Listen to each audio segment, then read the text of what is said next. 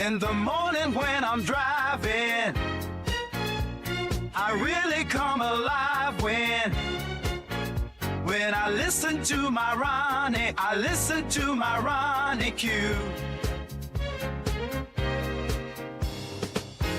They are rare and they are few who can compare with RonyiQ.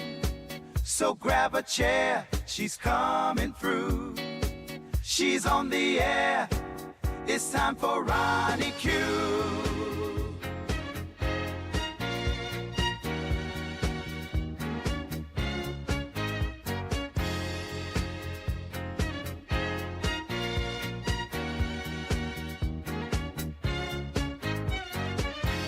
They are rare and they are few who can compare with RonyiQ.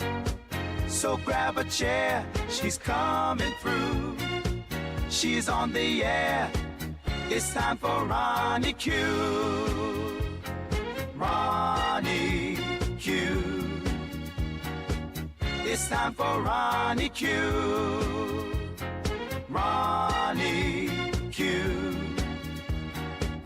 It's time for RonyiQ. In the morning while I'm driving, I really come alive when it's time for RonyiQ. I listen to my Ronnie. I listen to my Ronnie. It's time for RonyiQ.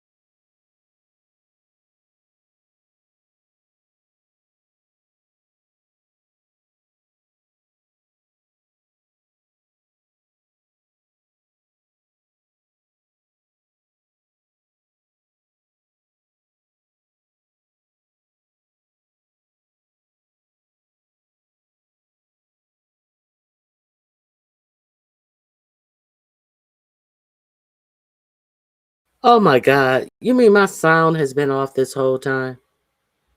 Oh my God. I'm like, let me see what you guys are talking about. Didn't the sound go out? The sound was on and it went out. Oh my God. Oh my goodness. No sound for me. Mm-mm-mm. Okay. Let's get into this. I don't know what happened with the sound. I apologize. I definitely apologize. Let's get into this. Jesus Christ. Okay, so we have many reasons for going into this war. We were first told that we were going into this war because we wanted to prevent a strike.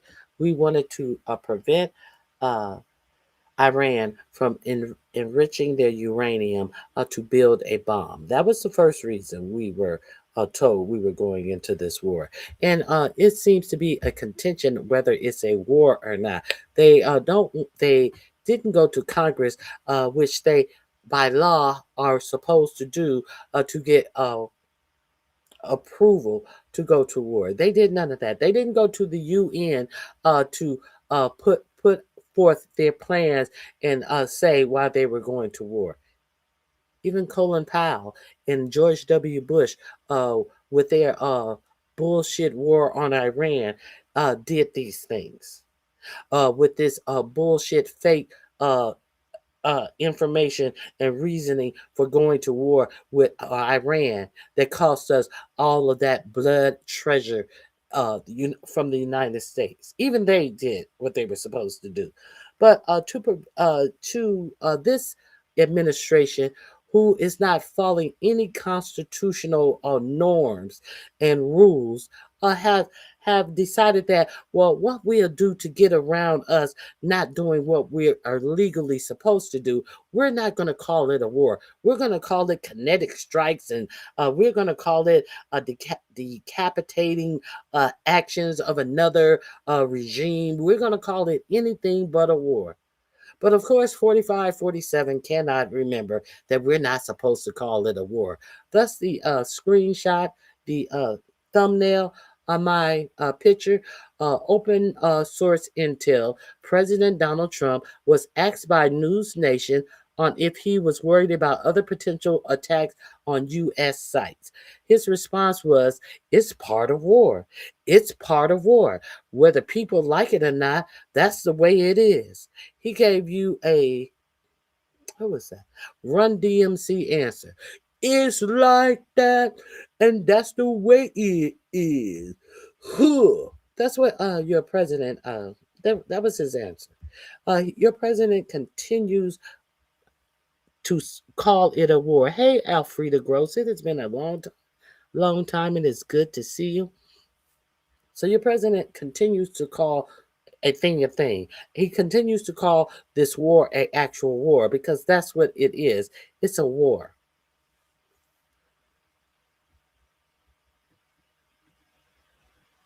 So,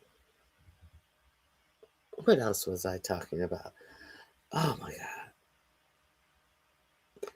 We have that reason. The second reason that he says that he struck, when that sound preposterous. The first reason, the second reason they gave was that they did not want Iran to be able to continue to stockpile missiles that could hurt their adversaries in the region, or to create a missile that could actually reach the United States, a intercontinental missile. They wanted you to believe that, hey, they could one day even get a missile to reach the United States. And then if they put a nuclear warhead on it, but how would they do any of that?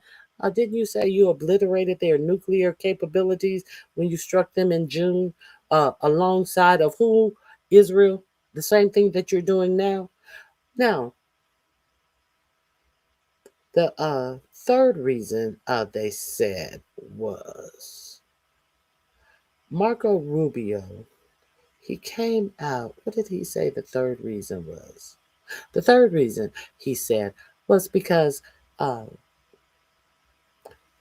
Israel was going to strike Iran, and the United States knew this. Now, Israel, Israel, who the United States send billions of your tax dollars to every year to uphold them in all of the strikes all throughout the Middle East that they choose to make, all of the people that Israel choose to attack, that is funded with your taxpayer dollars, while your taxpayer dollars is not funding a quality of life for the American people, health care for the American people, that tax dollar. So Marco Rubio came out after they finally met with lawmakers to update them on this war. So Marco Rubio came out with a funky ass attitude, and when the press asked him questions that he had no answers for, he got smart with them. Do you hear me? I just said this. Make sure you report the whole thing. When they reported the whole thing, what did they have to report? He said that they knew that Israel was going to strike Iran. So therefore, they knew that once Israel struck Iran, they were going to strike America. So they decided that they needed to strike Iran first because they knew Iran was going to strike them based upon the fact that they knew Israel was going to strike Iran. Now, what sense does that make? This is what your administration is putting out here for you. Hey, Deanna. This is what your administration told you. So we given Israel all this money, and we see that Israel is going to strike Iran, and we say we know that when that happens, Iran is going to strike us. If Israel is our ally, if we are the one who is footing the bill for all the fucking munitions and shit that Israel used to strike everybody near them, wouldn't we go to Israel and tell them, oh, no, no, no. You cannot strike Iran because we know that they're going to strike the United States. So therefore, hold off on this because we are in the middle of negotiations. Those negotiations that Jared, I want to call him Jared Wickoff. Jared Kushner and Wickoff were supposed to do these unexperienced, not elected, not approved, not having to go through a confirmation with our Congress. The son-in-law and the building partner of 45, 47. These people who only know how to make personal deals for their own personal wealth. These people who are making personal deals all throughout Saudi Arabia, billion-dollar deals. These people who we are to believe that made a peace agreement between Israel and Palestinian, and Israel has not stopped striking Palestinians since they did that fake ass signing a peace treaty that no one signed. Israel nor anyone from Hamas or Palestine signed. These same people who are working on a peace agreement between Russia and Ukraine, and there is no semblance or sign of any type of deal between Russia and Ukraine. They were in the middle of a peace negotiation. They were in the middle, not a peace negotiation. They were in the middle of negotiating how Iran would not have any nuclear capabilities. But your president came out here and said that Iran wouldn't agree to it. It wouldn't say the words. Iran agreed to everything. We had a representative out here who said he came out here because he didn't want the negotiations that they were having to be lied about, being told via Jared Kushner and Steve Witkoff. He came out here and told you what they had negotiated. He said that they had given up more than they did in the first negotiation that Obama made with them, that 45-47 tore up. He tore up the negotiation that they about their nuclear program. They said that they would not even look for a nuclear program to fund their nation. You know, they were using nuclear power. They wanted to use nuclear power to power Iran. They said they would give that up, and they said that they would allow inspectors to come back in. You know, those same inspectors that were going in before 45-40 tore up their program. You know, those same inspectors that were going in and said that they didn't find that Iran was proliferating weapons. They said that they would allow all of that. They offered more than they had offered the first time in the first deal that that 45-47 tore up. So, but my question to you is, why did they tear up the first deal? Because there was no proof even offered. They didn't even pretend like they were going to offer you any proof of why they tore up the deal. Benjamin Netanyahu was the one who told 45-47 in its first administration, oh, they're still trying to create weapons. They're going to have a weapon within a month, within a week. This is where they got the information from. So they tore up the deal, even though they had inspectors going in and they said that they're not creating weapons. So they tore up a deal. And then Benjamin Netanyahu comes to them again in June. And what happened? 45-47 and Israel, they do a joint attack on them, and they say they obliterated their nuclear program, which they did not never try to prove to you that they even had. So if it's obliterated, there's nothing else left of it. That's what obliteration means. So now here we are, 7-8 months later, talking about nuclear weapons again. But that didn't fly because everybody threw it up in your face. How they making nuclear weapons when you said they obliterated it? And when you got pushback about it, you scoffed and called the people who were questioning you about saying you obliterated something before anybody could inspect the damage and assess what actually happened when you guys hit them with these B-52 bombers. If they questioned you, you called them fake news, and you wanted to attack the reporters who were asking questions about this just happened hours ago. How do you know how do you know how deeply you've wounded this alleged nuclear operation that you said that they have restarted?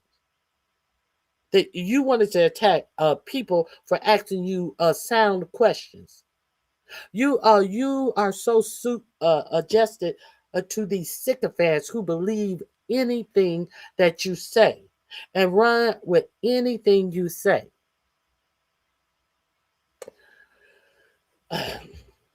So here we are. They don't tell Israel. We are the ones who send our tax dollars to Israel. Israel is the one who goes around bombing Lebanon. They say Turkey is next. Turkey is part of the G. I think they're part of the UN, the G20. They say Turkey is next. So let's be clear that Mike Huckabee, the American ambassador to Israel, when asked, well, it seems like Israel wants to run the whole Middle East. Mike Huckabee said that he didn't have a problem with that. So if you think that all of this is going to stop, you're sadly mistaken.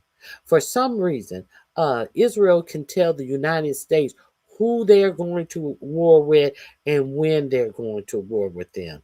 And that should be very concerning. Also, I talked about the lives that have been lost in this war. I talked about what president do you know comes to its people without giving you a reason for going to war. I'm going to call it war because that's what your president is calling it. What president comes out and tell you that many more lives are going to be lost? Now, it has been reported that over 600 U.S. forces have been badly damaged or lost their lives already. So when you hear this administration come out and guarantee you that there are going to be more lives lost, who predicts that they tell their people that there's going to be more lives lost? Unless they know that there's already more lives that have been already lost. Who does that? What administration comes out and tells you something like that? So we will see how these reports flesh out. But what we do know about these 6 people who lost their lives in the first place, they were calling for some backup. They were calling for some protection in the place that they were sitting as sitting ducks and had no protection. They were constantly calling back to get some protection for where they were placed in a fucking trailer out in the middle of nowhere with only a concrete barrier surrounding them. This is the protection that they got.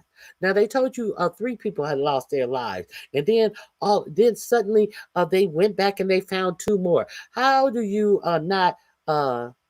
How do you have so few people in a location and you don't find all their bodies the first time? That's what was obliterated. Those 6 people that were out there sitting as sitting ducks, and you still can't give us a reason why we're there. Then Marco Rubio came out and said, so indignant, that they were gonna strike. Israel was going to strike Iran, and once they struck Iran, we knew that Iran was going to strike us. Well, why didn't you tell your greatest partner, Israel, you can't strike Iran? Because if you strike Iran, they're going to strike us. But no, you said, okay, well, if you're going to go on and do it, I guess we need to strike Iran too. Here, take some more of our taxpayer dollars. Is this what's going on? Why is this what's going on? Why have this administration not been thrown out of office? Why why is this administration not facing any type of trial? Why is your for-profit media not telling you how ridiculous these people sound? Why is your for-profit media letting these dummies tell you dumb shit and don't give them any pushback that anybody with common sense would question these people as? Oh, did you forget that they filled their a presidential press pool with unqualified people? Did you forget that Larry Ellison is buying up all of these news channels? Are we forgetting that the right wing is buying up all of your media? Are we forgetting that Larry Ellison and his son also just penned a deal that they are going to be buying CNN? And are we forgetting that CBS wouldn't run a story on the fucking illegal shit that they did, taking those people to El Salvador because it didn't have enough input from the right wing people who did it? Are we forgetting this? Oh, so we're living in a state of propaganda that's really going to get United States citizens hurt and killed, in my opinion. In my opinion, how long do you think? How long do you think that people are just going to sit up and absorb what is going on in their region of the world? As the dummies in the United States are not even bothering to pay attention and to see what peril they are in themselves. Okay, let me share this with you. Let me share this with you.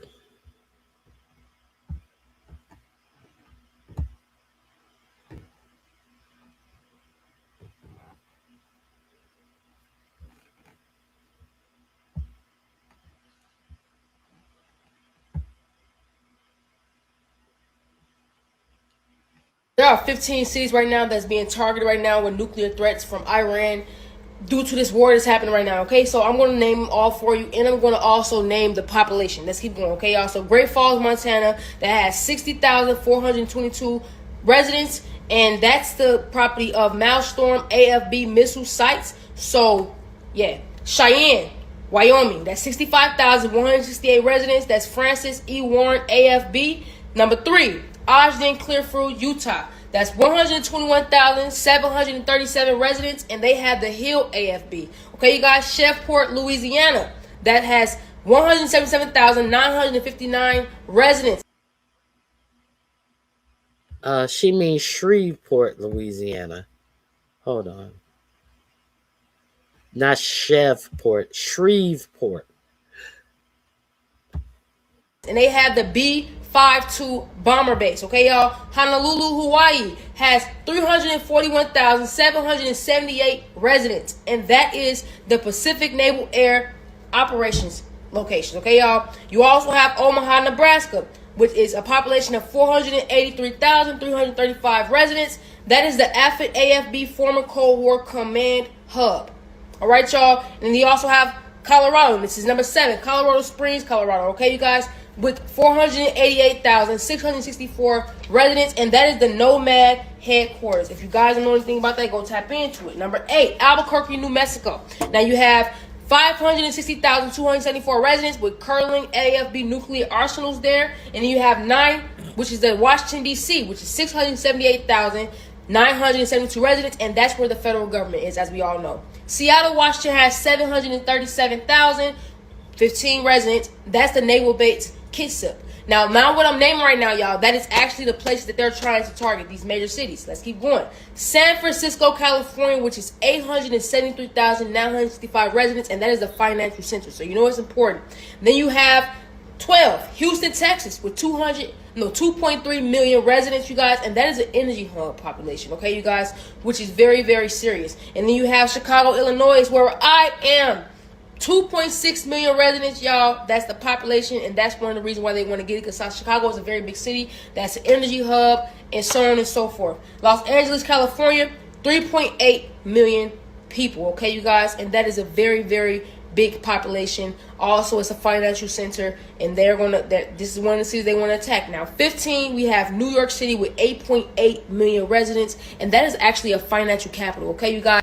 Approximately 22 million people actually live within these 15 cities, okay, you guys? So when considering surrounding metropolitan areas, the figure rises significantly. Like Dr. Erwin Redler, founding director of Columbia University's National Center for Disaster Preparedness, y'all, he has previously identified New York, Chicago, Houston, Los Angeles, San Francisco, and Washington, D.C. as facing elevated risk due to their combined economic, governmental, and symbolic importance. Now, I named 15 of them, but those states, New York, Chicago, Houston, Los Angeles, San Francisco, and Washington, D.C. are facing some huge elevated risk, okay, y'all? Like I said, that is due to population, due to economic and governmental and symbolic importance. Pay attention, be aware.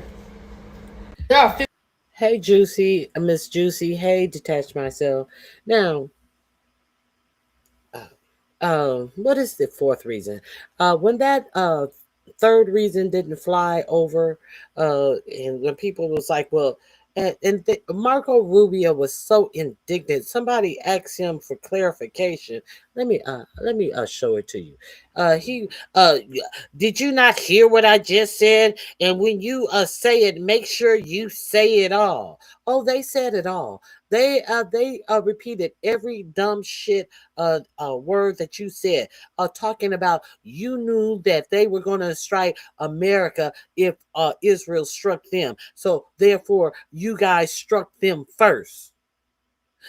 Trying to say that you were striking in self-defense. Your self-defense was, well, we knew they were going to strike us first. They had all of their things positioned to strike. They weren't going to strike the U.S. They were going to strike U.S. interests over in the Middle East. Let's be real clear. on if they were to strike anything, it wouldn't have been the US, it would have been your interest. It would have been your bases that you guys have splattered all over the Middle East, because you can't allow the Middle East, you can't allow countries like Iran and all of these other Middle East countries to be independent, and you cannot respect their sovereignty to do what the fuck they want to do in their country because you want their fucking oil. That's why there's so many army bases over in the Middle East to make them comply, because how dare their country have all of this oil and we want it?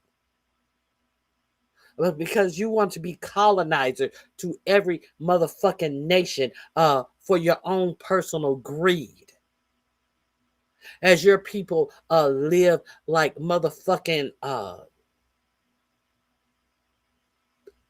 like while your people in your own country, while your own country itself is falling apart, is in disrepair, because you have no need to improve your own country. All you can do is sit up on wealth and try to figure out ways to make heads of companies rich in the United States. You don't give a fuck how the people in the United States are forced to live like animals compared to a lot of these nations in the Middle East who are propped up by their government, who are living well, but they're not living so well now. They're not living so well now. You put up an army base to make sure that they are secure and their people are living like millionaires. All of this shit in Dubai that they are propped up, have nothing to worry about. You selling them missile protection programs and all of this shit that have been blown apart by Iran. Iran has blown all of these protection systems that you have sold in the Middle East to smithereens. Now what? Now what's going to happen? The U.S. consulates all throughout the Middle East are on fire.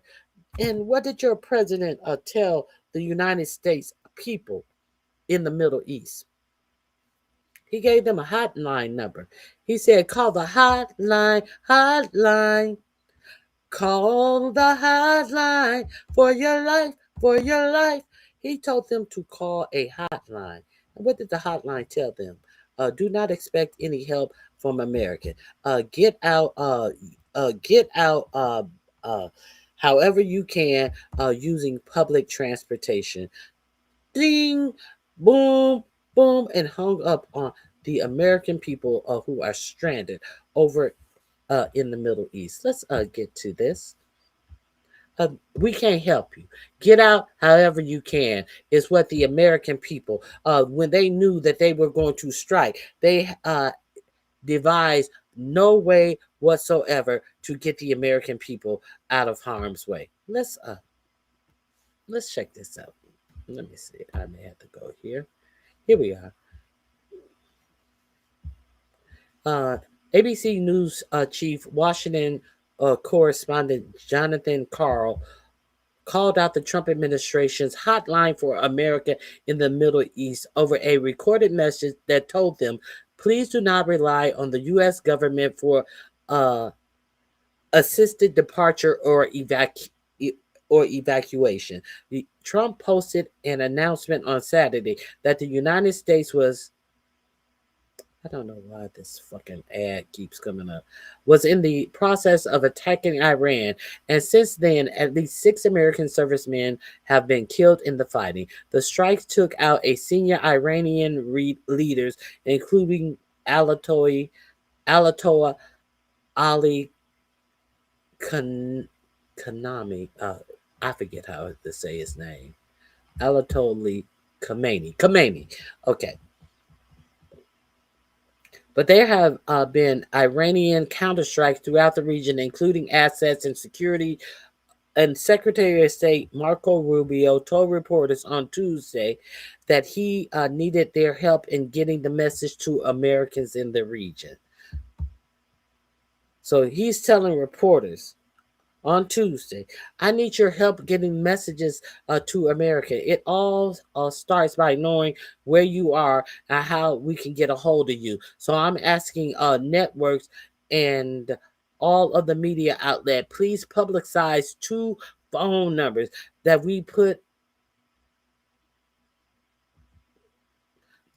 out, as well as the website, so people can contact us and register. Register for what? You told them to use public transportation to get out of the Middle East when all of these airports have been bombed, when they are stay in shelter in place declarations all throughout the Middle East. So how now they're saying that private jets are costing in the millions to get out of the Middle East. So everybody's supposed to take private jets. The few private jets that are leaving out, is that what they're supposed to do? Okay. So people can contact us and register.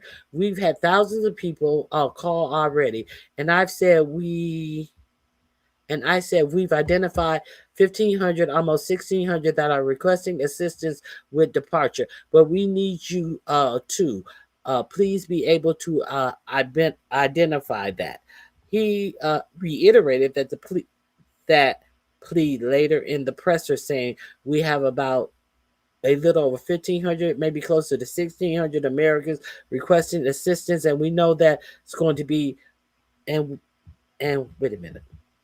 And we know that we're going to be able to help them. That's going to take a little time because we don't control the air space closures. Yes, you do, because you attack them. That's controlling their airspace.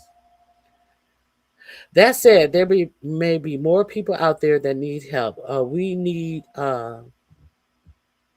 to know who you are. So please, I'm asking the media, publicize the phone numbers and the website, because we need people to call, so we have their names, we have contact information, we have their location, their requests. So as these opportunities begin to open up, we can act very quickly to reach them and get them out of harm's way. But on Tuesday night, an incredulous Carl posted a video on X that included a portion of the message that America was getting from the website. So let's see. Uh, Marco Rubio goes on TV and acts as if, oh, we're working hard. We can't do it right now. We don't control the media. So what are they? What are the Americans who are trying to get out of there getting when they call these phone numbers and go on these websites? ABC News chief, Washington correspondent Jonathan Karl. All right. So Secretary of State Marco Rubio urged news organizations to put up the 24/7 State Department emergency line out so that Americans who are stuck in the Middle East can get help getting out of the region, register their names and not. But listen to what happens when you dial the number. State Department phone message. Please do not rely on the U.S. government for assisted departure or evacuation at this time. There are currently no United States evacuation points. Please continue to check the embassy website for updated information. As he go on TV and act as if you contact, we're gonna tell you where to go, where you can be picked up to get out of this hellhole that we put you in, huh? ABC News chief, Washington correspondent Jonathan Karl. So the bottom line is, if you're looking for help, you're stuck in the Middle East and you can't evacuate. There's no help yet from the United States government. You can call the number. You can go through the website. You can register your name, so you might get updates later. But the number Secretary of State gave out, what it does for you is tell you right now there is no help from the United States government in getting out of the Middle East. As of Wednesday morning, the message had been changed after some prompts. Callers are now told the U.S. has committed to helping U.S. citizens who want to leave this region do so. If you are calling for assistance with travel, please stay on the line. Doom, doom, doom, doom, doom, doom, doom, doom, doom, doom, doom, doom. After selecting another prompt, the message says, "We are experiencing high call volume today and anticipate a longer than average wait time," followed by doom, doom, doom, doom, doom, doom, doom, doom, doom. That's what you're getting. This is what you're getting from your government. The same government that financed Israel in all of the bombing that Israel do, all of the genocide that Israel do. They have all this money for Israel to do whatever it wants to. But what does it have for you, the American citizen? That's what they have for you. Dun, dun, dun, dun, dun, dun, dun, dun, dun. I put you on hold. Put you on hold. What is that? So let me.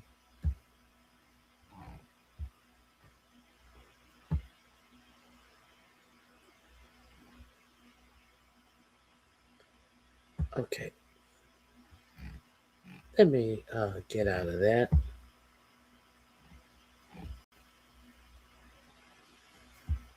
Hold on. Hold on 1 second.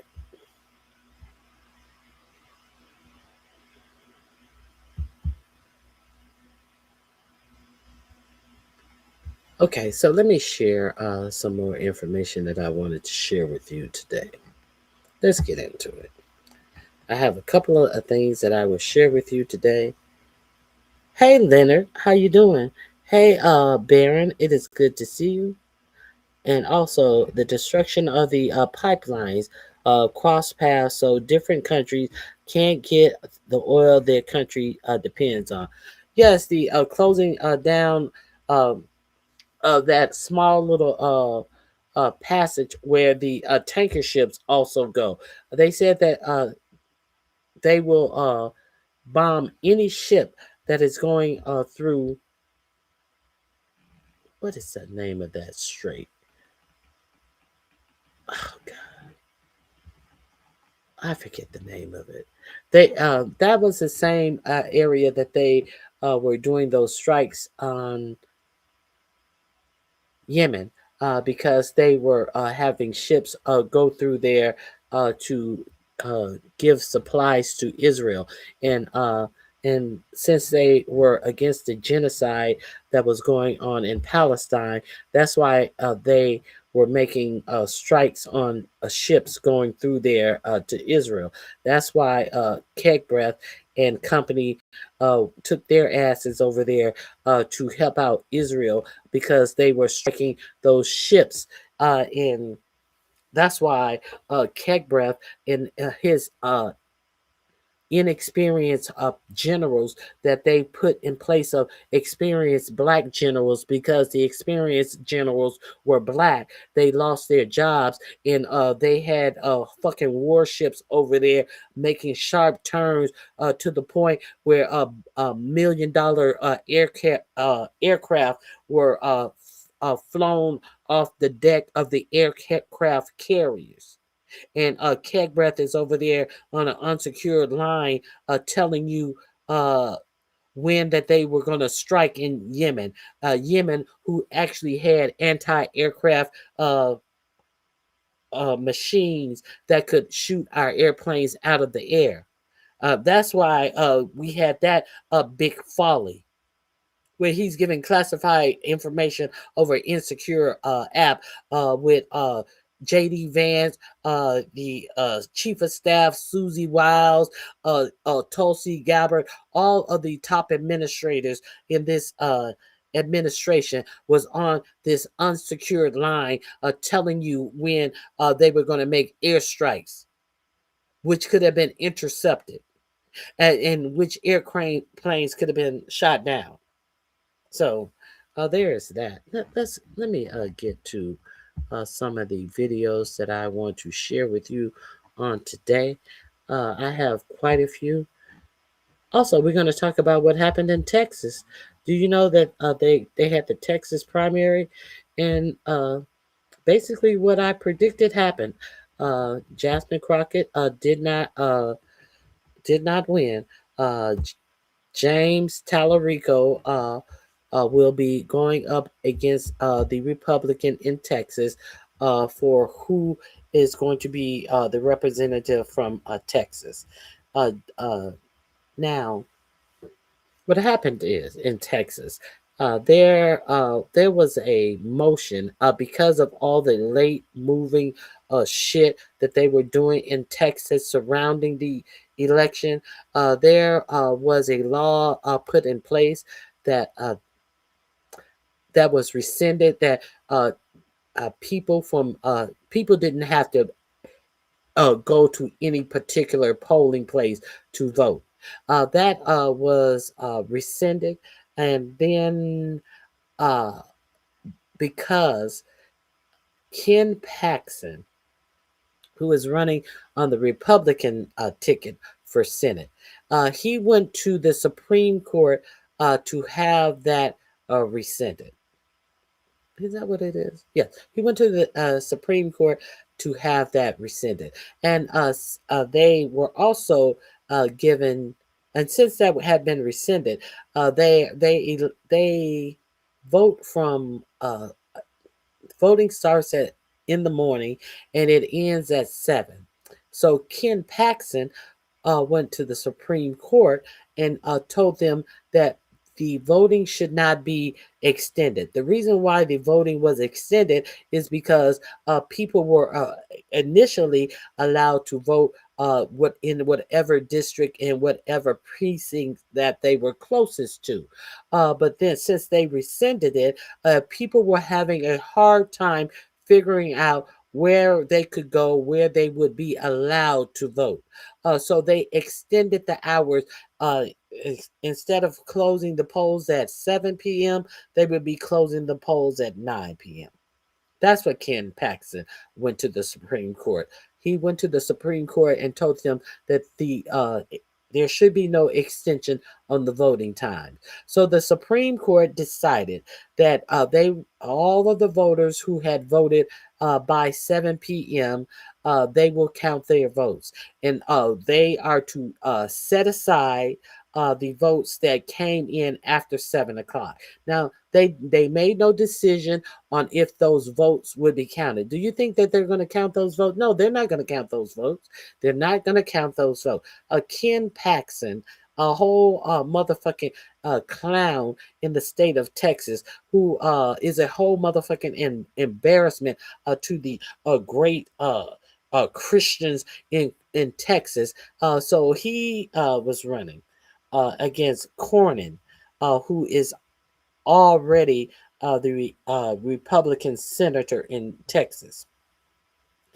I think Ken Paxton is the attorney general in Texas. So he's running against Cornyn. And they were also running against, it was a 3-man race for the Republicans.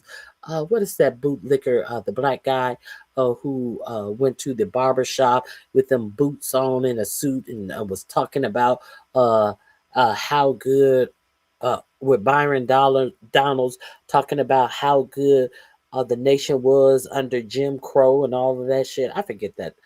Oh God, I forget his name. So they were in a 3-man race.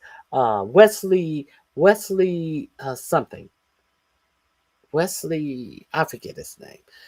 So Wesley lost out, and now John Cornyn and Ken Paxton must have a runoff for who will go up against James Tallarico. I had earlier told you that I suspected James Tallarico would win this race because this is a local election. I don't think I think that too many people thought that it mattered that Jasmine Crockett had a national presence. It didn't matter that she had a national presence because the nation was not voting on her. Texas was voting on her, and James Tallarico is not black. James Tallarico is not a woman. James Tallarico is a pastor. So I actually had a conversation with a family member who tried to insinuate, you know how some people know so much and are so intelligent when they know absolutely nothing. Well, she has a broader name than him, and it doesn't matter. She has a national president. He has a local president. Well, the only reason he has a national president is because, and motherfucker, I'm telling you, it doesn't matter about his national president. It's because with what they did with the Stephen Colbert show, and I think they did that on purpose, and that gave him a national president, and people are putting him out there. In the past 2 months, he's gotten a motherfucker. Who gives a fuck about what you're talking about? It doesn't matter about his national president. What it matters is his presence in the state that is voting for him. The nation is not voting for him. This is not a national election. This is a fucking local election. And the people in Texas are going to vote when they have a black woman, a strong black woman with a saucy mouth and a saucy attitude. You think that they're going to vote for her over this white man who is a pastor when they pretend like they are so in tune with the Bible, that this pastor was the one. I introduced my channel to this pastor, this white man, uh, uh, long before this election, when this pastor, had to argue against the state senate in Texas to not put the 10 Commandments and the Bible as part of the curriculum in Texas public schools. He's a pastor and he argued against this, and he argued well against this. So, motherfuckers who are just turned on to who James Tallarico is don't even know shit about James Tallarico. I wanted Jasmine Crockett not to be gerrymandered out of her district as well. But you have to face reality of who the voting populace is in Texas and who was most likely to win in Texas. Now, on top of that, they gerrymandered the time and cut off and set aside. That's called voter suppression. So, if you don't think that there's going to be voter suppression in November at this midterm vote, there's already successful voter suppression. It wasn't enough to gerrymander her out of her district. They also suppressed the votes that came in between 7 and 9 that they had extended the voting to count.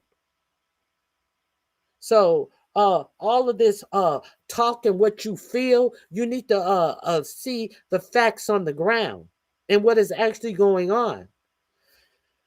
Oh, anyway.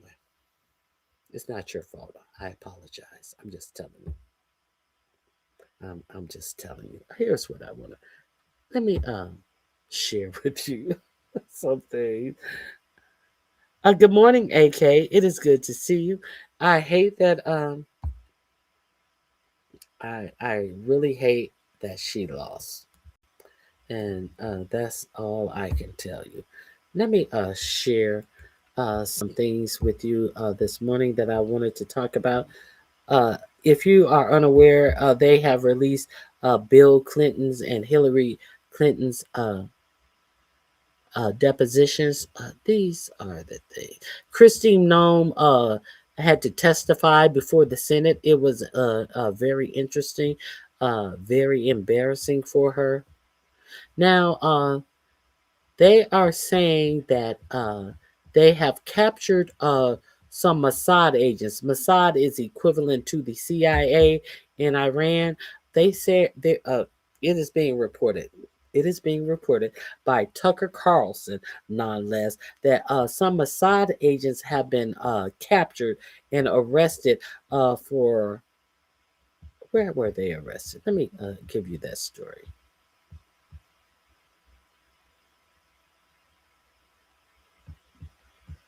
Let me give you the Mossad arrest story. Turning now to the Gulf situation, which we just talked about with Dr. Trita Parsi, the entire region in flame and also deeply afraid of what it means if they run out of interceptors. We did want to start, though, with this extraordinary accusation by Tucker Carlson reporting that there were Mossad plots and agents arrested by 2 different Gulf countries trying to foment terror and chaos in these countries. Let's take a listen. It really, really hurts these countries. And Israel wanted to hurt these countries. That's the point. Wanted to hurt these countries. Wanted to sow chaos and disorder because they are rivals of Israel. So it's probably not, hasn't been reported, but it's a fact that last night in Qatar and Saudi Arabia, authorities arrested Mossad agents planning on committing bombings in those countries. Now, that's weird. That doesn't make any sense. Why would the Israelis be committing bombings in 2 Gulf countries, which are also being attacked by Iran? Aren't they on the same side? No. So what he's saying is that Israel is over there having Mossad agents bomb places in Saudi Arabia to make it appear as if these bombings have taken place by Iran. Now, Iran has, I think it was at that big oil refinery. The Iranian representative came out and definitively said that no, we were not the ones who struck this oil refinery. So there's that. No. Israel wants to hurt Iran and Qatar and UAE and Saudi and Bahrain and Oman and Kuwait. Extraordinary claim there by Tucker Carlson, and obviously highlighting the bigger strategic picture that we kicked off our entire show is this is Israel's war. There's really not a whole lot in here for the United States. We've depleted our interceptor stockpile. We've now made a mockery of all of these Gulf countries. Do you know how many billions of dollars these Gulf countries have spent on U.S.? I mean, it's probably hundreds of billions if you total all of it together, where they're like, look, we buy all your weapons. You get to keep our, you get to keep your bases here to support the war in Iraq. And we prop up your businesses. We give you $1 billion for golf courses. We put $2 billion in Jared Kushner's little hedge fund that he never has operated. We get the king of we get the crown prince of Saudi Arabia to go above the Saudi Sovereign Wealth Fund, and that this numbnut Jared Kushner, who has never worked in this business, gets $2 billion from Saudi Arabia. We contract for a $5 billion golf course for 47. We do all of this for you. And we buy now these munitions that they have depleted to protect themselves. They have not been protected by these munitions. These munitions that they have to shoot bombs and rockets out of the sky for protection. 47 wants you to believe that they have not been depleted. 47, who told you that this war was going to last days, and now it has been extended to maybe a couple of weeks, maybe 5 to 6 weeks. That's months. When you go over 4 weeks, you're going into months. So your president said that we could fight this war forever. And with knowing the fact that we have depleted our ability to intercept these fucking missiles that are raining down on our military bases and our interests over in the Middle East. Now, how do you know this? Because your president has called an emergency meeting with all defense contractors, trying to get more of these munitions that will prevent us being struck. So now there's a big military push for defense contractors to create more weapons for us, as he pretends, as if we can do this war forever. We get to have a little monarchy, and it's all cool. And we have a ton of oil, and you buy it. That's it. So it's security in exchange for monarchy. Everybody's kind of done a handshake deal around that. That's all being blown up, their entire vision before the world. Let's go ahead and put some of this VO that we have up here on the screen. In each of these cases, we're showing you the region is literally in flames. So you've got Tel Aviv in the middle of last night. This is all just from last night. You've got missiles that are flying around the screen. You can see some of the interceptors that come, but multiple Interceptors. That's what I fire. This one was in Doha, Qatar. I mean, this is genuinely interceptors. shocking. That's what I'm trying to say. They have called all of our defense contractors to make more interceptors to intercept the missiles. Like, it's crazy. Look at the amount of interceptors and all that are being fired up into the sky to intercept either drones or missiles that are coming in towards them. These people have never seen anything like this. This was video which was actually on the border of Saudi Arabia and of Bahrain, where as riots continue to break out in Bahrain, which has a large Shia population, which you can see in front of you, Saudi Arabia is having to dispatch some security forces potentially to try and crush those riots, just like they did in the middle of the Arab Spring. So your foundation of their society is now in question. From Bahrain, which is the home of the Fifth Fleet, tens of thousands of Americans. Kuwait, of course, their long security relationship with the U.S. Iraq this morning, which, you know, somewhat allegedly was our protectorate, or kind of was whenever we invaded and occupied it for, I don't know, like 20 years, just had to shut down their largest oil field. Saudi Arabia this morning, the U.S. Embassy in Saudi Arabia issuing a explicit notice that they have incoming missile and UAV attacks on Dhahran. If you don't know what Dhahran is, the home of the Saudi Aramco compound and of the largest oil facility in the world. In addition, we had the Saudi embassy, or the U.S. embassy in Riyadh was hit by a drone yesterday, and apparently the roof was caved in. 3 different drone attacks that hit the U.S. I mean, do you know how insane? A single attack on a U.S. embassy is an international story. The U.S. embassy in Riyadh has now been hit. The U.S. embassy in Baghdad was basically under siege for 2 days straight. You've got now confirmed reports. We were careful when we talked about this yesterday. The United States military is now confirming via Reuters that Marines fired on people in Pakistan. I'm sure that's going to go over well. That's going to go over real well in Pakistan, isn't it? Pakistani protesters killed by American Marines in the middle of a consulate in a massive protest where people are shooting at each other. This is full-blown chaos all over the entire world. And then bigger, what really belies all of this is this story. Let's put B3 up here on the screen. And your administration wants to put Marines in American streets. Let that sink in. Listen to what you're hearing. The UAE and Qatar are urging allies to help Trump find an off-ramp, and largely interceptor stocks. Front page of the Wall Street Journal, literally this morning, is about the number of interceptors that these countries are firing. Just think about the math here. $4 million Patriot against a $20,000 drone. Mm-hmm. They say that they might be done in a matter of a week. The interceptors cost $4 million to make. The things that are tearing up and that Iran, that Iran is shooting off cost $20,000 to make. Make that make sense. And your president is lying and said that we can go on forever with this war, as they're running out of interceptors. Perhaps days.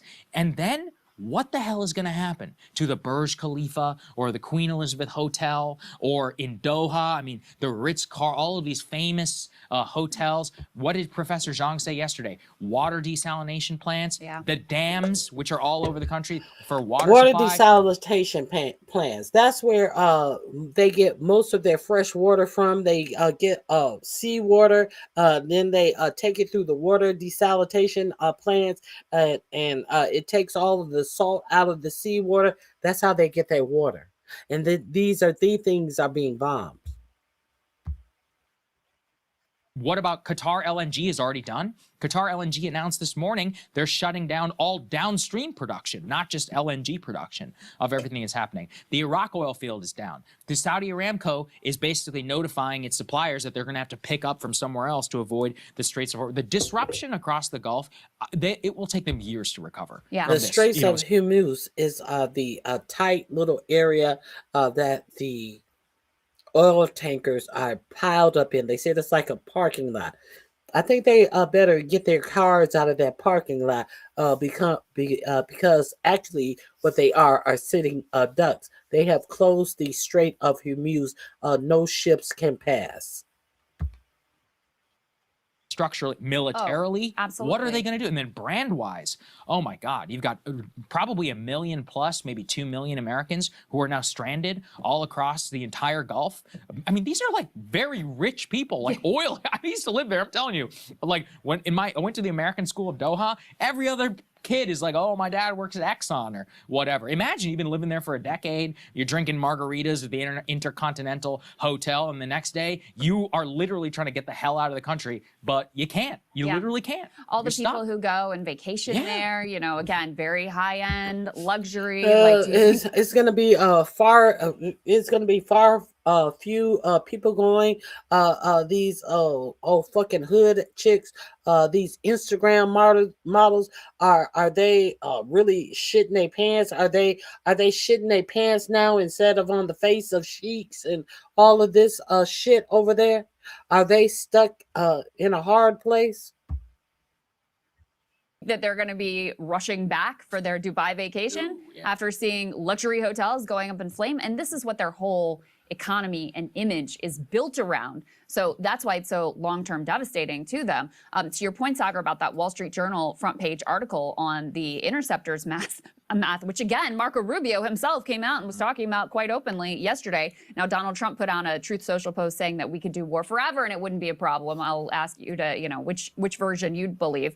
But in any case, they quote this expert who says, the intensity of interceptor usage that we have seen over the last couple of days cannot be maintained for more than another week, probably a couple of days at most. And then they will feel the pain of interceptor shortage. That is from Fabian Hoffman, a missile expert at the University of Oslo. So that link is in my description box. So when your administration tell you, oh, we can go on forever with this war, FAFO, as Pete Kegbreath likes to be a DEI candidate and steal FAFO. It seems like they're about to fuck around and find out. We'll see if that's true. They are running low on interceptors to intercept all of these missiles that are coming in from Iran.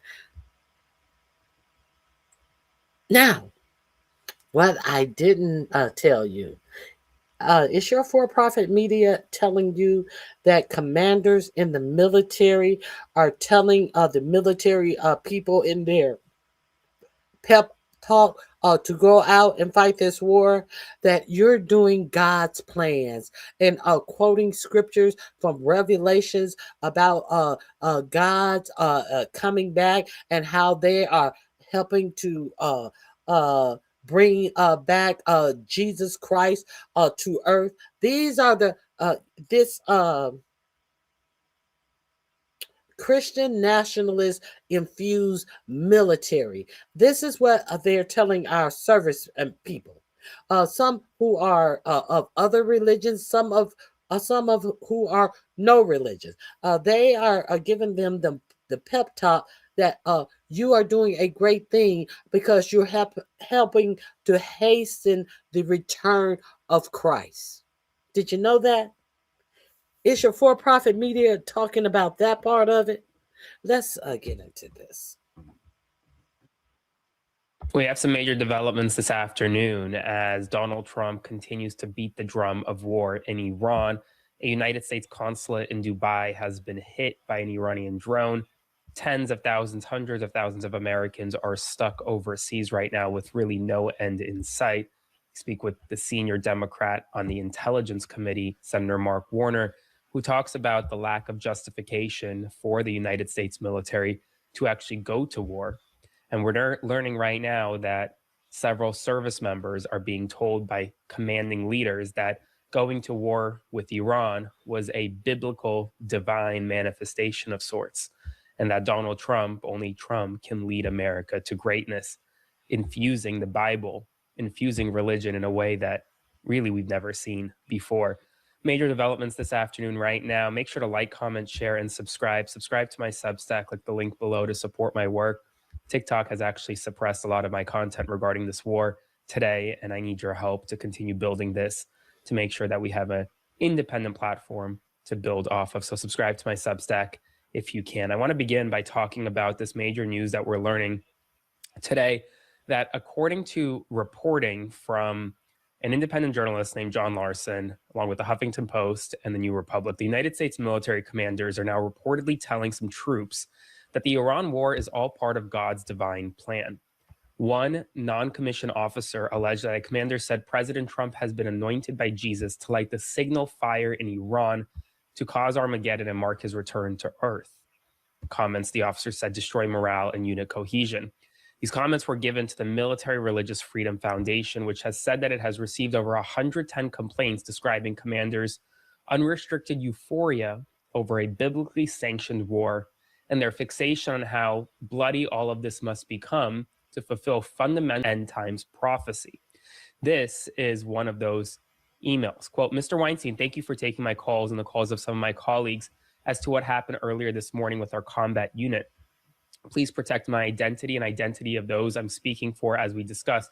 Our unit is not currently in the combat zone AOR regarding the Iranian attacks, but we are in a ready support function where we could be deployed there at any moment to join and augment the combat operations as participants. I am an NCO rank withheld in our unit. This morning, our commander opened up the combat readiness status briefing by urging us not to be afraid as to what is happening with our combat operations in Iran right now. He urged us to tell our troops that this was all part of God's divine plan, and he specifically referenced numerous citations out of the book of Revelation referring to the Armageddon and the imminent return of Jesus Christ. He said that President Trump has been anointed by Jesus to light the signal fire in Iran to cause Armageddon and mark his return to Earth. He had a big grin on his face when he said all of this, which made his message seem even more crazy. This is what service members are allegedly experiencing right now, while potentially being drawn into a conflict that has struck a U.S. consulate in Dubai. The last hour or so, that threat at the U.S. consulate in the east of Saudi Arabia was still in place. So a level of intelligence seeing these threats coming. But to your point, the ability to interdict missiles coming at U.S. consulates and embassies seems to be diminished. Look, take Riyadh here, the capital of Saudi Arabia, yesterday as an example. 4 drones get through to and hit in and around the U.S. embassy here, yet 5 drones fired at the massive Saudi military airbase just outside of the capital. Those were all brought down. The 2 drones that were fired at the big Saudi oil refinery near Dhahran in the east of the country, 2 drones fired there. They were shot down. Some debris did set fire to oil facilities, but it seems that there is a weakness or a hole in the defensive systems around. Now, the justification around this war remains unclear. Yesterday, Secretary of State Marco Rubio told reporters that Iran was planning, or rather Israel was planning on striking Iran, and that's why we needed to get involved. Today, Marco Rubio says his statements from yesterday are not true. All right. Yesterday you talked about Israel, Mr. Secretary.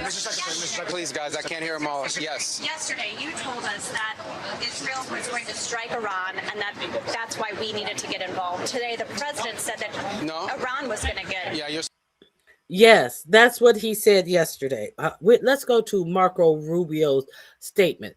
That was the third reason. Now he's saying no, he didn't say that. But I actually, when he said that, he was indignant, an indignant prick when he actually said that. Let's go to his statements that he's denying he said to these people.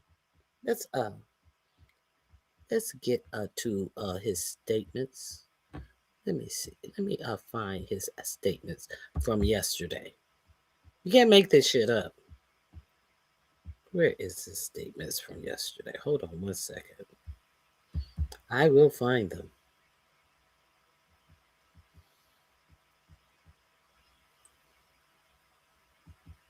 Hold on one second. Hold on. Let me find Marco Rubio's statements real quick. I know I have them embedded, but I can't remember which one they are embedded in.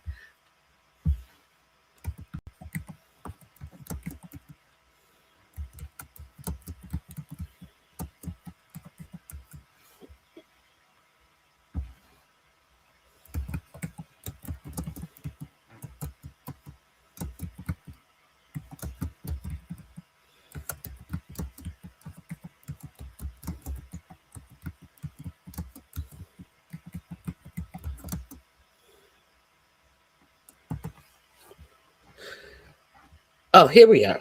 Here we are. Here we are. Let's get directly to this.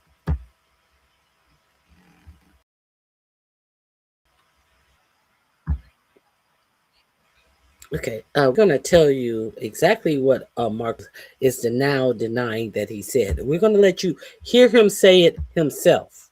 And we're going to go back to the questioning that this reporter gave him about what he said.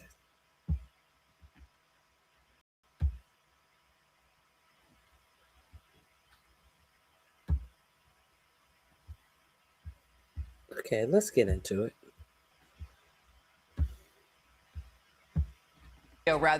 Briefing the Gang of Eight on the Iran war. He's up on the Hill. Let's take a listen. To launch, in fact, those have already been pre-positioned. The third is the assessment that was made that if we stood and waited for that attack to come first before we hit them, we would suffer much higher casualties. And so the president made the very wise decision. We knew that there was going to be an Israeli action. We knew that that would precipitate an attack against American forces. And we knew that if we didn't preemptively go after them before they launched those attacks, we would suffer higher casualties and perhaps even higher those killed. And then we would all be here answering questions about why we knew that and didn't act. Going back to the purpose of this is to destroy that missile. Hold on. They kind of cut that answer off. I want you to hear his entire. I want you to hear his entire statement.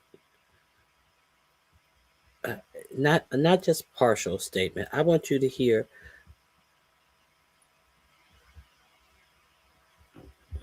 his entire statements.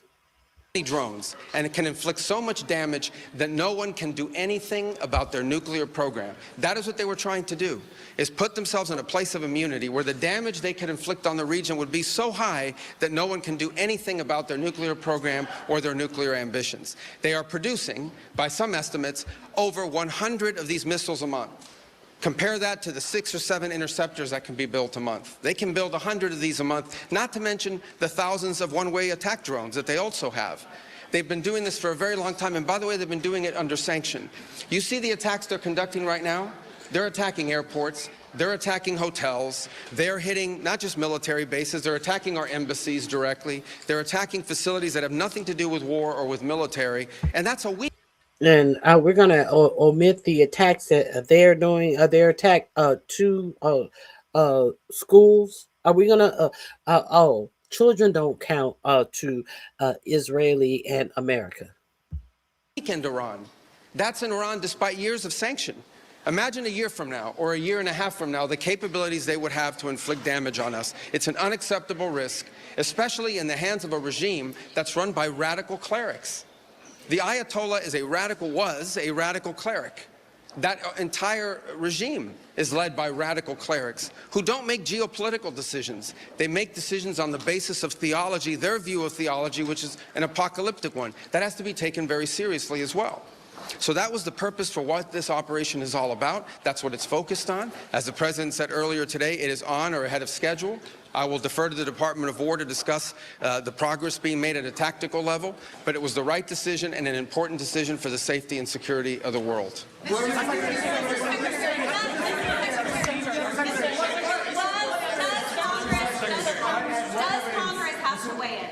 Congress have to weigh in? Is the president declaring war, and does Congress have to weigh in?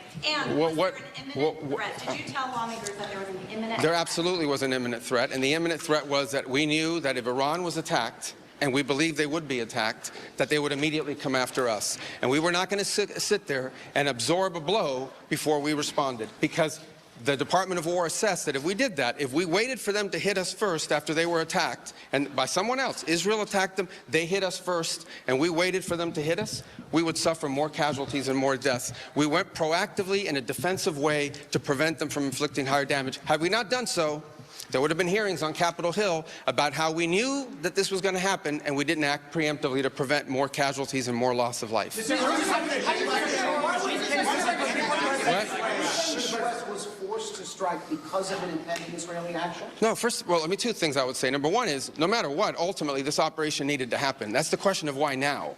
But this operation needed to happen because Iran, in about a year or a year and a half, would cross the line of immunity, meaning they would have so many short-range missiles, so many drones, that no one could do anything about it because they could hold the whole world hostage.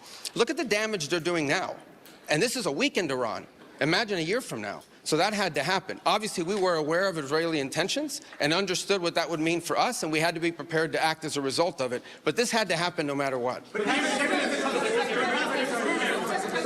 Secretary, President Trump said overnight that his top choices to now run Iran were killed in the strikes. Does the United States have a firm plan for how they intend to handle this power vacuum in Iran to ensure that an Irish hardliner does not take power? So two things, and two things can be true. Number one is our mission and our focus is the destruction of their ballistic missile capabilities and their ability to manufacture them, as well as the threat posed by their Navy to global shipping. That's our objective.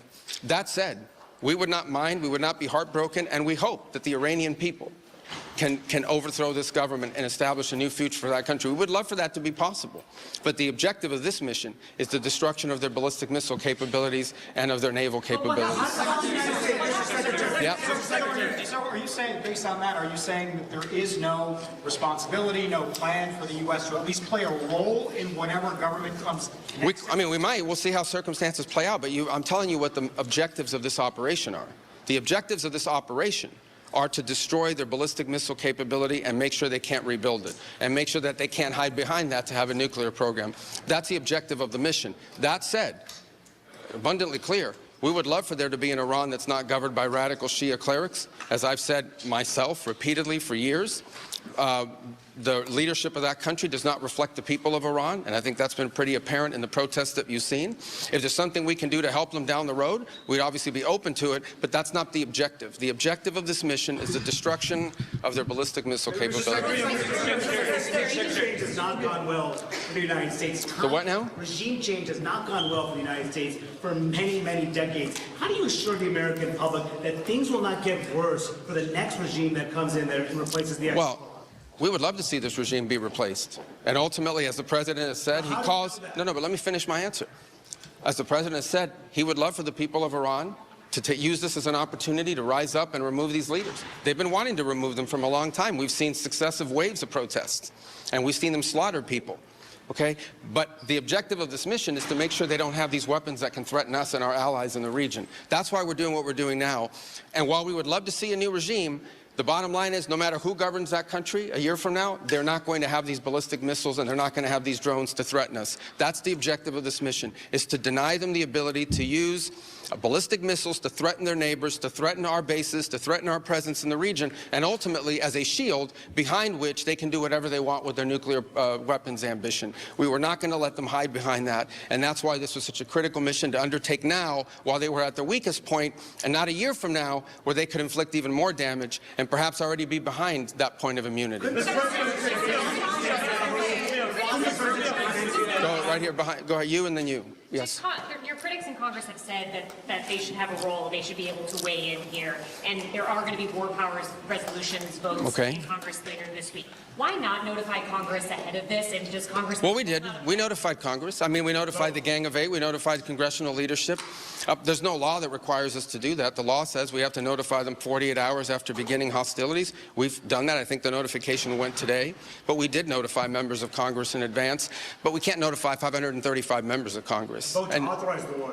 Well, the Congress can vote on whatever they want, but there's no law that requires us to do that. And I want to say something because I see people on TV. Look, that's fine. If they want to take a war powers vote, they can do that. They've done that. They've done that a bunch of times. But there's no, people keep saying that there's no law that requires the president to have done anything with regards to this. To begin with, no presidential administration has ever accepted the War Powers Act as constitutional. Not Republican presidents, not Democratic presidents. That said, we have followed the notification at 48 hours. We're here today. I've done more Gang of Eight briefings than I got in the 4 years that Biden was president and I was a member of the Gang of Eight. All of that said, we've complied with the law 100%. And we're going to continue to comply with it. We've done the notification, and we officially to Congress, but we did notify members of Congress. We just can't notify 535 people. That's not possible, but we did the Gang of Eight twice. I briefed them last week, and then I called them the night before the operation. Secretary, can you tell us what you know, Mr. Secretary, of the administration knows about the strike on a building in southern Iran? The Iranians are saying there's a school reported large including children. Yeah, I've seen those reports. I would refer you, not because I'm not trying to answer your question, but I don't want to get it wrong. The Department of War would be investigating that if that was our strike, and I would refer your question to them, and I'll make sure they're aware that you have that question. But we'd like to know. Well, clearly, the United States would not deliberately target a school. Our objectives are missiles, both the ability to manufacture them and the ability to launch them, and the one-way attract drones. That would be our focus, and that's what we would be focused on. We would have no interest and, frankly, no incentive to target civilian. So are we clear? Are we clear on what he actually said? Hey, foot soldier. Hey, Sojo. Are we clear on what he said? The objective was...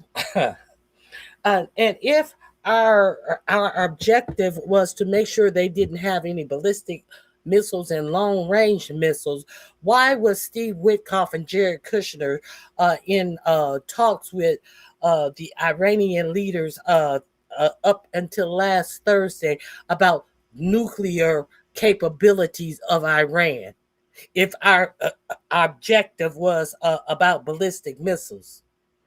Huh? Okay, so now let's go back to where he is going to tell you that he didn't say what he just said. Let's go back to the fourth reason. This was reason number 3. Because they knew that they were going to strike Israel, so therefore they had to strike. And they knew that Israel was going to strike Iran, and if Israel struck Iran, Iran was going to strike the United States. So instead of telling Israel not to strike Iran because we're in the middle of negotiations with Iran and we're getting somewhere, oh no, they decide to just cut off their negotiations with Iran and strike Iran because Israel was going to strike Iran. Israel, who we support with our billions of dollars every fucking year. That's what he said.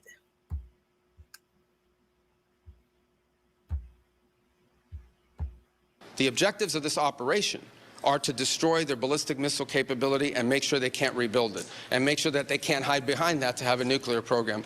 That's the objective of the mission. That said, abundantly clear, we would love for there to be an Iran that's not governed by radical Shia clerics, as I've said, a year from now. So that had to happen. Obviously, we were aware. Israeli action? No, two things I would say. Number one is, no matter what, ultimately this operation needed to happen. That's the question of why now. But this operation needed to happen because Iran in about a year or a year and a half would cross the line of immunity, meaning they would have so many short-range missiles, so many drones, that no one could do anything about it because they could hold the whole world hostage. Look at the damage they're doing now. And this is a weakened Iran. Imagine a year from now. So that had to happen. Obviously, we were aware of Israeli intentions and understood what that would mean for us, and we had to be prepared to act as a result of it. But this had to happen no matter what. Secretary, President Trump said overnight that his top choices to now run Iran were killed in the strikes. Does the United States have a firm plan for how they intend to handle this power vacuum in Iran? Hit us, we would suffer more casualties and more. Sit there and absorb a blow before we respond. And was there an imminent threat? Did you tell Lamy?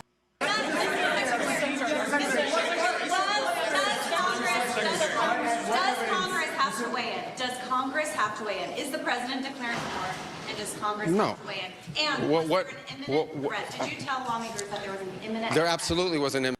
There absolutely was an imminent threat. What was the threat and why? Imminent threat, and the imminent threat was that we knew that if Iran was attacked, and we believed they would be attacked, that they would immediately come after us. And we were not going to sit there and absorb a blow before we were. If Iran was attacked, we knew that we would be attacked, and we knew that they were about to be attacked. But we never told the attackers, don't attack them because they're going to attack us. And we financed your attacks. Okay. He said he never said none of this. Responded because the Department of War assessed that if we did that, if we waited for them to hit us first after they were attacked and by someone else, Israel attacked them. Okay. Let's say you don't decide to tell Israel to not attack them with the knowledge that they are going to attack us, which is what you did. You never told them not to attack, and you want us to believe that you had the knowledge that if Israel attacked them, they were going to attack us. You had all of this knowledge. So if you're going to go ahead and allow Israel to attack them, knowing that they're going to attack us, wouldn't you be preparing yourself for the attacks? Why would you preemptively call it a preemptive strikes? Why wouldn't you be in protection mode for the attacks that you knew that would come to you? But no, you decide to attack them first. Make any of this stupidness make sense?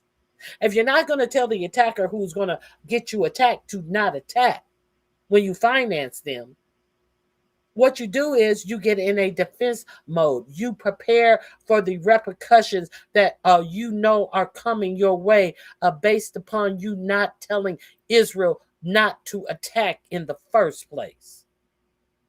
Okay, he said none of this. They hit us first, and we waited for them to hit us, we would suffer more casualties and more deaths. Why would you wait for them to hit you?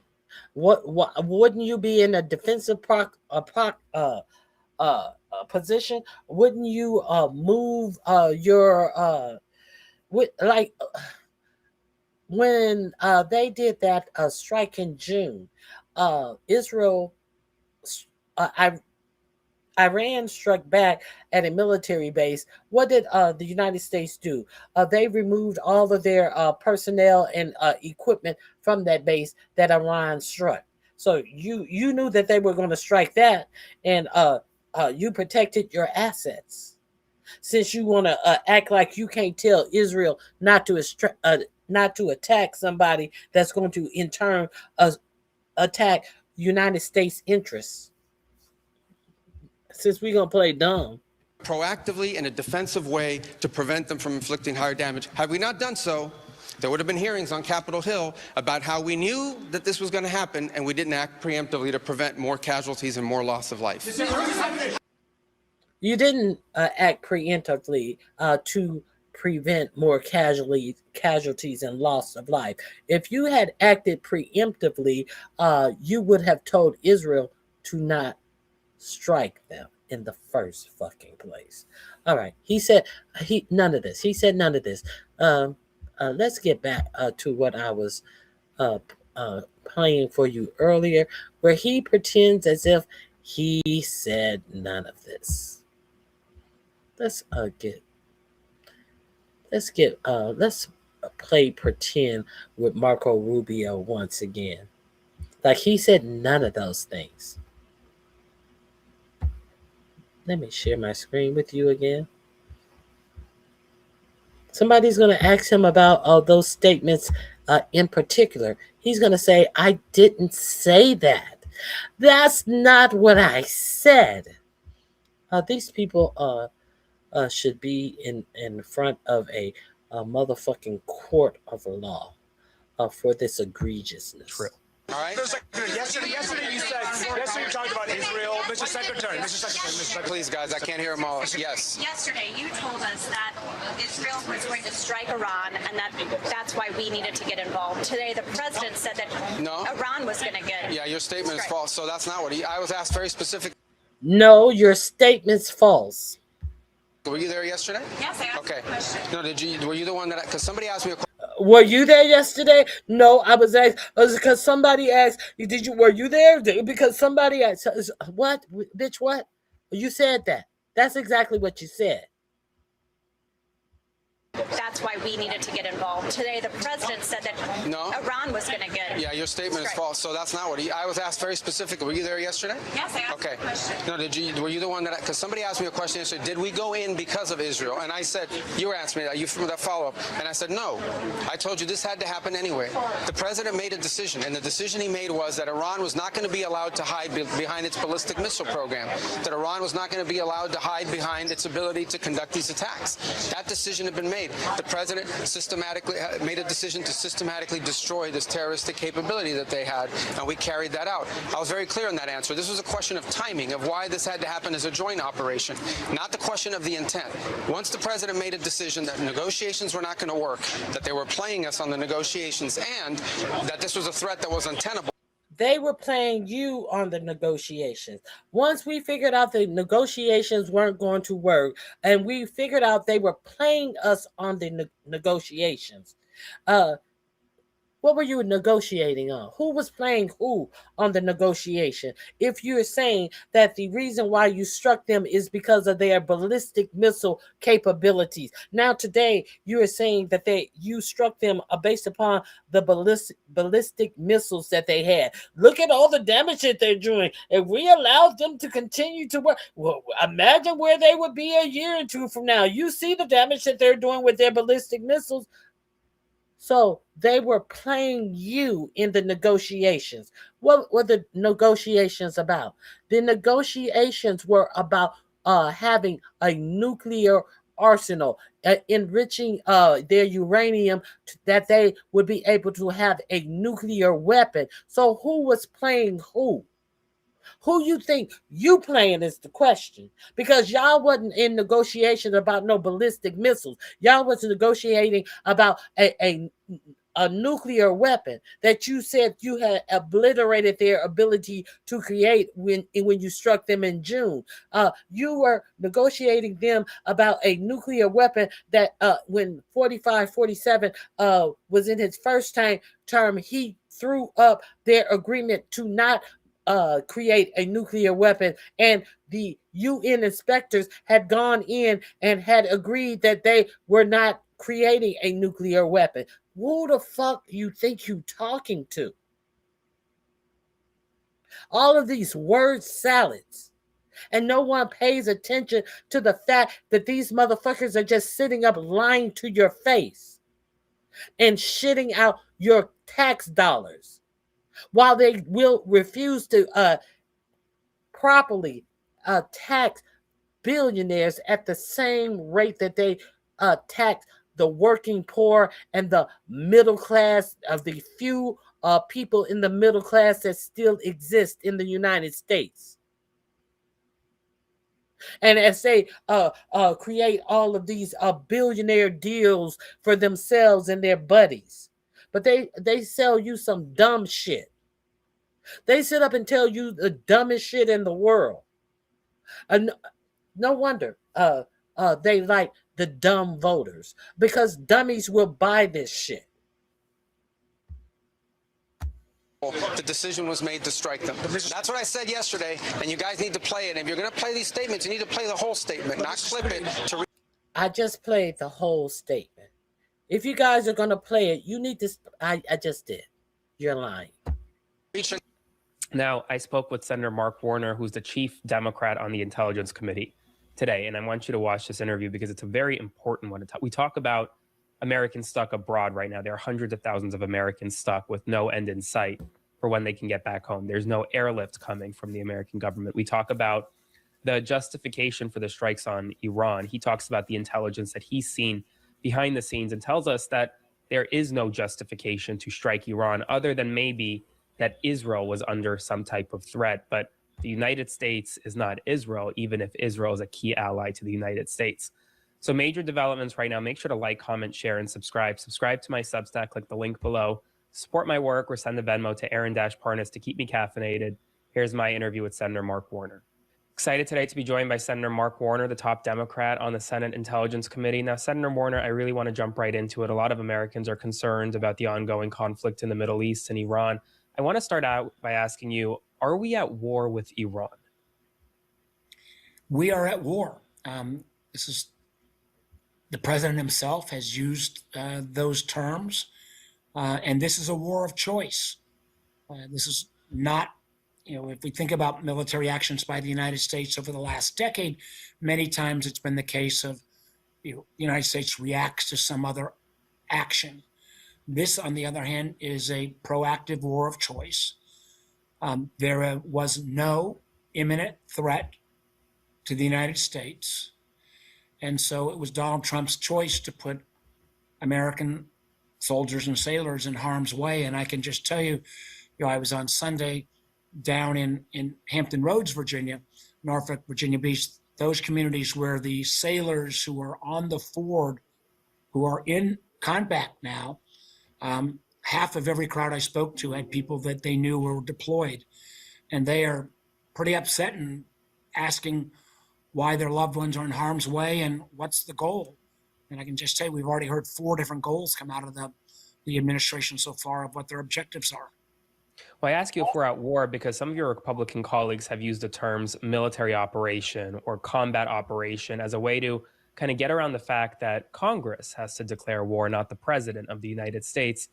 Do you hear the same thing behind the scenes? Is that what Republicans are saying right now to kind of get around having to take any action to justify the conflict? I think, Aaron, yes, you're seeing, linguistic jumps and hoops to try to avoid using the terms. But this shouldn't be a hard case to make. Play the tape where the president called it a war repeatedly. And again, I go back to the fact that this is a war of choice. Oh, we're doing kinetic strikes. We're doing targeted kinetic strikes. All of this trying to not call it a war. When 45-47 can't go without saying what it is, an actual war. Now, hold on. Let me get this Sojo bitch straight. Sojo, are you going to look at the other way from 30,000 dead people and focus on a stupid school of 150? Get out of my face, clown. Green face smiling. Okay, so who reported that there were 30,000 protesters in Palestine that lost their lives? Israel reported that number. Didn't the same Israel who said that they hadn't killed hundreds, tens of thousands of children? Is the same Israel? These are the numbers we're supposed. The same Israel that attacked Iran. Now, furthermore, who also told the Iranian people to rise up and that they would have their protection at the same time that they were having their ICE people go uninvested for killing American citizens in the street for practicing their constitutional right to protest? Who told the Iranian people to go out and protest and that they would have they would be ready, they would be locked and loaded to protect these alleged 30,000 Iranians who lost their lives protesting their government? Who told them to do that? Wasn't it 45-47 who told them to go out and protest their government, and then he would be locked and loaded to protect them? And what happened? What did he do to protect them in all of this going to war? What has he said about these alleged 30,000 people who he told to go out and protest? This is not, none of those 30,000 people are being called as a reason why he is out here shooting up Iran. But I'm low IQ. But you think that I give a fuck about you being so dumb that I give a fuck about a dummy like you saying something about my IQ, you stupid bitch? Are you fucking Yeah, you are. You're insane. All right, let's continue.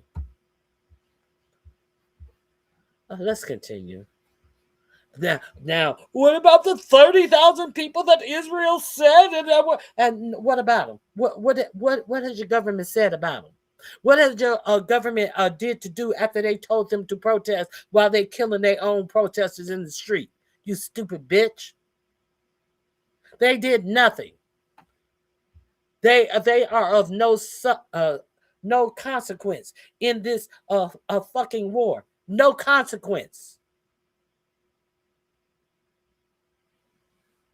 To this administration who told him to go out there and he would have their back. Are you serious? The fuck out of my face.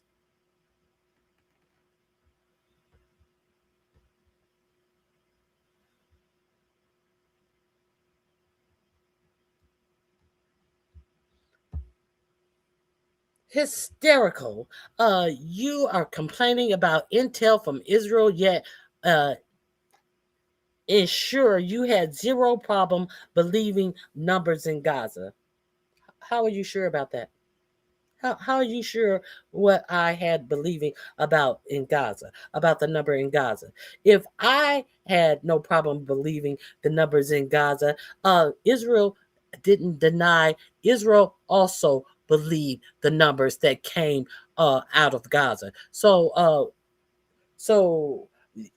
is it me who is hysterical, or is it you who want to make a talking point when Israel also agreed to the numbers that came out of Gaza? You stupid bitch.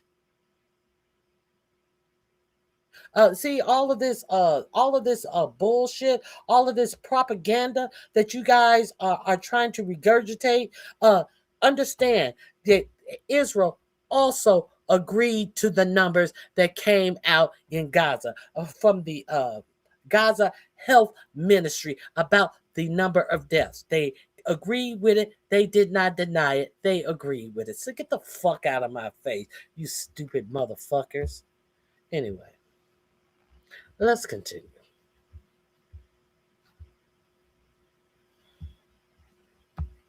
Because there was no imminent threat to American interests.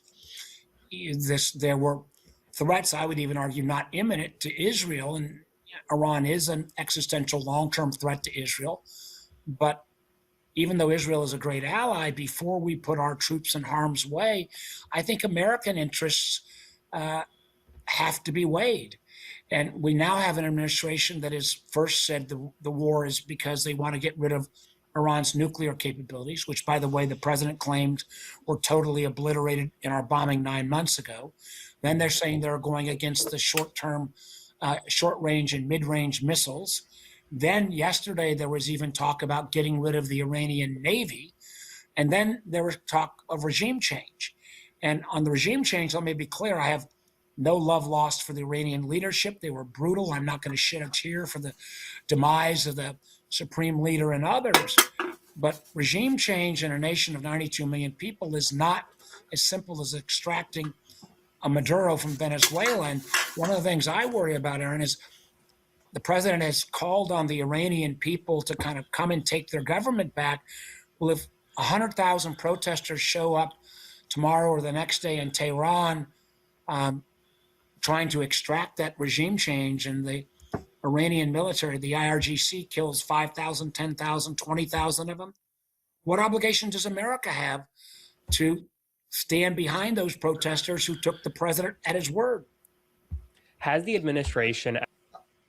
What obligation does America has to the ones who took him at his word prior to any of this happening? And then this a dumb motherfucker want to come in my chat and give me some Israeli numbers about people who stood up to their government and protest their government and lost their lives after 45-47 said he would have their back. And you ain't heard shit else about them except when people want to blame the Iranian people for what America and Israel has done in Iran. Make that make sense. Anyway, this link is in my description box. Please check out Aaron Paranis. This is under Marco Lies. So All of the links that I share are in my description box. I will go back and add that original statement that Marco Rubio. I closed the page, but that page where you can hear exactly what Marco Rubio said in. Watch this one under Marco Lies. Both of them will be under Marco Lies. So let's move on.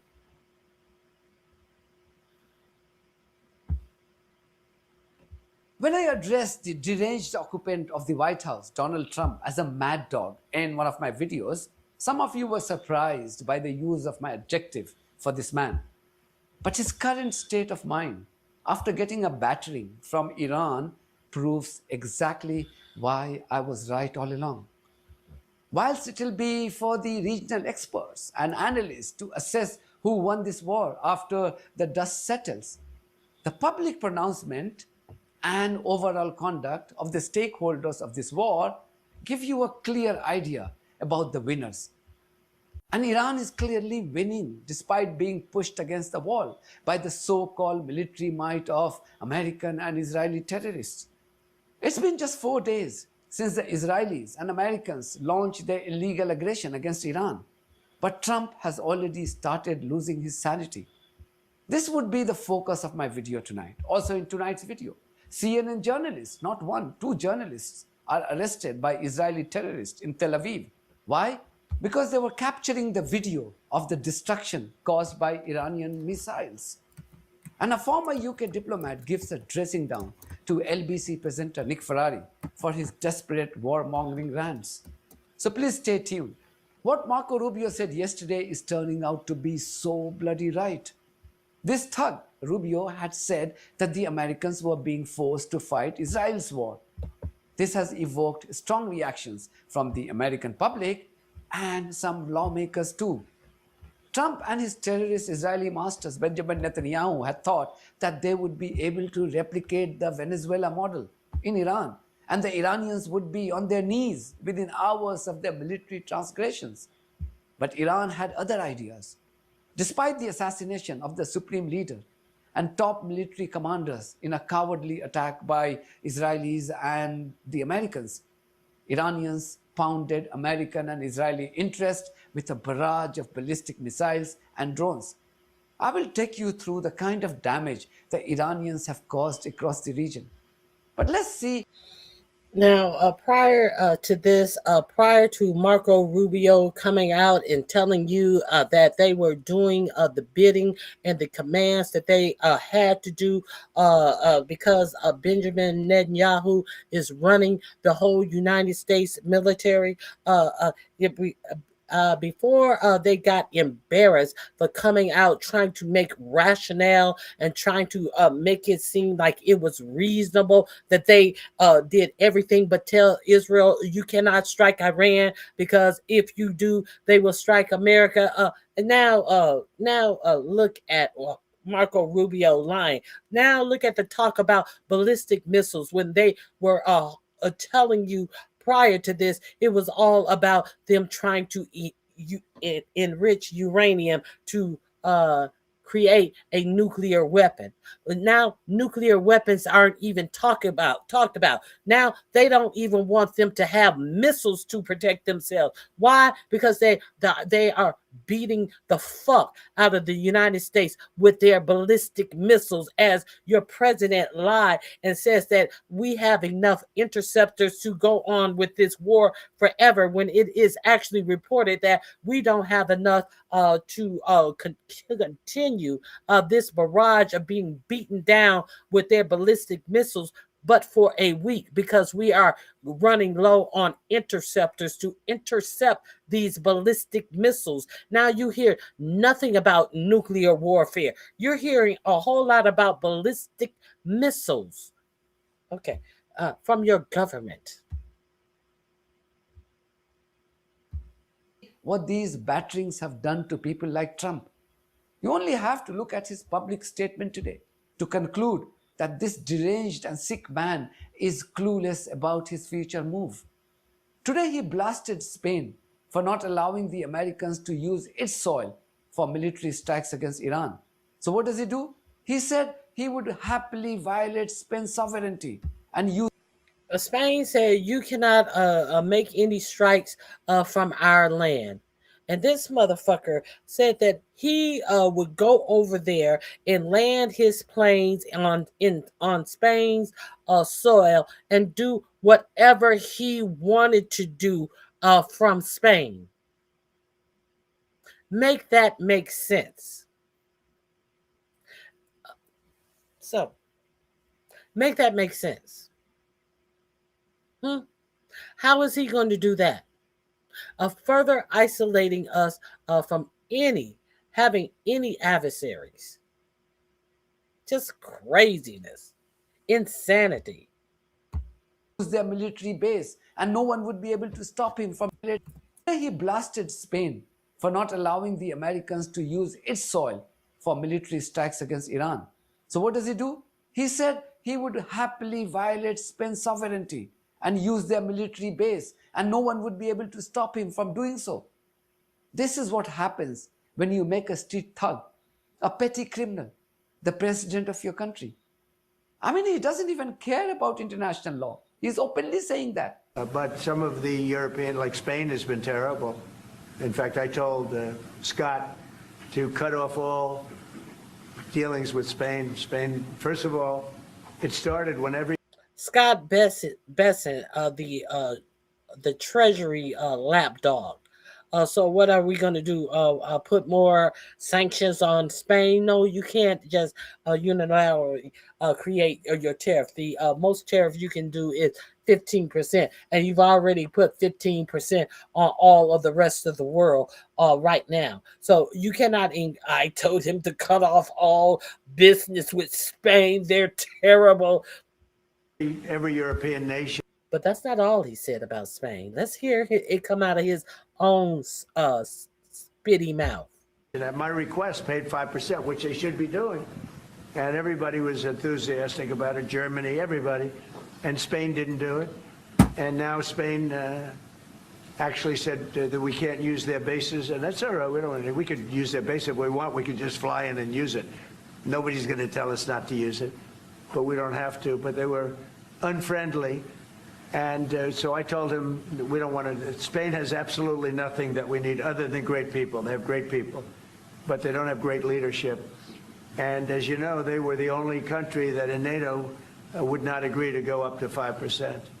I don't think they would have agreed to go up to anything.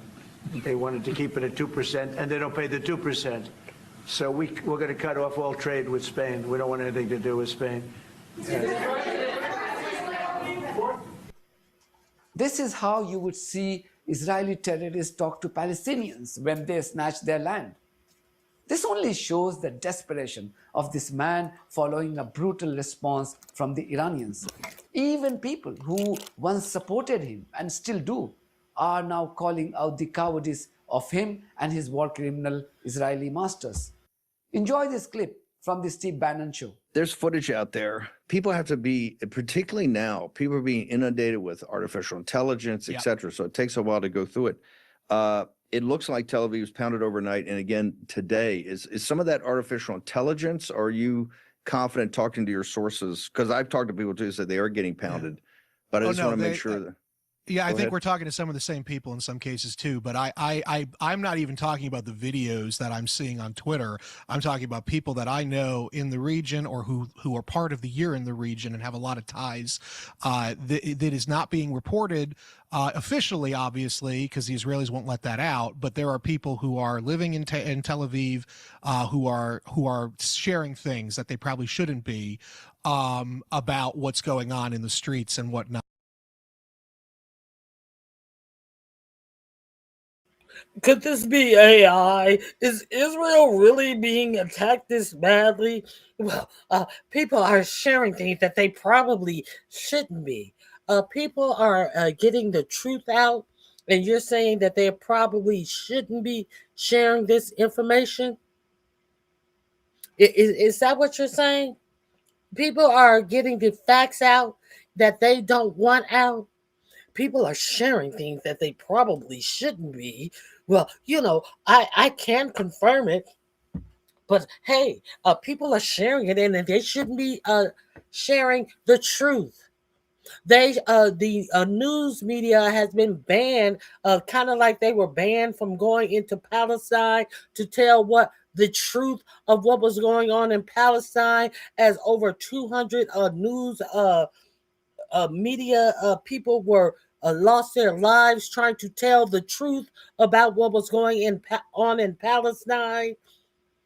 See, a lot of people ignored what was going on in Palestine, but even little old me knew that it was important to understand what was going on in Palestine, because they did not want you to know what was going on in Palestine. Your own government wanted to arrest people for being anti-Semitic if they said they support the Palestinian people, that what was going on in Palestine was wrong. They wanted to call you an anti-Semite because you didn't support what was going on in Palestine. And now look at where we are now. CNN reporters being arrested in Israel for reporting the facts on the ground. And it is living in Tel Aviv, who are sharing things that they probably shouldn't be about what's going on in the streets and whatnot. And it is very brutal. And I don't think Netanyahu even believed it would be this bad, but here we are. We do know too from the 12-day war. I mean, President Trump. This was one of the reasons for the big move beforehand was that Tel Aviv was hit. And hit very hard in those last couple of days before they brought the 12-day war to. Another sign of the Israeli and American desperation is the kind of targets they are hitting in Iran. Yesterday, they bombed the Gandhi Hospital in Tehran before dropping bombs on the offices of 2 media houses, TV channels.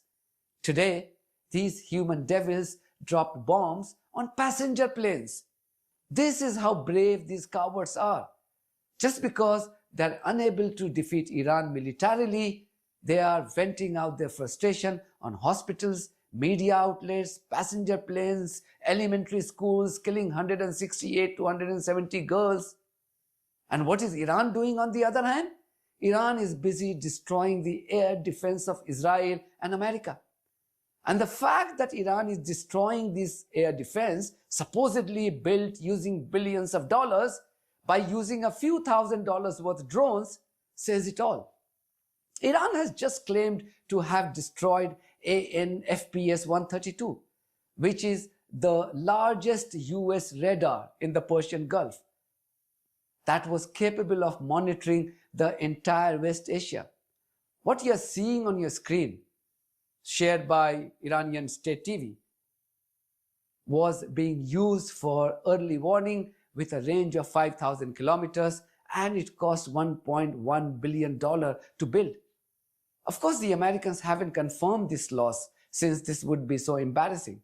But experts are unanimous in concluding that whilst Iranians still have a huge stockpile of ballistic and hypersonic missiles and drones, the interceptor missiles are fast running out for the Americans, Israelis, and their Gulf partners. This is why the Israeli terrorists today arrested 2 CNN journalists, because they were busy broadcasting the widespread devastation caused by Iranian missiles. Kameraman arkadaşım Ali Kahraman bana bu bilgiyi hemen hazırladı baktığımızda. Şimdi burada çok sayıda okay. You can't take a picture here. Okay. Şu anda Savunma Bakanlığı telefonumuzu alıyor. Evet, şu anda indiriyoruz. Evet, okay. GPO kartı. Stop. Okay. No, I want to see the stop. No. Evet. Now stop.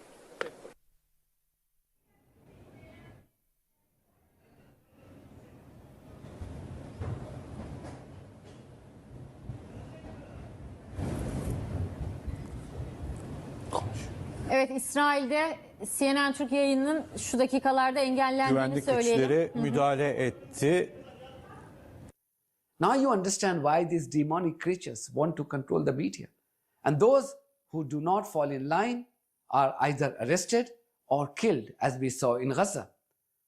Talking about media, this Iranian expert, Trita Parsi, gave a dressing down to a presenter from the rogue BBC for their shameless propaganda on Iran. Assassination of the supreme leader. Well, joining me for more on this is Trita Parsi, co-founder and former president of the National Iranian American Council. He's also the executive vice president of the Quincy Institute. Trita, thanks for your time. Where's your focus internally in Iran at the moment? Well, let me first say I'm a little bit surprised by the package because you had 3 voices from Iran who seem to all be celebrating and happy about the country getting bombed. I'm sure that there are views of that kind, undoubtedly. But to leave the impression that that is the entire viewpoint inside of Iran is getting close to Iraq-level war propaganda and war lies, frankly. There's clearly a diversity of views inside that country, and plenty of people who, despite the fact that they obviously are very much against this regime that has been repressing them for so long, do not necessarily believe that they want to have war happen. They do not want to get killed in this bombing campaign or see the country be destroyed or go down the path of Iraq and Syria. So I'm a little bit surprised that those the only voices that you elevated were those specific voices that were in support of it, given the fact that clearly there must be much more diversity. Also facing humiliation was the LBC's Nick Ferrari. This chap is notorious for cutting off his callers when he doesn't like their views on Palestine and Israel conflict. Today he made a mistake of treating a seasoned diplomat like his caller. And the result was for everyone to see. Sir Richard Dalton, who previously served as the UK ambassador to Iran, gave this man a masterclass both on history and international law. The continuing, and I have to say, widespread criticism of Sir Keir Starmer in many of the newspapers' editorials this morning. Sir Richard, how fair is that criticism in your view? Good morning. It's unfair. There was a verbal negotiation which the Israelis and the United States aborted. Secondly, we've caught the Americans on the raw at a time when they're having great difficulty domestically with justifying this war. There is no majority in the United States for this war. There was clear indications from leaders of Congress after the briefing a few days before it was launched that there was no reason shown to them why there was a case for compelling reasons for the United States to go to war at this time. They're now soft-pedaling their regime change justification. They are now preparing their people for a long period of war against what the American people had a hope to expect. So when Britain confirms the position taken by France, Germany, and itself and all our other European partners not to participate in the opening strikes, this is a difficult moment for the Americans, and they're lashing out against us, and we should not be unduly impressed by it. We should stick to a course which is in accordance with international law, while at the same time assisting the United States. That is, in brief, what Prime Minister Starmer is doing. So when it comes to defending UK citizens in the region, we don't even do it ourselves? We are doing it. We're not, we Sir are Richard. assisting. We're allowing US aircraft to do it. We're actively assisting the United States in trying to destroy the Iranian missiles which are raining down on. But we didn't the even Gulf defend states. our own base in Cyprus, Sir Richard. We left that to the Americans as well. I mean, how impotent should the United Kingdom look in your view? We're not looking impotent in the slightest. That was one small drone which we didn't defend. Launched by Hezbollah, and active steps were taken subsequently against the 2 drones that were directed at Akrotiri, which were successful. So we also have British planes in the skies assisting our partners in the Gulf to defend themselves against Iranian missiles. So the imputation that the UK is being weak is wrong. When it comes to the Ayatollah and the now dead Ayatollah, what is it that gives you confidence that negotiations could have proceeded and come to fruition? The clear statements by the Omani foreign minister who was mediating, and my own knowledge of the points which the Iranians were prepared to concede. These negotiations take time. Before they were aborted by Israel and the United States, many people pleaded for the United States to treat them seriously, but plainly they did not. But what is it you admire most about the former Ayatollah's regime, then? What a daft question. Why is that a daft question? I haven't indicated any admiration for the Ayatollah's regime. My understanding, and you'll be closer to it than I. Why would you, my as a senior understanding is, and you'll be closer to ISA, that there were people being killed. Would you suggest that that's what? Because if you let me answer, my understanding, and you're closer to it than I, is this is a regime that was killing certainly possibly 5,000, possibly 35,000 of its own people, and imprisoning thousands more. It was a regime that I would have thought needed to go. So I'm asking, what possibly could it be that you admired in that regime? There are a great many regimes around the world which need to go. But the important issue for Britain's national security is the framework set out after the end of the First World War to minimize the chances of the law of the jungle taking over from international law should be preserved. I'm afraid that our right-wingers, including Jeremy Hunt, are forgetting the lessons of the sacrifices of 20th century generations to try and prevent the law of strong powers overwhelming the rights of nations. And as a relatively weak power, United Kingdom security is dependent long-term on re-establishing the rule of law. But now, lastly, we didn't go in with the United States on Vietnam or on Somalia. But I just we didn't participate in the war of choice against Yemen. It's nothing extraordinary for us to take a different position from the United States. And the people who are panicking about it are the Americans, because it's their domestic political problem, which they fear we have exacerbated. Lastly, I wonder, Sir Richard, the rules, as you rightly point out, that were established after the First World War, with players such as President Xi, the late Ayatollah, President Putin on the world stage, are those laws still applicable? Laws that came about more than 100 years ago? Oh, come on. 100 years ago, in the course of human history, when human nature is what it is... But obviously we didn't have a Putin, or we didn't have an Ayatollah, or we didn't have a Xi at those times. We have had lots of them in the past, and it is wrong for us to think that just because we face a Trump and a Putin now, the laws which are there to protect small nations should somehow be jettisoned. Then this happened on the BBC.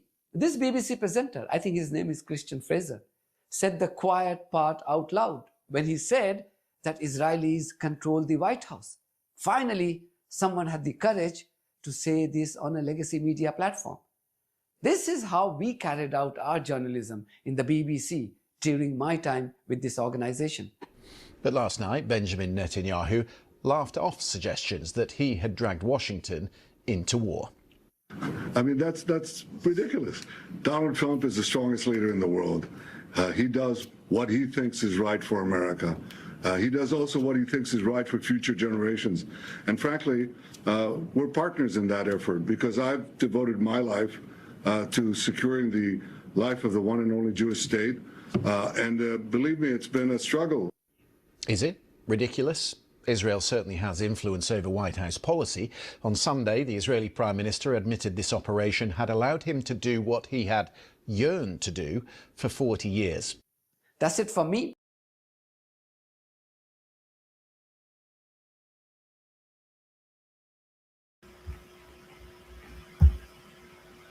Are we clear? Are we clear? I hope we're clear. If we're not clear, maybe I can clear up a couple more things that I wanted to.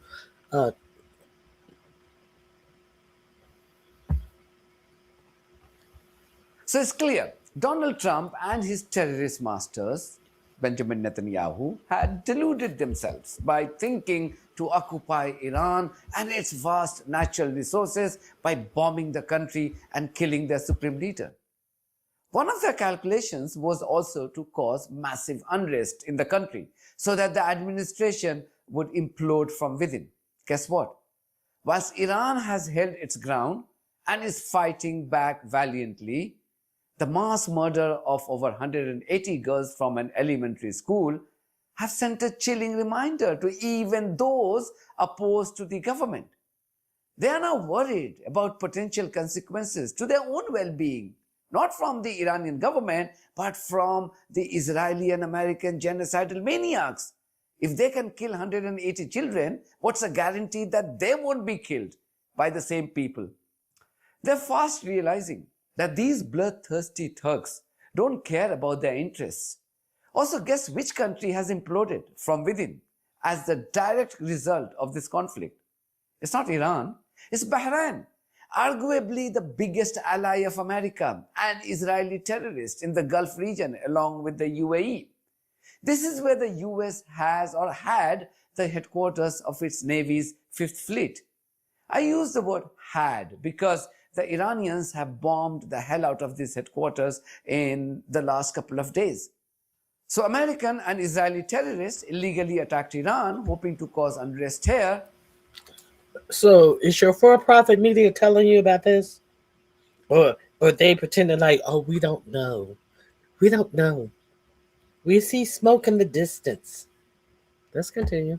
But instead ended up causing an unrest in Bahrain against its repressive regime. There have been violent clashes between protesters and the members of the brutal Bahraini dictatorship. But this is not the only setback for Trump. When you stop taking the utterances of this motormouth seriously, you will realize that he's already panicking. His embassy in the settler colony of Israel has already abandoned the Americans. I've never seen anything like this before. This would be the broad focus of my video today. Also in today's video, a look at the ugly side of the British media and its propaganda against Iran. So please stay tuned. The Iranians have retaliated with more ferocity as they fired more advanced versions of ballistic and hypersonic missiles into the settler colony and across the region. As I said before, the Iranian missiles are facing little or no resistance from the Israeli air defense system. And this is what is making the war planners in the settler colony and more crucially in the US more jittery. Because whilst Iran has shown no signs of going easy with its use of missiles and drones against their enemies in the region, the rogue Israelis and Americans have already begun worrying about their stockpile of interceptor missiles. The Iranians have said they can continue with the... We're forgetting that 45-47 went to try to go to Iran the next day and have ceasefire talks, and Iran told America to kiss their ass. And are we forgetting that 45-47 then came out, I believe it was either Sunday or Monday, and tried to lie and say that he did not ask for these ceasefire talks and that he is the one who's refusing to talk to Iran. Are we now forgetting that there has been a approach to Iran once again to have ceasefire talks from America, who your president came out here and told you that we could go on forever, and when in fact we cannot? The actual way that they are hiding the damage that they have incurred in the Middle East behind these senseless strikes that they can't even explain why they started. Current pace for at least 90 days. Retired US Army Colonel Douglas McGregor, who previously advised the US Secretary of Defense, says that the Iranians had surprised everyone. What about China's ability to impact outcomes in the Straits of Hormuz with what is now the government of Iran and then 50% of their oil on the other side waiting to get through? Well, China and Russia are sitting on the sidelines monitoring everything. They're in close touch with the government. They're providing satellite intelligence, which accounts for some of the tremendous successes, particularly in Israel and on our U.S. bases. All of our bases have been destroyed. Our harbor installations are destroyed. We're actually having to fall back on India and Indian ports, which are less than ideal. That's what the Navy says. And I think Iran, much to our disappointment, is faring very, very well. The question is, how long can we keep this up? I think logistics is the vulnerable part of this entire operation. Remember, you got to go back and reload. You've got to fly things in. You've got to sail in. Iran is a continental power, 93 million people, the size of Western Europe. Both China and Russia are continental powers. They don't have supply chain problems. Their manufacturing capabilities are intact. Right now, the missile cities that underlie all of Iran's provinces are untouched, and they have an inexhaustible supply of missiles. I think this is going to go on for some time, and the question is, when does Israel step up and say they've had enough? We went through that before during the 12-day war. When do they say this is too much? When do they say if this doesn't stop, we use a nuclear weapon? That's what I would be concerned about, and that's where President Trump, who really doesn't appear to be in charge, Mr. Netanyahu does, has got to be prepared to step in and say, no, there will be no use of nuclear weapons. That's what I worry about. The growing death toll of US soldiers is also forcing more and more Americans to exert pressure on the rogue regime of Donald Trump. This was Caroline Sunshine on Fox News yesterday. What do you think about that? And the real question also is, are any of those objectives in the direct national interest of the United States and of the American people? Yeah. Or is this going to become another regime change war that the American people rejected and did not vote for? If they wanted that, they would not have voted for Donald Trump as many times as they have and put him in the Oval Office. Iran is a country that is 4 times the size of Afghanistan. It has a decentralized fighting force that is much more. How did that voting for Donald Trump work out for them? If they had wanted that, they wouldn't have voted for Donald Trump. How did voting for Donald Trump work out? The American First platform. How did that work out for them? More complex and widespread than Afghanistan, and I think the administration going forward needs to be very clear with the American people about what its objectives and timelines are. 6 months ago, the American people were told that we use B-2 bunker buster bombs to completely obliterate and destroy Iran's nuclear program, and anybody that said otherwise was fake news. Now we've been told that we've somehow in those 6 months they were able to restart the program. Now we're told that we've completely destroyed it again. We're told that we've taken out, 49 leaders who were on the chessboard to replace the Ayatollah. And the president has been very clear, saying to the people of Iran, I intervened and now I'm leaving it to you. So my question then to the administration, and I think it's the question that a lot of American people, certainly under 35, have, is if all of that has been done, why are we still there? Because we've lost 6 U.S. service members at our bases in the Middle East, and I don't think the American people are going to have a very high tolerance for losing more U.S. soldiers unless those objectives are very clear and those timelines are very clear, and it's made clear how it is in the direct interest of the American people. Senator Chris Murphy, too, thinks that it's foolish for Trump and his war criminal Israeli masters Benjamin Netanyahu to dream of a regime change without sacrificing thousands of American soldiers. I say Americans because that's the Israeli game plan. They're not going to send their IDF terrorists to be killed by the Iranians. They have the Americans for that purpose. Anyway, listen to Chris Murphy. I want to give you a little detail on why it's almost certain that Trump's war against Iran is going to turn into a disaster. It really comes down to an essential question. Is this only an air campaign, or is Trump planning on a ground invasion? Now, originally, if you've been paying attention, 4547 has not ruled out putting boots on the ground. So let's be clear. He and his allies said this was only going to be an air campaign, planes essentially dropping bombs on Iran, missiles being launched at Iran. Here's the problem with that.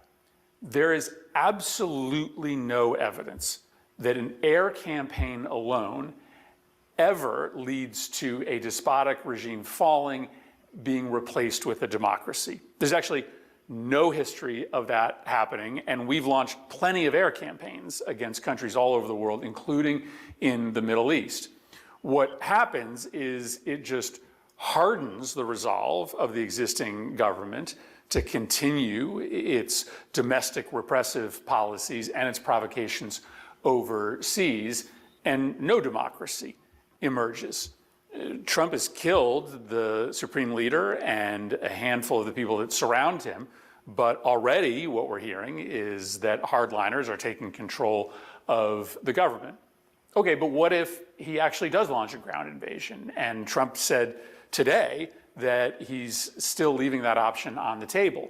Well, that's another Iraq war, right? That's an epic disaster. That's not dozens of US troops dying. That's thousands of US troops dying. We didn't win the war in Iraq by any stretch of the imagination. We created an insurgency that we're still dealing with in the region.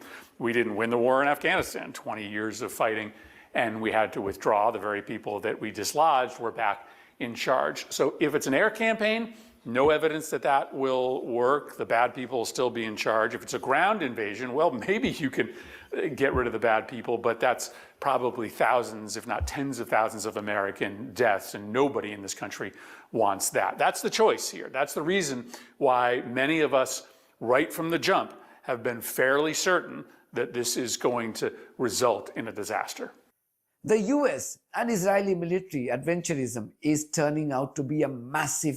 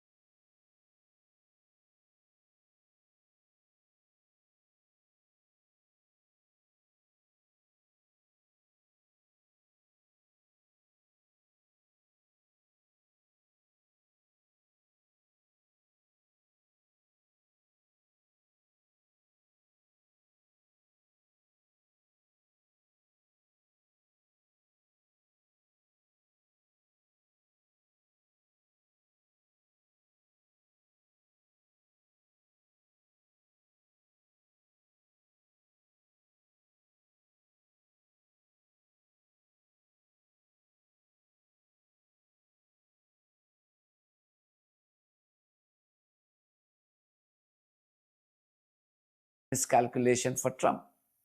I don't know who advised this deranged occupant of the White House to bomb a school and murder close to 200 children and then expect support from the same Iranians. What were they thinking? I think I was on mute. These are not serious people. I think I was on mute by mistake. What I wanted to say was this is not a new war. I concur with you. We're going to talk about that. Every country has a war room, yes, but this country is unserious about putting a war room, a makeshift war room up in Mar-a-Lago because 45, 47 wants to go to war, but he can't take the time out to reschedule a fundraiser. So he's sitting up in a makeshift war room full of curtains and actually it's not a skiv, and it has his cockeyed Israeli loving a chief of staff, Susie Weil, sitting up in the makeshift war room with an Apple Watch on, which could be used as a way to actually eavesdrop on what's going on in the plans to strike. These are not serious people. These are not serious people. You're right. There's war room. Every country has a war room. But look at the slop bucket that this administration is. Let's continue. They're still busy bombing civilian targets such as hospitals and media outlets. I can understand why they are bombing media houses, because these bloodthirsty Zionists hate media, which doesn't push their agenda. But why hospitals again? Didn't they destroy enough hospitals in Gaza? And they think this would help them win the confidence of the local population and convince people to rise against the government? These are some of the visuals of those children, 180 plus, who are being laid to rest today. Visuals like these are going to unify the Iranians, make no mistake about it. In contrast, last night we saw huge clashes between the despotic regime of Bahrain and protesters. You can see these videos on our Telegram channel and up-scrolled social media page. But you wouldn't see the coverage on this in the Western media because this doesn't suit their propaganda. This morning, BBC Radio 5 Live's Nikki Campbell hosted someone who was critical of the Iranian government. She said that the fall of the Iranian government would allow people in Gaza to vote freely for the first time. And Nikki Campbell applauded her for this absurd argument. So there are going to be many countries who will be freed once Iran is free. Lebanon, Yemen, even Gaza, Palestinians may actually get the right to vote. So this is very much ending those further wars Trump actually promised. So much, and thank you for saying all that. Absolutely fascinating and so powerful. But the same Nikki Campbell would not host a debate questioning the repressive regime of Bahrain in light of their brutal crackdown on protesters right now. Bahrain is a classic example of just how spectacularly the Iran conflict has backfired for Trump. American journalist Rick Sanchez kind of agrees. Bahrain was the one that took the biggest hits. Why? It has one of the largest U.S. military contingents anywhere in the world. That's where the Fifth Fleet is. So obviously Iran, with precision-guided missiles, had decided a long time ago that they were going to hit that place. Now, what's interesting about this is that the missiles are leaving Iran, flying into Bahrain, and you would think the people of Bahrain would be nervous, maybe taking cover, maybe worried. No, the people of Bahrain were outside applauding while their government is getting hit and while U.S. installations are being bombed. You need to watch this. Here it is.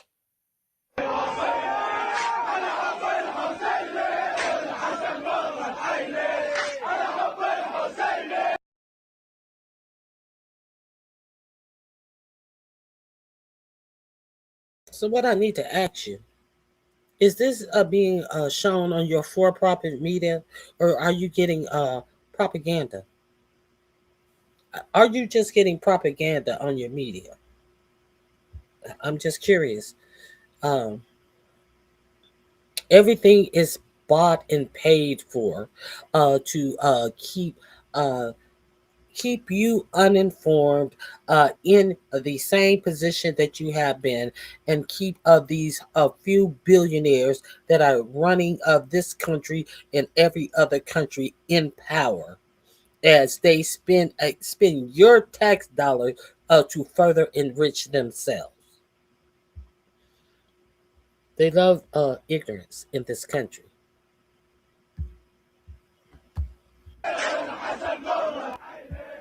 Can you imagine? These are people celebrating the fact that an installation in their country is being bombed. Such is the level of trepidation amongst the Americans that they have sent a desperate message to its own citizens across the Middle East, ordering them to leave now. It's a different matter altogether that Trump is facing massive backlash for not making any arrangements for these Americans to be evacuated from the region. They are unable to leave because flight operations across the Middle East has come to a grinding halt.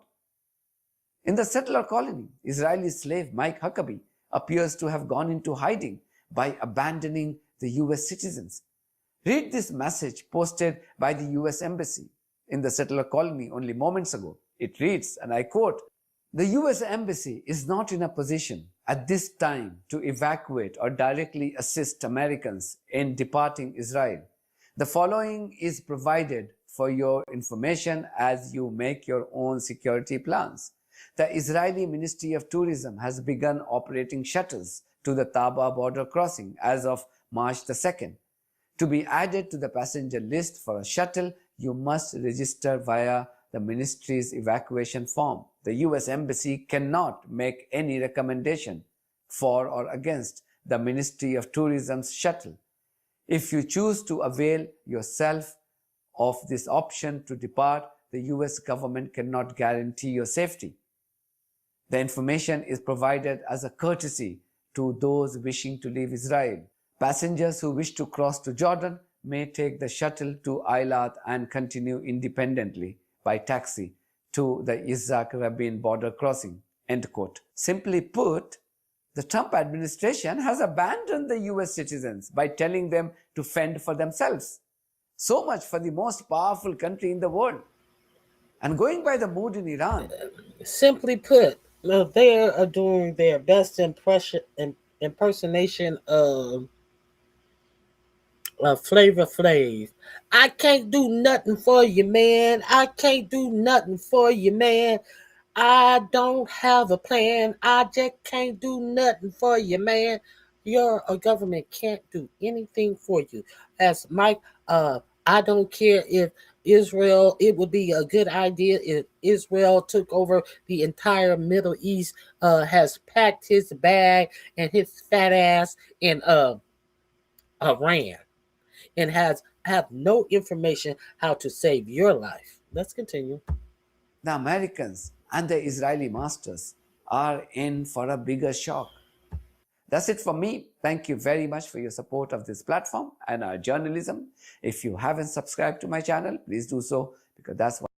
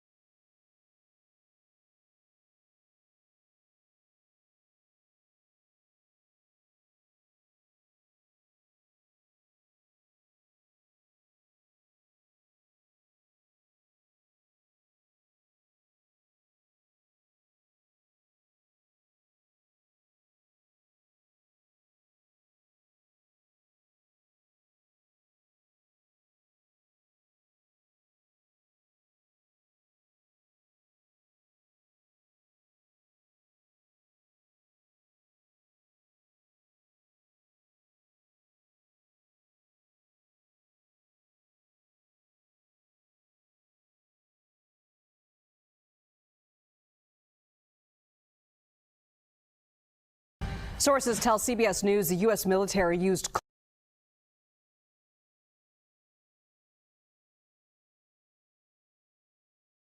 Claude for its attack on Iran over the weekend. Sources tell CBS News the U.S. military used Claude for its attack on Iran over the weekend. Now, the Pentagon's ongoing use of Anthropic's AI model comes despite a falling out with the company over its refusal to grant the military unrestricted access to the technology. Now, hours after the Trump administration ditched Anthropic over the dispute, OpenAI swooped in and struck its own deal with the Pentagon.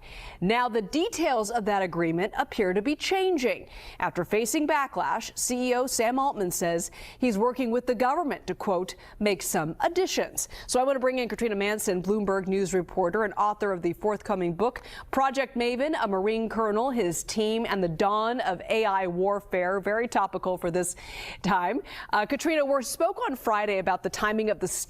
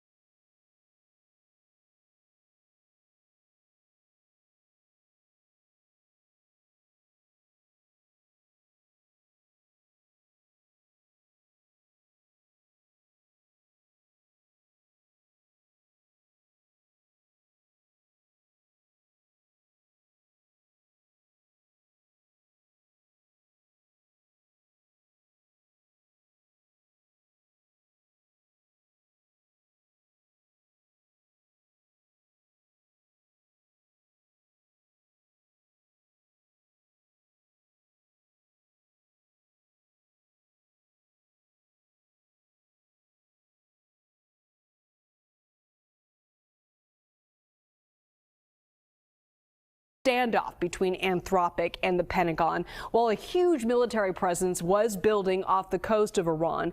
You recently had an exclusive report about Anthropic submitting a proposal to compete in a Pentagon prize challenge to produce autonomous drone swarming. What did you learn about that?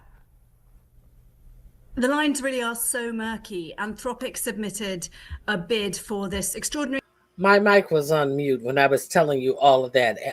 Autonomous drones swarming. That's the same thing that was reportedly used in Israel to hunt out and find women, children, and people who were hiding in Palestine, who had a kill number based upon Palantir and their kill number that they give people. And these things just go out and unilaterally find people based upon information that these data centers are producing and correlating to be able to surveillance mass amount of U.S. citizens.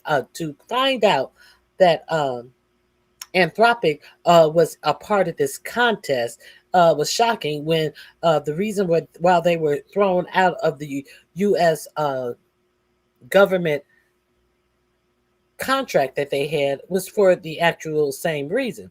Now, let's not forget that there are many other AI corporations who are a part of this contest to win $100 million from the military. You know that Elon Musk in his X AI is going to be a part of this as well. Elon Musk is in the contest. I reported to that to you last week. So let's hear more about this. This link is in my description box as well if you want to go see it. AI War Powers. challenge. It's a $100 million prize challenge being run by a division of the Defense Department run by Special Operations Command, known as DAWG, the Defense Autonomous Warfare Group, and another group that tries to gain outreach from Silicon Valley companies, DIU. And together they're trying to create voice-controlled autonomous drone swarming tech. It's research and development, but it has attracted a number of companies already, I've reported, SpaceX and XAI, and OpenAI was named on 2 bids, not as the lead contractor, but the secondary. But what really got my eye is this new reporting that Anthropic also submitted a bid for that. It doesn't seem to have been chosen, we've reported at Bloomberg, but Anthropic, I learned, according to a person familiar with the matter, didn't think that this deal crossed its own red line. And of course, when you do look at Dario Amadei's comments in public, he's said he's against fully autonomous weapons only because the AI is not yet reliable. He is not against the idea in theory. And so I do think we're really seeing this onset of a new form of future war. Now, after the fallout between Anthropic and the Pentagon, Sam Altman with OpenAI said that he wants to make some changes to the deal he struck with the U.S. government. In fact, last night, Altman posted to social media, writing in part, quote, "We shouldn't have rushed to get this out on Friday. The issues are super complex and demand clear communication. We were generally trying to de-escalate things and avoid a much worse outcome, but I think it looked opportunistic and sloppy." So, Katrina, we now know OpenAI faced a lot of backlash for working with the government. Is that why Altman is changing his tune, do you think? Well, according to the Wall Street Journal, which has a fantastic report out today, he's saying in an all-hands meeting at a town hall that it's been really painful. So in the way he's couching it to his own people, according to this report, it does suggest that they were seen to be opportunistic, as he said himself, Friday night swooping in on that deal, saying they'd made a deal that would be comfortable for Anthropic as well. There's been no public sense that it is comfortable for Anthropic. The red lines do still seem to apply. And then, of course, OpenAI saying, responding to that and saying they are going to add extra safeguards on top of the ones they already said were enough. They were saying that they would just do this work on the classified cloud, not the edge. They're now saying they will not be striking any deals with the National Security Agency. Notice there are no specifics in any of this. All of this is a bunch of vague bullshit as they hop over the dead bodies of Anthropic to make a deal, and they know what is required of them by this Pentagon. Give me a fucking break. Billionaires, making sure that they get more of your tax dollars to remain billionaires. Or any intelligence agencies that fall under the Department of War or the Pentagon. That would mean also the Defense Intelligence Agency. These, of course, are the intelligence side of things. So what they're trying to guard against there is any risk of mass domestic surveillance, which the Pentagon already says it is not permitted to do under US law. So this is a very kind of frenetic stage where we're seeing a lot of back and forward on the language. And it's not clear if OpenAI has done enough to satisfy its own internal critics, never mind the external critics. I'm curious, what about the other big AI companies, notably Google and Meta? Are they looking at this rift between Anthropic, OpenAI, and the Pentagon as potentially opening a window to make their own pitch? Well, besides OpenAI and Anthropic, XAI has just recently struck a deal to get onto classified networks at the Pentagon. And of course, XAI was part of that bid for the drone swarming tech, as we reported at Bloomberg. So I think there is certainly a big open window there.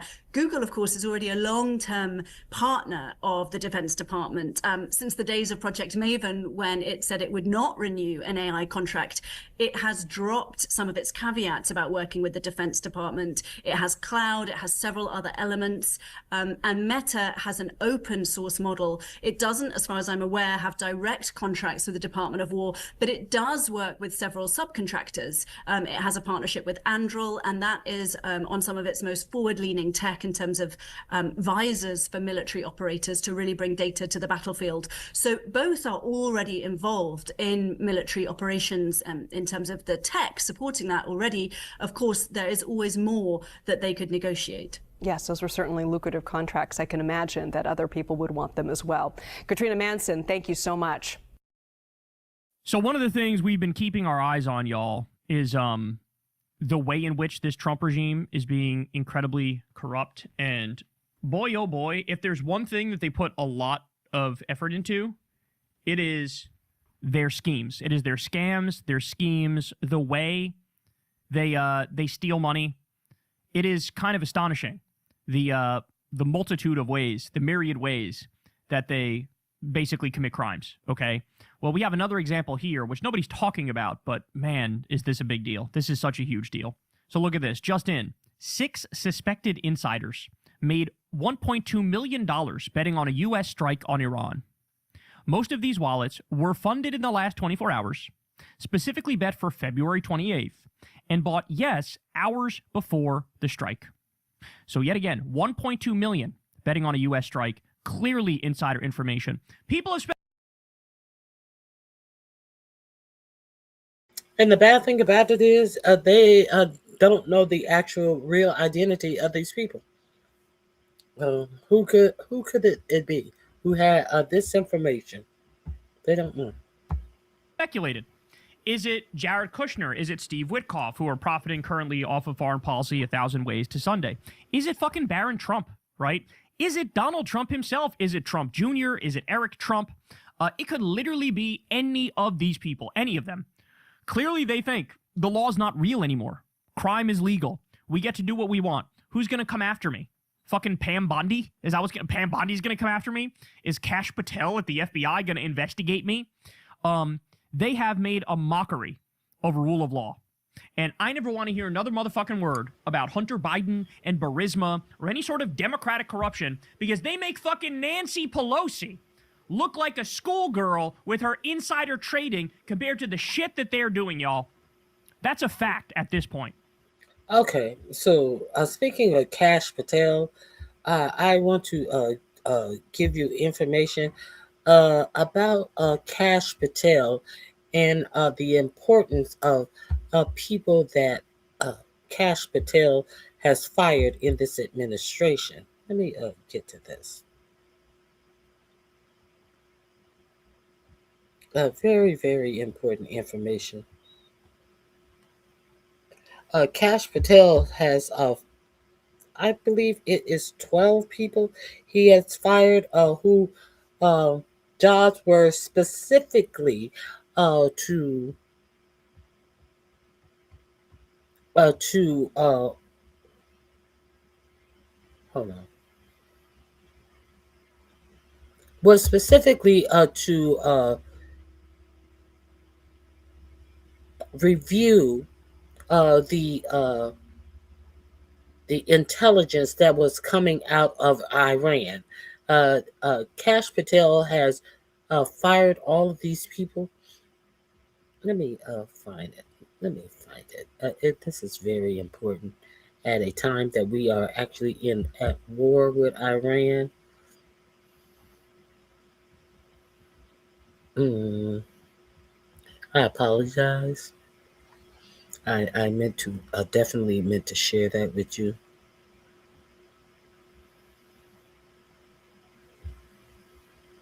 Here we go.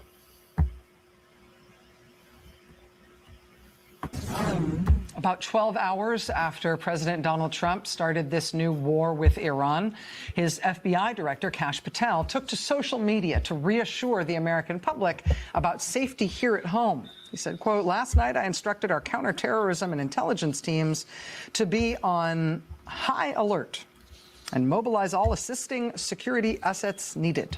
While the military handles force protection overseas, the FBI remains at the forefront of deterring attacks here at home." At the forefront, he says, at the forefront. That is the idea. That said, new reporting from MS Now's Carol Leonnig tonight says this, quote, "When FBI Director Kash Patel fired a dozen FBI agents and staff last week, he targeted an elite counter-espionage unit that investigates threats from foreign adversaries and specializes in Iran." According to more than a half dozen sources with knowledge of the firings, the unit that Patel gutted, known as CI-12, conducts investigations of illegal media leaks and mishandling of classified documents, and also. But hey, he just put a special unit to follow his girlfriend around. Be assured. Is America great again yet? Let's be assured of that. Also has veteran agents trained on threats and spy operations with a special focus on the Middle East, including Iran and its proxies. Some of this was first reported by the New York Sun. I will tell you that Carol Leonnig is also reporting tonight that at the FBI today and tonight, people there are bracing for potentially more firings in this unit. The FBI is denying that it has done anything to hamper the agency's counterintelligence capabilities. But as I said, Carol Leonnig reporting tonight that people inside the FBI are, quote, bracing for the possibility that Patel will fire more agents and staff, specifically on CI-12. Joining us now is Carol Leonnig, MS Now senior investigative correspondent. Carol, I really appreciate you making time to be here. I know it's a really busy time for you. Thanks for focusing on this. It's really important. What does CI-12 do? CI-12 is casually known, that's its kind of code name, but it's casually known as a global espionage squad of the FBI. It's got a combination of agents, analysts, and also support staff based out of the Washington field office. It's been involved in a really interesting panorama of cases, Rachel, some of which you've covered extensively here.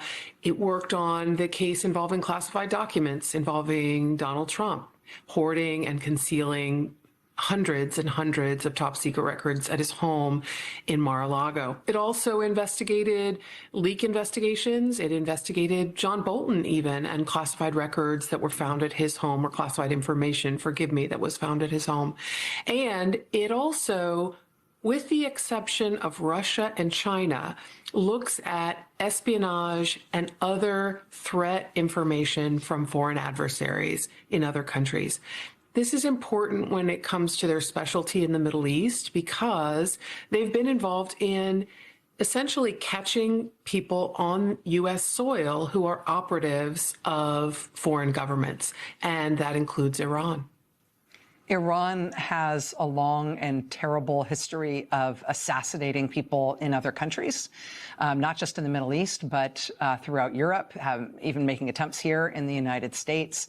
I mean, going back decades, you look at in the 80s and 90s, what they call the chain murders, where there were literally dozens of Iranian dissidents and opposition figures who were killed mysteriously all over the world. It turned out to be an Iranian intelligence and security services plot that did that. It does seem like this is, for everything else that Iran is and isn't, it does seem like they've invested a lot in their ability to kind of reach around the world and affect the kind of change that the regime wants, specifically with assassinations and other kinds of sabotage plots. Is that why the FBI sort of has this unit that works on it from Iran, and they separate it from, for example, what China and Russia do and some of the other big adversaries that we've got along those lines? You're on the right track. The reason Russia and China are separate is because they're such behemoths, right, that they need their own teams, essentially, their own specialists.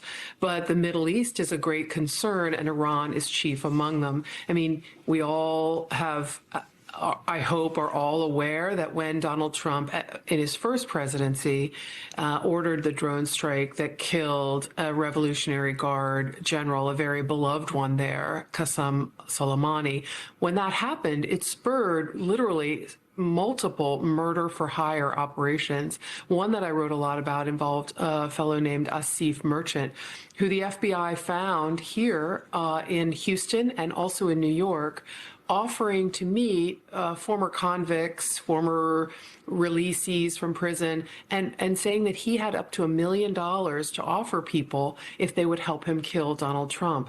And let's put that in some scary context. He had done so much reconnaissance, the FBI discovered, that he had basically reviewed the Secret Service protocol for Donald Trump, and he reported back with pictures how many agents surrounded Donald Trump at a time on the campaign trail after he left the presidency and was running again for re-election, and had tracked, you know, how could you pierce essentially that circle, that bubble around Donald Trump.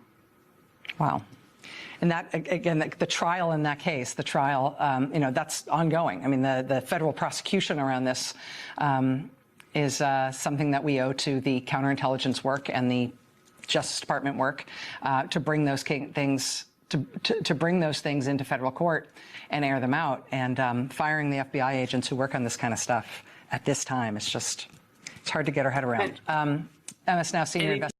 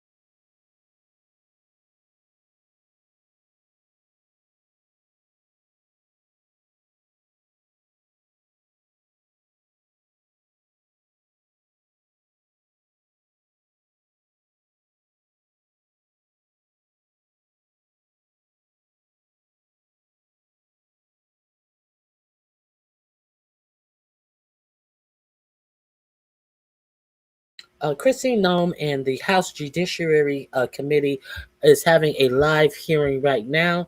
We're going to go to her, but first we are going to go to the Senate is expected to vote on war powers resolution after U.S.-Israeli strike on Iran. We're going to go in and check in on this and see a little bit about what was going on in this committee first, and then we'll mosey over to Christy Nome's hearing and hear her lie and deflect from the actual facts of her poor handling of the Department of Homeland Security. Let's see what they're talking about as it pertains to these war powers. Start from the beginning. We're praying. We're praying. This will be in your description box. You can go back and visit it at your leisure under by certain bankruptcy eligibility requirements and for other purposes. American energy. And we've made a concerted effort to ensure America's abundant natural resources are used to the benefit of the American people. Let me see. The Trump administration has reversed a number of Biden-era decisions preventing energy production in energy-rich regions of our country. Republicans also did away with the... Y'all gonna regret letting him reverse these clean energy acts when this oil the oil prices start to rise. I think, is he talking about, yeah, maybe he is. Let's start.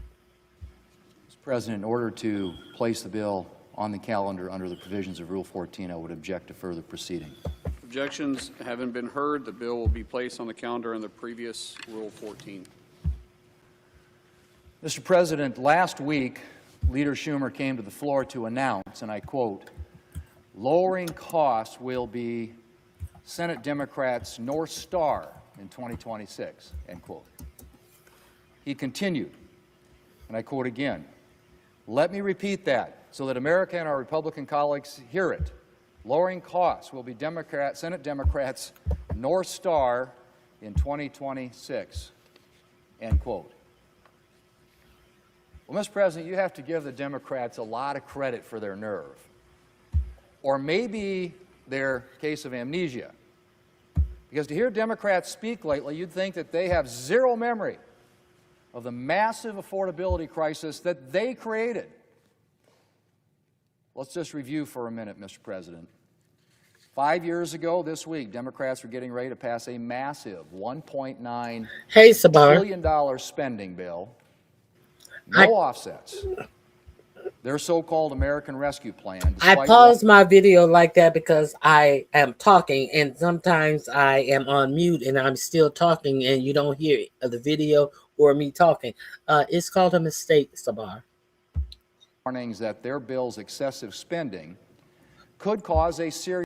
I'm going to fast forward right now. I think we have not gotten to the part of this session where they are talking about the vote on the war. Conduct defense policy. And the fault for the chaos is entirely... Before I get to this, let me tell you why Chuck Schumer and Hakeem Jeffrey definitely need to be thrown out of their seats. I will find that for you. Thought it was right here. I am so sick of Hakeem Jeffrey and Chuck Schumer. Whole Israeli apologists. Okay, here we're getting... Minority leader came to the floor and he said that what was happening in Iran is, he said, military operations under the statute. Let's see. Here we go. Let's fast forward this a little bit. Rise today to speak in strong opposition to what the Democrats are putting forward on this floor of the United States Senate today. It is a war powers resolution. Let me expose this resolution for what it is. The Democrat resolution undercuts Americans' peace through strength. Just heard the minority leader come to the floor and he was saying, he said, no one has the guts, he said, to stand up to him and say he's wrong. I think he was talking about President Trump. Let me tell you, the Republicans are going to stand up to Chuck Schumer and to Tim Kaine, who's brought this resolution today on the floor of the United States Senate, and say to them, you're wrong. You're wrong. Okay. So you're going to say they're wrong, but what they say, you don't have the guts to stand up to Trump and say you're wrong. You're acting like, oh, you're telling Schumer and Kaine that they're wrong. Invalidates what Chuck Schumer said. Okay, let's get beyond him.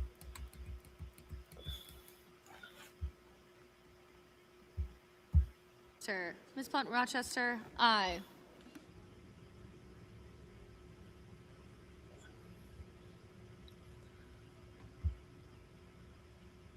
Let's see if we're gonna hear anything. They are having a vote.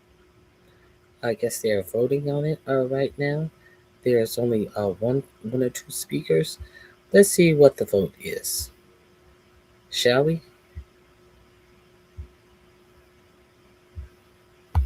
From South Carolina proposes amendment number 4308 to HR South. The yeas are 90 and the nays are 8. One senator has responded present. The motion is agreed to. Senator from South Carolina. I call up substitute. Stand by. Clerk will report the bill. Calendar number 343, HR 6644, an act to increase the supply of housing in America and for other purposes. Nope, we're not talking about that. We're not talking. Wait a minute. Mitch McConnell can actually come to the podium and have a statement. Let's see what he's talking about. National interests and broadly supported by the American people. Literally for decades, following World War II, presidents of both parties tended to take this responsibility quite seriously. They understood that wild swings in foreign policy between administrations could confuse our allies and embolden our adversaries. And so throughout the Cold War, they spent considerable time and political capital explaining to the American people the stakes, objectives, and strategies they intended to pursue in service of our national security. When it came to Iran policy, President Obama did not take this responsibility to heart. Hold on. I'm going to have to go back a little bit. I apologize.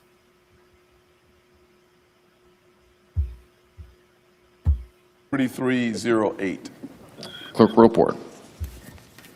The senator from South Carolina proposes amendment number 4308 to HR 6644. Reading be dispensed with. Without objection. And I call up amendment number 4307 from Senator Scott. Clerk report. The senator from South Dakota proposes amendment for the senator from South Carolina proposes amendment 4307 to amendment number 4308. Mr. President, I ask that the reading be dispensed with. Without objection. And I ask for the yeas and nays on the amendment. Is there a first second? Yes. Appears to be. The yeas and nays are ordered. Mr.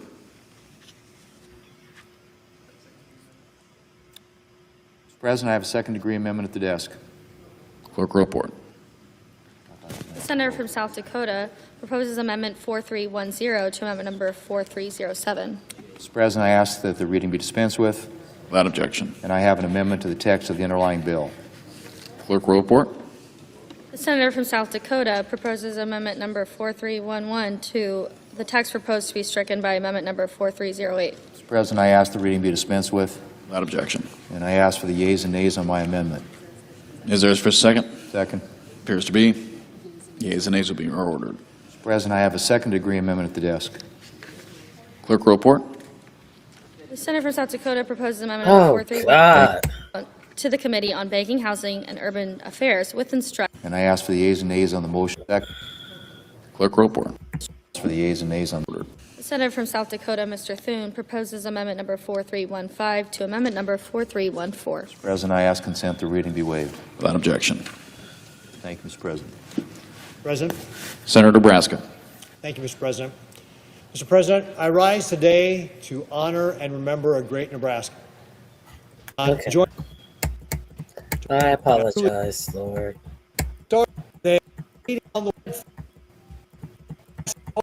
Yes, I apologize.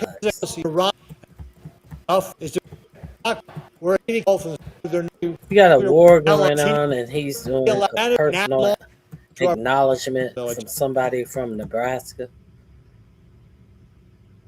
And we got war powers that need to be voted on. This isn't the first pressing thing that we're speaking on. No disrespect. Later today, the Senate will consider a resolution from our good friend and colleague, Senator Kennedy. So let's hear Mitch McConnell. This may take a while. I will not interrupt, but let's listen. Of Virginia. Hey, Mr. President. Senator from Kentucky. Later today, the Senate will consider a resolution from our good friend and colleague, Senator Kane of Virginia. The purpose, as he puts it, is to prevent the nation from sending our young people to die in war without legitimate justification. I do not doubt the sincerity of our colleagues' intentions. Like Kentucky and Virginia is a state with large military footprint, and the magnitude of the risk undertaken by brave people we represent is simply inescapable. But I would submit to each of our colleagues a few reminders as the debate unfolds. First, this weekend's events are not the beginning of a war, but an attempt to end one that spanned nearly half a century. The Islamic Republic of Iran was quite literally founded on the premise of existential war against America and against Israel. And over again, it has escalated the war, exported more terror, spilled more blood, and destabilized an entire region. So make no mistake about it, this war belongs to the mullahs in Tehran. And as I've explained so many times over the years, the powers of the president for the use of military force with or without prior congressional approval are actually well established. Every single president during my time in the Senate has invoked these inherent authorities, from President Reagan's strikes on Libya to President Biden's strikes on the Houthis. President Trump's use of force to end Iran's war of terror is squarely within his inherent authorities as Commander-in-Chief. Therefore, I will oppose the Kane resolution and would recommend our colleagues do the same. Now, with that said, the President's clear authority to use military force does not absolutely absolve him from our responsibility to place his national security decisions on the broadest possible political foundation. In fact, precisely because the President holds such expansive constitutional authority, it's incumbent on them to ensure such use is judicious, rooted in core national interests, and broadly supported by the American people. Literally for decades, following World War II, presidents of both parties tended to take this responsibility quite seriously. They understood that wild swings in foreign policy between administrations could confuse our allies and embolden our adversaries. And so throughout the Cold War, they spent considerable time and political capital explaining to the American people the stakes, objectives, and strategies they intended to pursue in service of our national security. When it came to Iran policy, President Obama did not take this responsibility to heart, and is little surprised that his unilateral deal did not survive for long after his presidency. Likewise, despite my urging, President Biden failed to speak clearly to the American people about our national interests in helping Ukraine resist aggression. President Trump has made a bold and tough decision, one that could transform the region for the better, literally for generations to come. But there are risks involved. And I hope his administration will work to explain the connection between the Commander-in-Chief's worthy objectives and the military and diplomatic means to achieve them. Connecting ends and means is the essence of strategy. And it's important for the administration to explain to the American people how they intend to do so. In turn, our colleagues in the minority have a responsibility to actually listen and to not reflexively oppose foreign policy decisions of presidents they don't like. After all, we don't have to look far into the past to find Senate Democrats voicing support for keeping the military option on the table in America's dealings with Iran, or supporting President Biden's unilateral military force against Iran's proxies in the absence of explicit congressional authorization. More immediately, I hope our colleagues will consider the consequences of terminating ongoing operations before they've even succeeded. What would the Chinese, what would the Russians conclude if America abruptly lost its stomach for decisive action? What cold comfort would our allies take from increasing erratic and partisan application of U.S. foreign policy commitments? So, Mr. President, the consequences of successfully ending Iran's decades-long war against us and our allies and partners could reach far beyond the Middle East.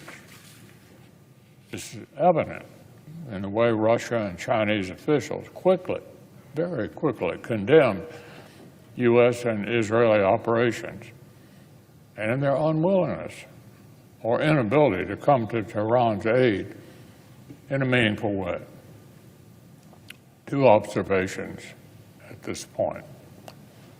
First, one of the reasons U.S. operations have enjoyed such freedom of maneuver in the Western Hemisphere and in the Middle East is that Russia's bogged down in its war in Ukraine, a war whose battlefield innovations are already shaping operations over in the Gulf. If Russia was more unencumbered, it could have provided more material assistance to its partners in Venezuela and Iran. The price of peace in Ukraine matters, and we should be careful not to compel an outcome that allows Russia to reassert itself in regions of critical importance to the United States. At the same time, there's tremendous value globally to destroying Iran's ability to produce the drones that rain down death in Europe and the Middle East alike. There's likewise value in disrupting its illicit oil trade with the PRC. And finally, Mr. President, a word about munitions, military readiness, and defense industrial capacity. Regardless of disagreements on the pending question, every one of us should want the United States to have the best possible military. Every one of us should want our armed forces to be prepared for even more challenging threats. Today, the U.S. military is not prepared to confront aligned adversaries and deter or defeat aggression simultaneously on multiple fronts. The reasons are numerous. There's plenty of blame to go around. Administrations have failed to submit budget requests that meet the basic requirements of the military. Congress has failed to pass timely full-year appropriations. Industry has failed to anticipate inevitable demand.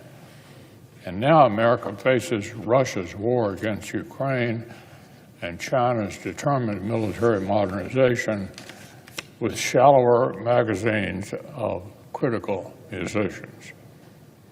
But there's good news. With more funding, there's spare production capacity to be tapped for this year, fiscal 26. We can build more munitions, produce more spare parts for airplanes, repair ships, invest in dilapidated military infrastructure, and deepen our cooperation and co-production with our allies.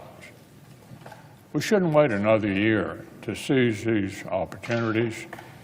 The way to realize the well-resourced military our nation requires for the future conflicts is to build it today, right now.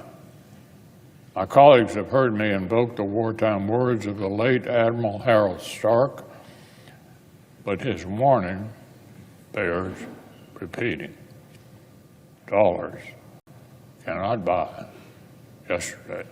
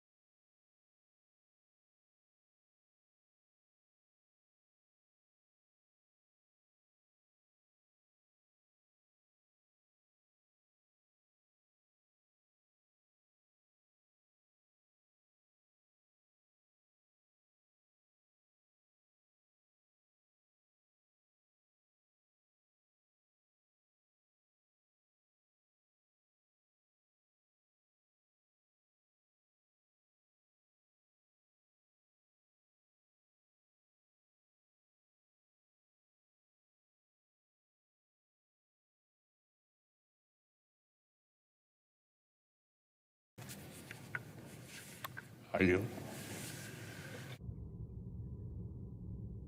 Mr. President. Senator from Louisiana. Mr. President, I have 6 requests for committees to meet during today's session of the Senate. They have the approval of the majority and minority leaders. Duly noted. Mr. President, I want to say a brief word about 2 subjects today. First, hockey. Wonderful sport. Requires endurance, stamina, hand-eye coordination, balance. I've never played hockey. My son did in high school, and he was good. He was very good. So because he was interested in hockey.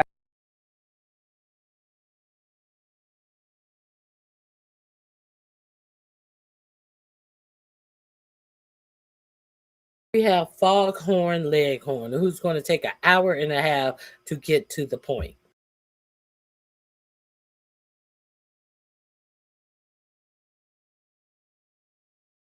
I learned a lot about it. Went to his games, his practices. Really learned to admire the sport and the talented people who play hockey. As an aside, Mr. President, I'll tell you one lesson I learned about you, which of course they zip up.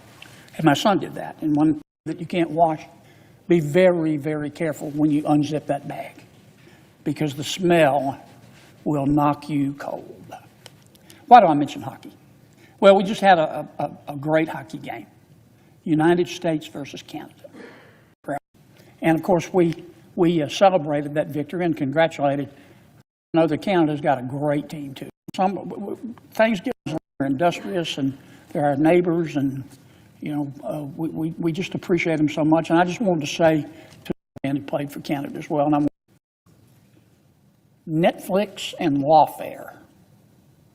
Permit me to explain. I love Netflix. I don't get to watch a lot of television, but sometimes I wrote a few down. Godless, Adolescence, Ripley, The Queen's Gambit, just wonderful, wonderful acting. I really admire Netflix. It's a great deal. Netflix is so successful today. They have 325 million subscribers. Their movies go out, and their limited series go out all across the world. Employ a great American company, and I'm proud of it. That's why I was so surprised to hear recently some of the things said by one of the Netflix board of directors. I don't know how many directors Netflix has. I think it's anywhere from 10, 11, 12, 13. Really bright people. You go through and read their resumes, you can't help but be impressed. They're well compensated. Now, just to be a board member, they pay you $300,000 a year. But I was shocked to hear what one of their board members said. And I don't know if this board member was speaking for Netflix because she's so prominent. She's well known, and it's well known that she is on the board of Netflix. I think she was on the board of Netflix and then went into government. Oh my God. The fuck is he talking about? I'm talking, of course, about Miss Susan Rice, who worked for President Obama and President Biden, Stanford graduate. All of this to talk scholar. about Susan Rice and her job at Netflix when we are in the middle of a war. Hockey games, Susan Rice, Netflix, what shows he likes on Netflix, a whole motherfucking blowhard. To talk about a well-educated black woman as sitting up here talking like a motherfucking scarecrow with a pipe in his mouth. As a DPhil from Oxford, Ms. Rice is just, I guess I should say, Dr. Rice is absolutely brilliant. But anyway, one of her paying gigs right now, I suspect she'll go back into government. One of her paying gigs right now is she's a very prominent independent director. So government isn't a paying gig. So what are you saying? One of her paying gigs right now, I guess she'll go back into government. Government isn't a paying gig. She doesn't have the right to make a living. What the fuck are you actually saying? The only gig she can have is in government. Is that what you're saying? Netflix. And it's very hard to I mean, when she's so prominent, you have this extraordinary American company. They're kind of joined at the hip. That's why I was so surprised. I want to read you what Ms. Rice said. I'm going to quote. These are her words, not mine. This is what Ms. Rice said. When it comes to the elites, you know, the corporate interests, the law firms, the universities, the media, it's not going to end well for them. For those that decided that they would act in their perceived, very narrow self-interest, which I would underscore is very short-term self-interest, and take a knee to Trump, not President Trump, not Mr. Trump, take a knee to Trump. That'll surprise me, because when I talk about President Obama or President Biden, President Trump, I'm always very careful to call them president. Okay, that's you. Plenty of people. While you so careful to call him president, that president that you are so careful about just depicted President Obama and his wife as apes. So what's your point, bitch? Democrat or Republican, it's a matter of respect. But she said, I'm going to repeat the sentence, for those that decided they would act in their perceived, very narrow self-interest, Ms. Rice said, which I would underscore as very short-term self-interest, and take a knee to Trump. They are going to be caught with more than their pants down.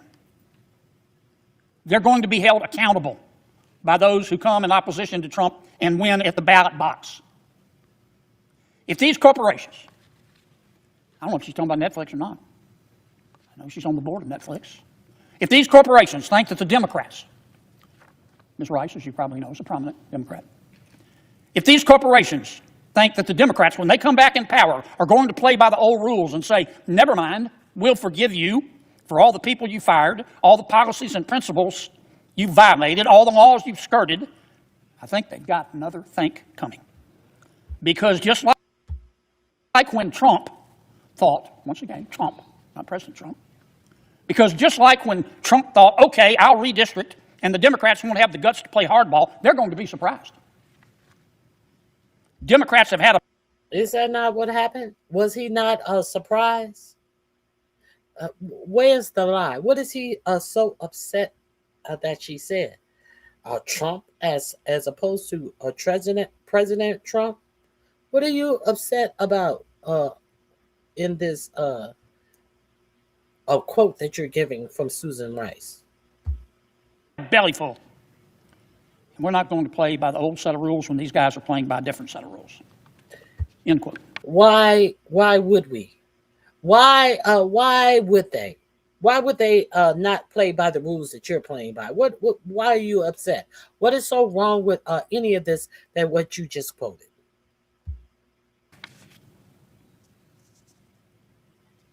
Ms. Rice talked about being surprised. I'm surprised. I'm shocked. What came to mind initially when I read these words is you can only be young once, but you can always be immature. You can only be young once, but you can always be mature. What Ms. Rice is talking about is payback. What Ms. Rice seems to be saying is 2 wrongs don't make it right, but they do make it even.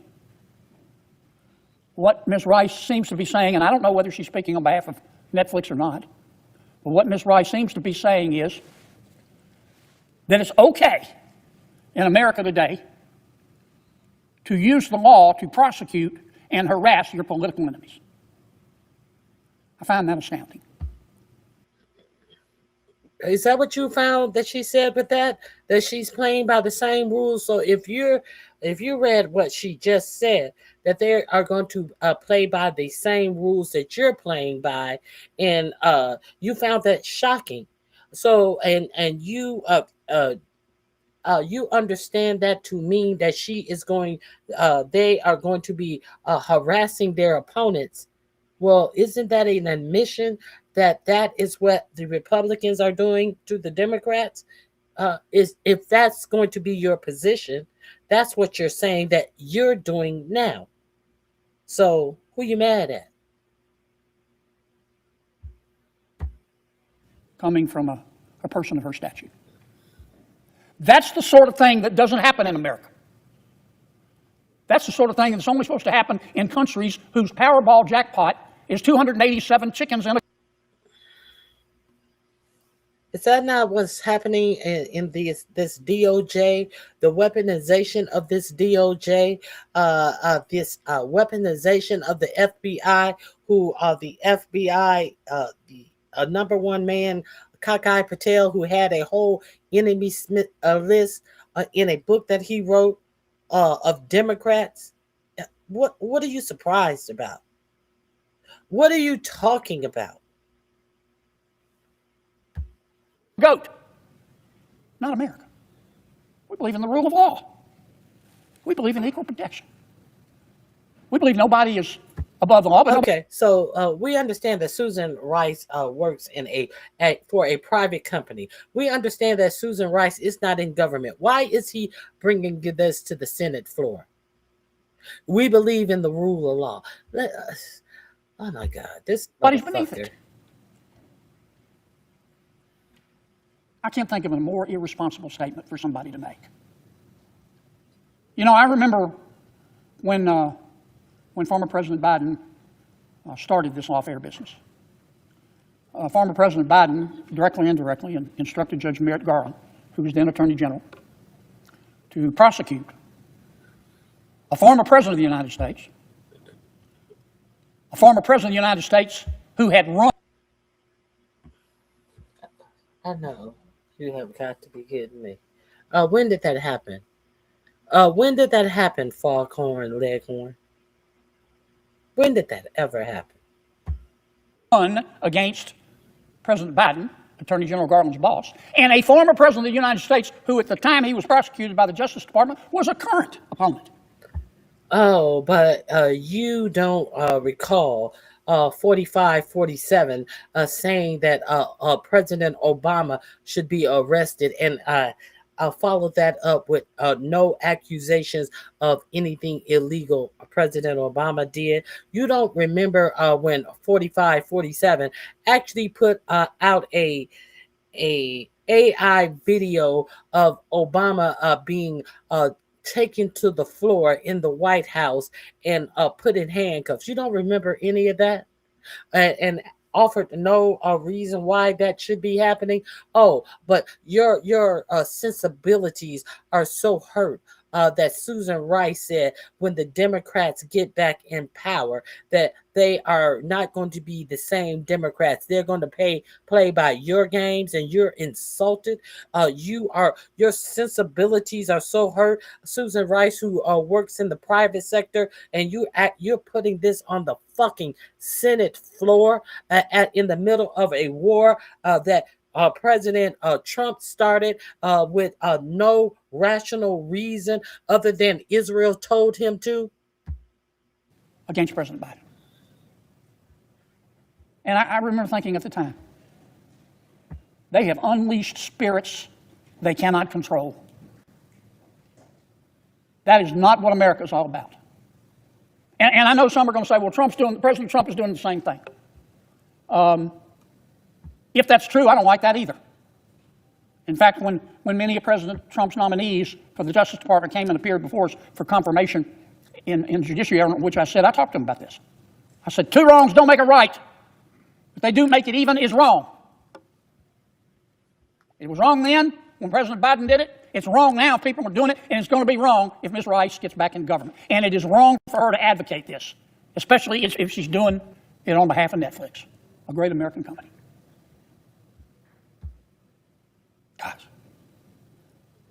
You can only be young once. But man, oh man, you can always be immature. I suggest the absence of a quorum unless the parliamentarian wants me to yield to somebody, and she's pointing to Dave. So I'm going to yield to my good friend, the distinguished, handsome senator from Pennsylvania.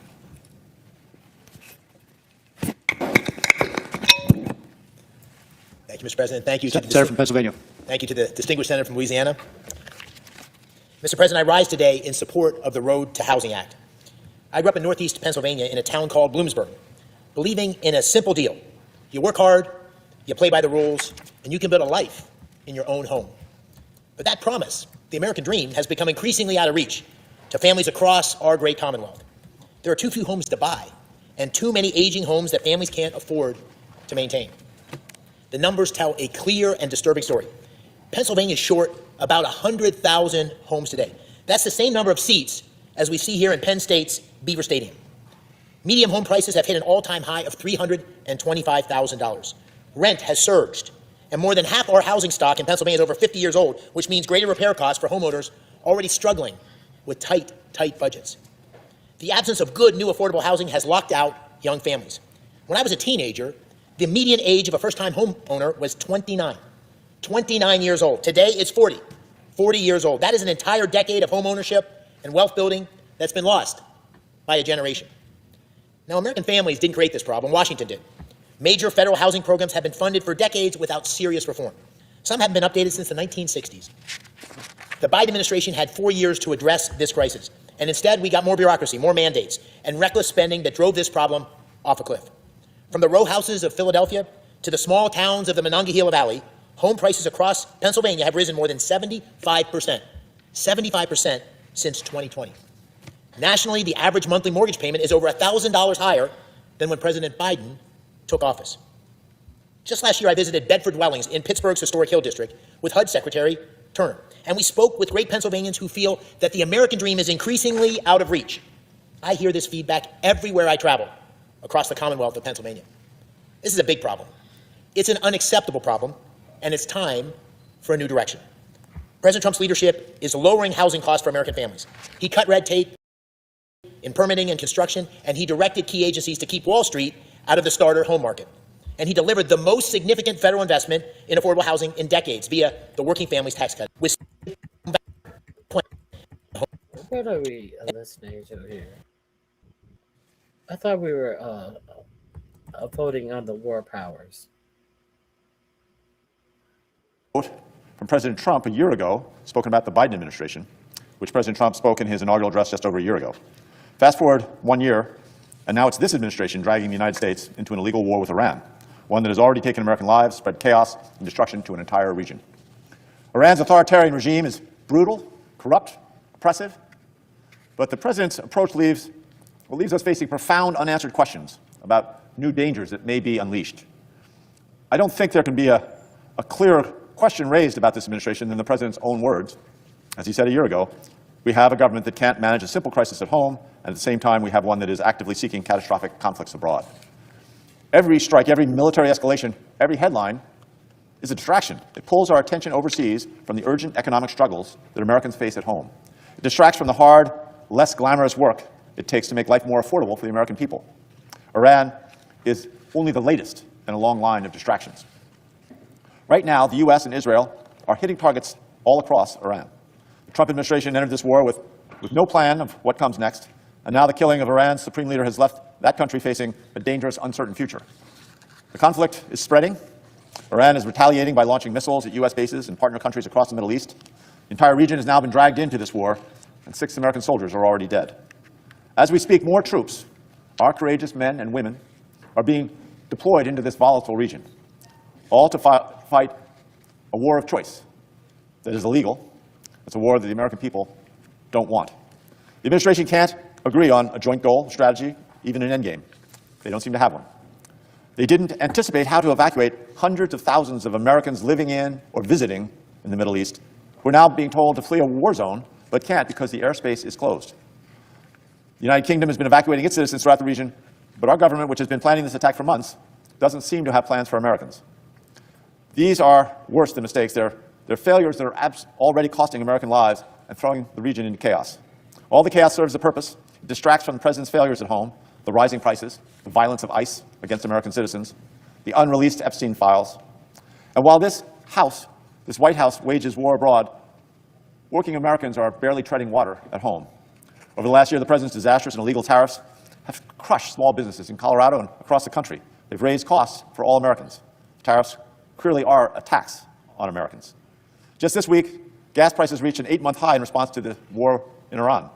Americans are already paying for this war at the gas pump. Rent and home prices continue to rise, pushing the average American's first home purchase to age 40, an all-time record. Tens of millions of Americans are paying double for their health care because the president and MAGA Republicans passed legislation that will lead 15 million people to lose their coverage altogether. In 85 of the country's largest metro areas, child care for 2 kids costs more than rent. On top of all that, U.S. job growth is at its lowest, its weakest since COVID, and wages aren't keeping up with inflation. According to Moody's, the top 10% account for nearly half of all spending.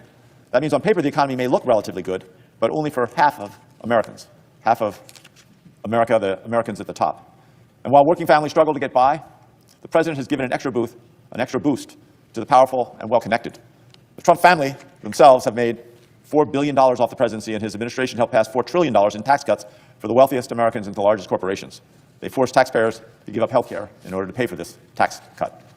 Meanwhile, our communities feel out of control. We've witnessed ICE arrest children, separate families, kill Americans, all with zero accountability. We've seen the president and his Department of Justice delay and deny the release of the Epstein files, the full Epstein files. In the selected files we do have, the name Trump shows up more than 85,000 times. Americans want safety. They want justice. They want to be able to pay their bills. Instead, what they're getting is cover-ups and corruption and chaos. Here's the thing. Americans know that something is wrong.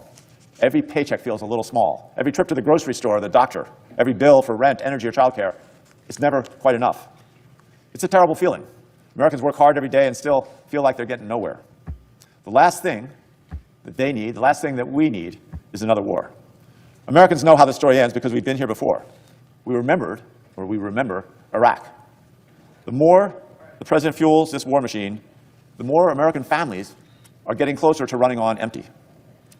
It's time to cut short this illegal war and demand that the administration deliver for Americans and focus on our homes. For every family, for every soldier, for every paycheck, for every taxpayer dollars. A year ago, the president warned about a government stumbling into a continuing catalog of catastrophic events abroad. But that's what we've done.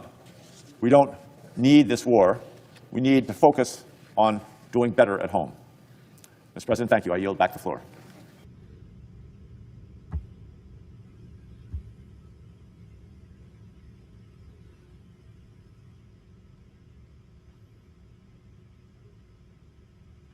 Is that it? Is that it? Let's get over. Let's see what. Let's see how they are battering Ice Barbie. I think this was so uneventful. I apologize for bringing you guys over for this bullshit rhetoric. Let's see how they're battering Ice Barbie. Ice Barbie. Doom doom doom doom doom doom doom doom. Ice Barbie. Doom doom doom doom doom doom doom doom doom. Ice Barbie. Let's check this out. Let's go over here. This will be in the description box under Barbie Got a Black Eye. Make sure if you want to review this in its entirety, go over to my description box under Barbie's Got a Black Eye.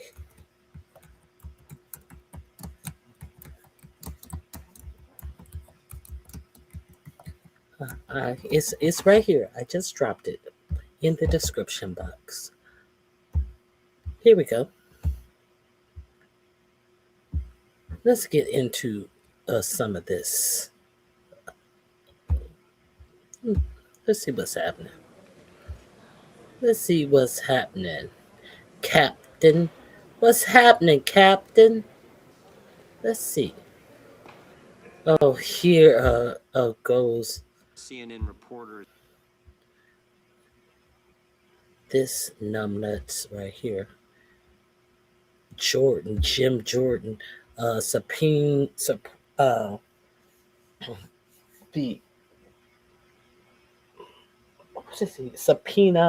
avoiding Jordan. Committee will come to order without objection. The chair is authorized to declare recess at any time. We welcome everyone to today's hearing on oversight of the Department of Homeland Security. The chair now recognizes the gentleman from Missouri, Mr. Onder, for lead us in the pledge. This should be good. To the flag. Is enforcing federal law. 1/3 of the country, almost 1/3. I want to thank you for your work. I want to thank you for being willing to come today and answer our questions.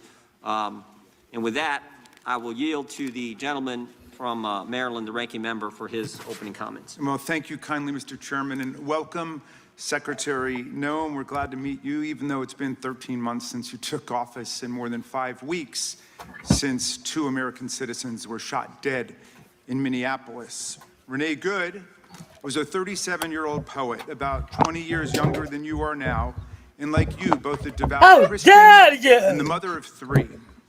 She was on her way home from school drop-off when she encountered an ICE operation, and one of your agents shot her dead, shot her 3 times. She bled out in the driver's seat of her car after your agents refused to let a doctor or EMTs approach her. You expressed no sympathy for her family. She was a domestic terrorist. For her killing by an ICE agent. You ran a smear campaign against Renee Good. And you called her a domestic terrorist.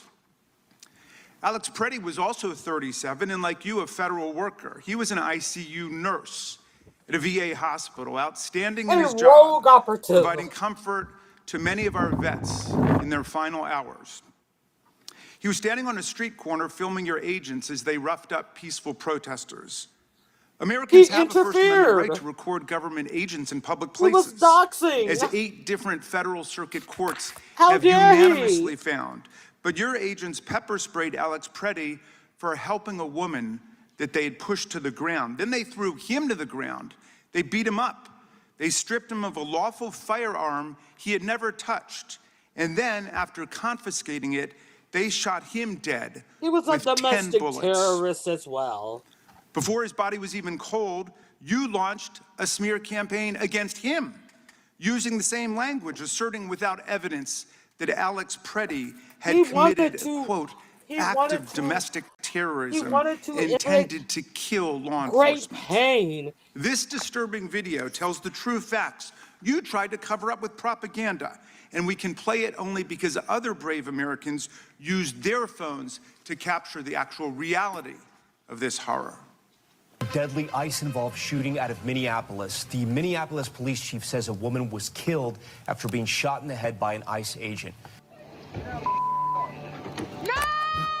Renee Nicole Good was a 37-year-old U.S. citizen and mother of 3 who moved to Minnesota just last year.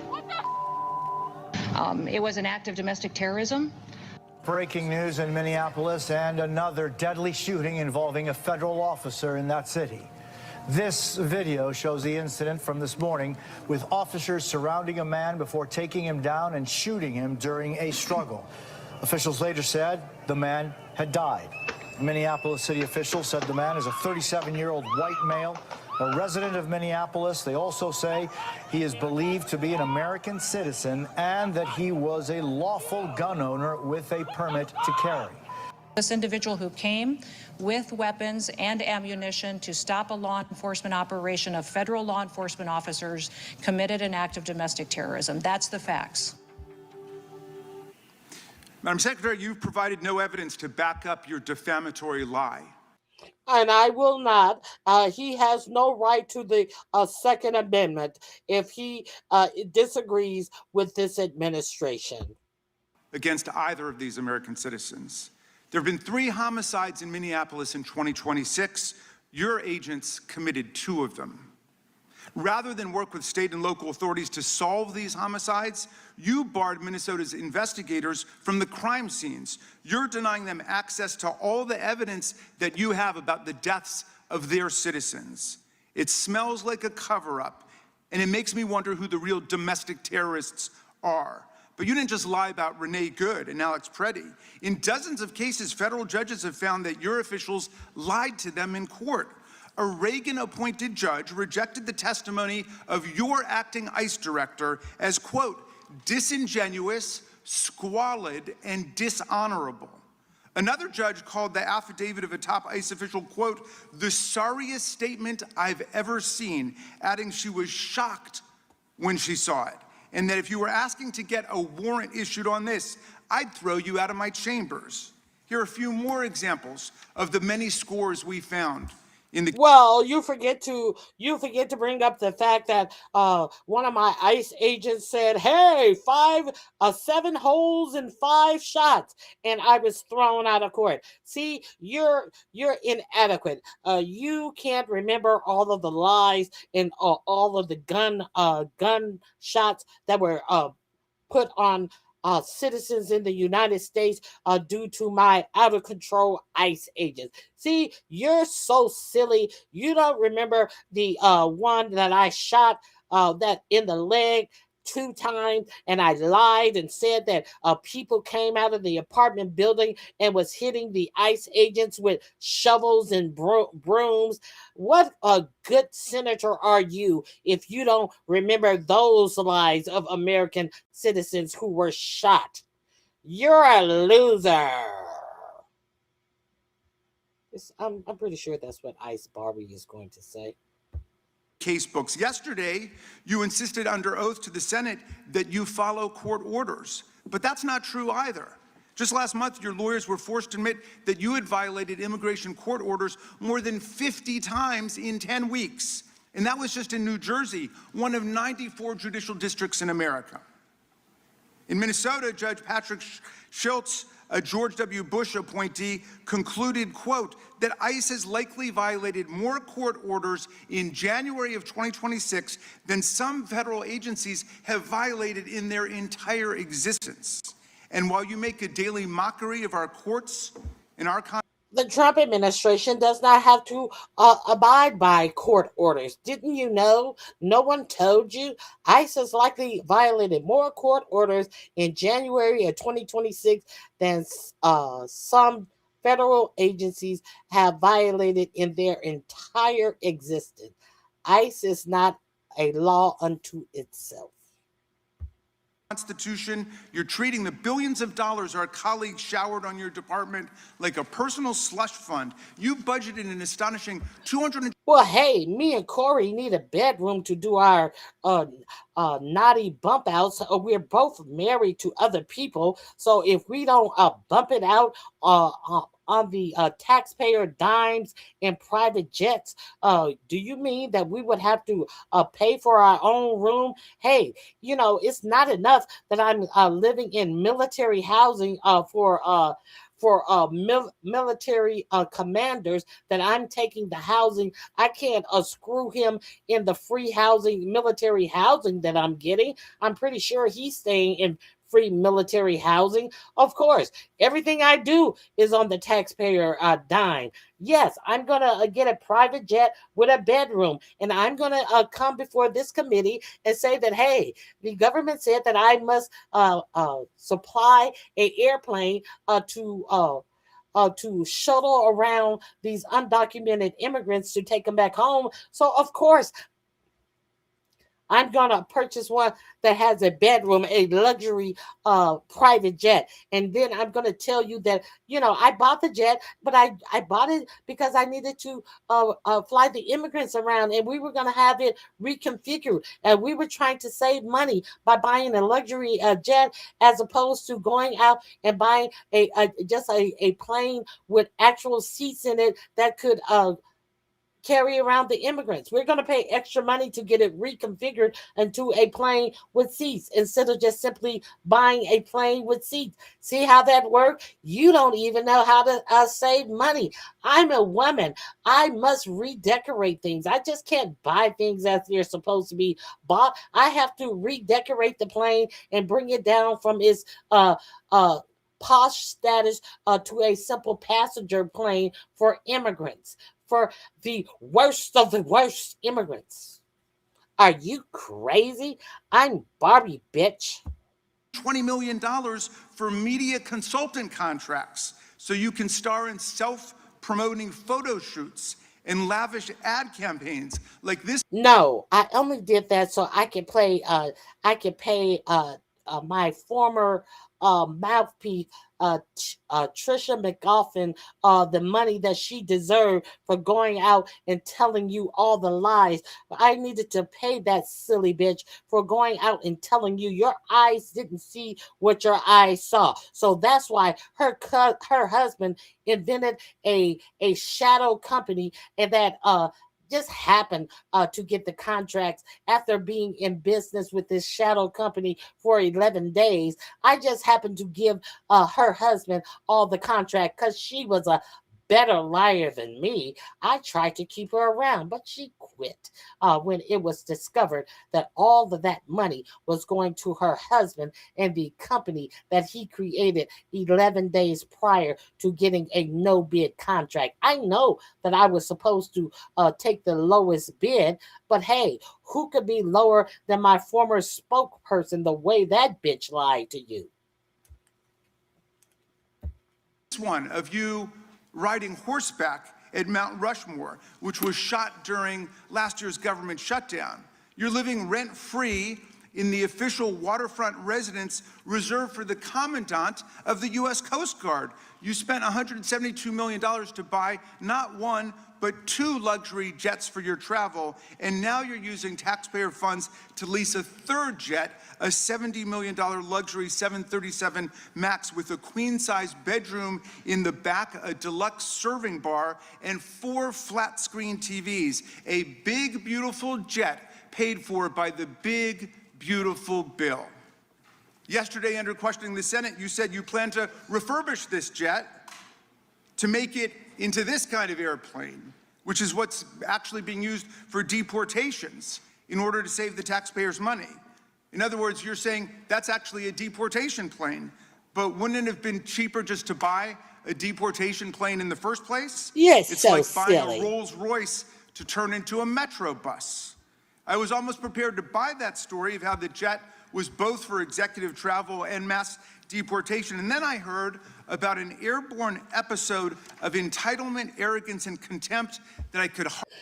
Arrogance? Are you serious? I know you're not going to bring up the incidents when I fired that pilot because he didn't transfer my my cum-ridden blanket from one aircraft to the next, so me and Corey could huddle up and skeet on that blanket some more. I know you're not going to bring up the fact that I fired this pilot and only had to rehire him because he was the only person who could take me back home in the plane after I fired him because he didn't bring my big cum rag, which I call a blanket, from one plane to another. How dare you?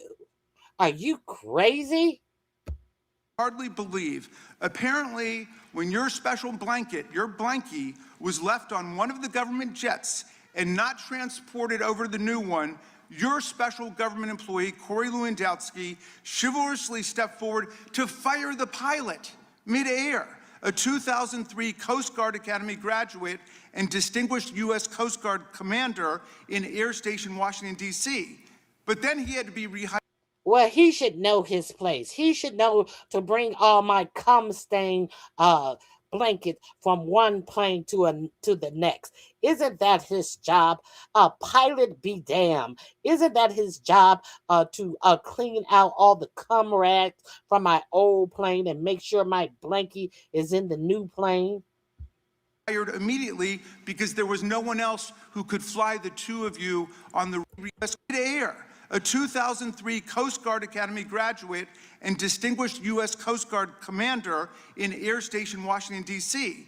But then he had to be rehired immediately because there was no one else who could fly the two of you on the rest of the journey back home. Secretary Noem, you're flying high now, maybe even a little bit too close to the sun. But with all these free planes and houses and pilots, you've traveled a long distance from your actual job and the things you should be doing as head of Homeland Security. Your agency is charged with protecting the homeland. It includes FEMA, TSA, the Secret Service, the Coast Guard, the Cybersecurity and Infrastructure Security Agency, as well as ICE and CBP. Yet you've hollowed out the national security mission. You redeployed thousands of people responsible for tracking terror financing and fighting cyber threats to go work on your mass immigration roundup. You Hey, you know what? I did that because that is not a public facing. All of that cybersecurity, a mumbo jumbo, it cannot be seen by the public. What use is there doing a job if I cannot film it and stand behind it and say, hey, look what I'm doing. Do you see this? No one can see people working on cybersecurity, you dumbo. Assigned to the roundup agents working a key national security probe into Iran's terror financing, paralyzing that investigation, and to run what's left of Homeland Security. Okay, I paralyzed the investigation into Iran's money, and your point is that wasn't sexy. I couldn't ride on I couldn't ride on a horse and wrangle a buffalo with a lasso off of that. Are you serious? Security's ruined terrorism prevention office, you actually installed a 22-year-old intern whose chief listed qualification for the job was that he had participated in a model UN club his junior year of college. Don't forget that he had a lawn care business. Are you forgetting that he was a private business owner that owned a lawn care business when he was 13? There is that. You're supposed to provide disaster relief to our communities. Yet last summer, as floods devastated central Texas and killed 135 people, including 25 girls and 2 counselors at a Christian summer camp, you withheld crucial support, including search and rescue teams, for 72 hours. Why? Because the money had to be approved. Anything above $100,000 had to be personally approved by me, and I could not make myself available because my face was too pockmarked and swollen from my latest Botox treatment. So we had to wait for the swelling to go down before I was camera ready. What did you say about girls? Did you say something about children drowning? Those were 3 crucial days during which people drowned and died, waiting for bureaucratic approval. You promised to use ICE and CBP to expel the worst of the worst, undocumented immigrants guilty of committing violent crimes like the people responsible for murdering the children of these angel families, these angel moms and dads who've joined us today. Instead, your masked agents have been indiscriminately rounding up any and all immigrants and citizens who your agents think look like they might be immigrants. They've arrested kindergartners, daycare teachers, and parents dropping off kids at school. They drag grandparents out of their homes in their underwear in sub-zero temperatures and rip children out of their beds in the middle of the night, or use them as... Are you going to admit the fact that because I arrested that kindergartner, he has a Grammy Award now? Are you going to act like if it had not been for me, that 5-year-old in that little cute little bunny hat that I arrested wouldn't have a Grammy? He wouldn't have gotten a Grammy from Bad Bunny at the Super Bowl presentation? You know, I really should have deported Bad Bunny, but I would have had somebody not told me that Puerto Rico was recognized as being part of the United States. I really would have deported Bad Bunny to Africa. Bait to arrest their parents. Just last month, your agents picked up Nurul Shah Alam, a severely disabled and nearly blind Rohingya refugee, lawfully in America, who didn't speak English. You claim... Well, we did let him go. We did let that man go. We picked him up, and when we found out he was a lawful person living in America, after holding him for 72 hours, we let him go. We let him go in a parking lot. He was blind, and he didn't speak the language, and but we let him go. It's not our fault that he died and froze in the Buffalo winter because he was blind and couldn't speak English and couldn't get any help, and he just froze. It's not my fault. Was I supposed to be responsible in taking him to somewhere, taking him home? I only go to homes when I'm snatching people out of their homes. I don't go to homes to return disabled people to their homes. That's not my job. I have jets to get on. Your agents dropped him at a safe, warm location. Again, not the truth. They dropped him off miles from his home in the dark at a closed coffee shop in sub-freezing temperatures. And now, because of this cruelty, this man too is dead. You have 250,000 employees and a budget larger than that of 150 countries. You command over 80,000 sworn law enforcement officers, more than the number of police officers in New York, Chicago, LA, Houston, DC, Las Vegas, and Dallas combined. On top of that, our colleagues have handed ICE an additional $75 billion by slashing funds for Medicaid, children's health insurance, and rural hospitals. Secretary Noem, your job is to protect the homeland, but the most precious possession that we've got in our homeland is our freedom and the Constitution and the Bill of Rights that protect it. You seem to have forgotten what our most precious possession is. The billions of dollars showered on your department have paid for violence and chaos in the American heartland and a sweeping assault on the basic rights of the American people. But the heroic citizens of Minneapolis have shown America how to fight back against this reign of terror and win with the truth, with solidarity, with mutual self-help, with creative joy and humor and music, with mass nonviolent assembly and protest, and with irrepressible love of children and kindness towards animals and other living things. You've turned our government against our people, and you've turned our people against our government. But the people are winning today, although we know we must continue to wake up every day, like the people of Minneapolis, and go out and fight for constitutional freedom. We are clearly in the fight of our lives, and we obviously have very serious questions for you today about what you are turning our government into. I yield back, Mr. Chairman. Gentleman yields back without objection. All other opening statements will be included in the affirmative. I also want to take a personal privilege. It could be like Trump will judge. Her opening speech, you can go back and check this out. Names that we've lost. I don't want to hear all of this bullshit. All of this word salad that means absolutely nothing. Let's get down to the word salad and the avoiding of straight questions to this dumb bitch. Do that, President.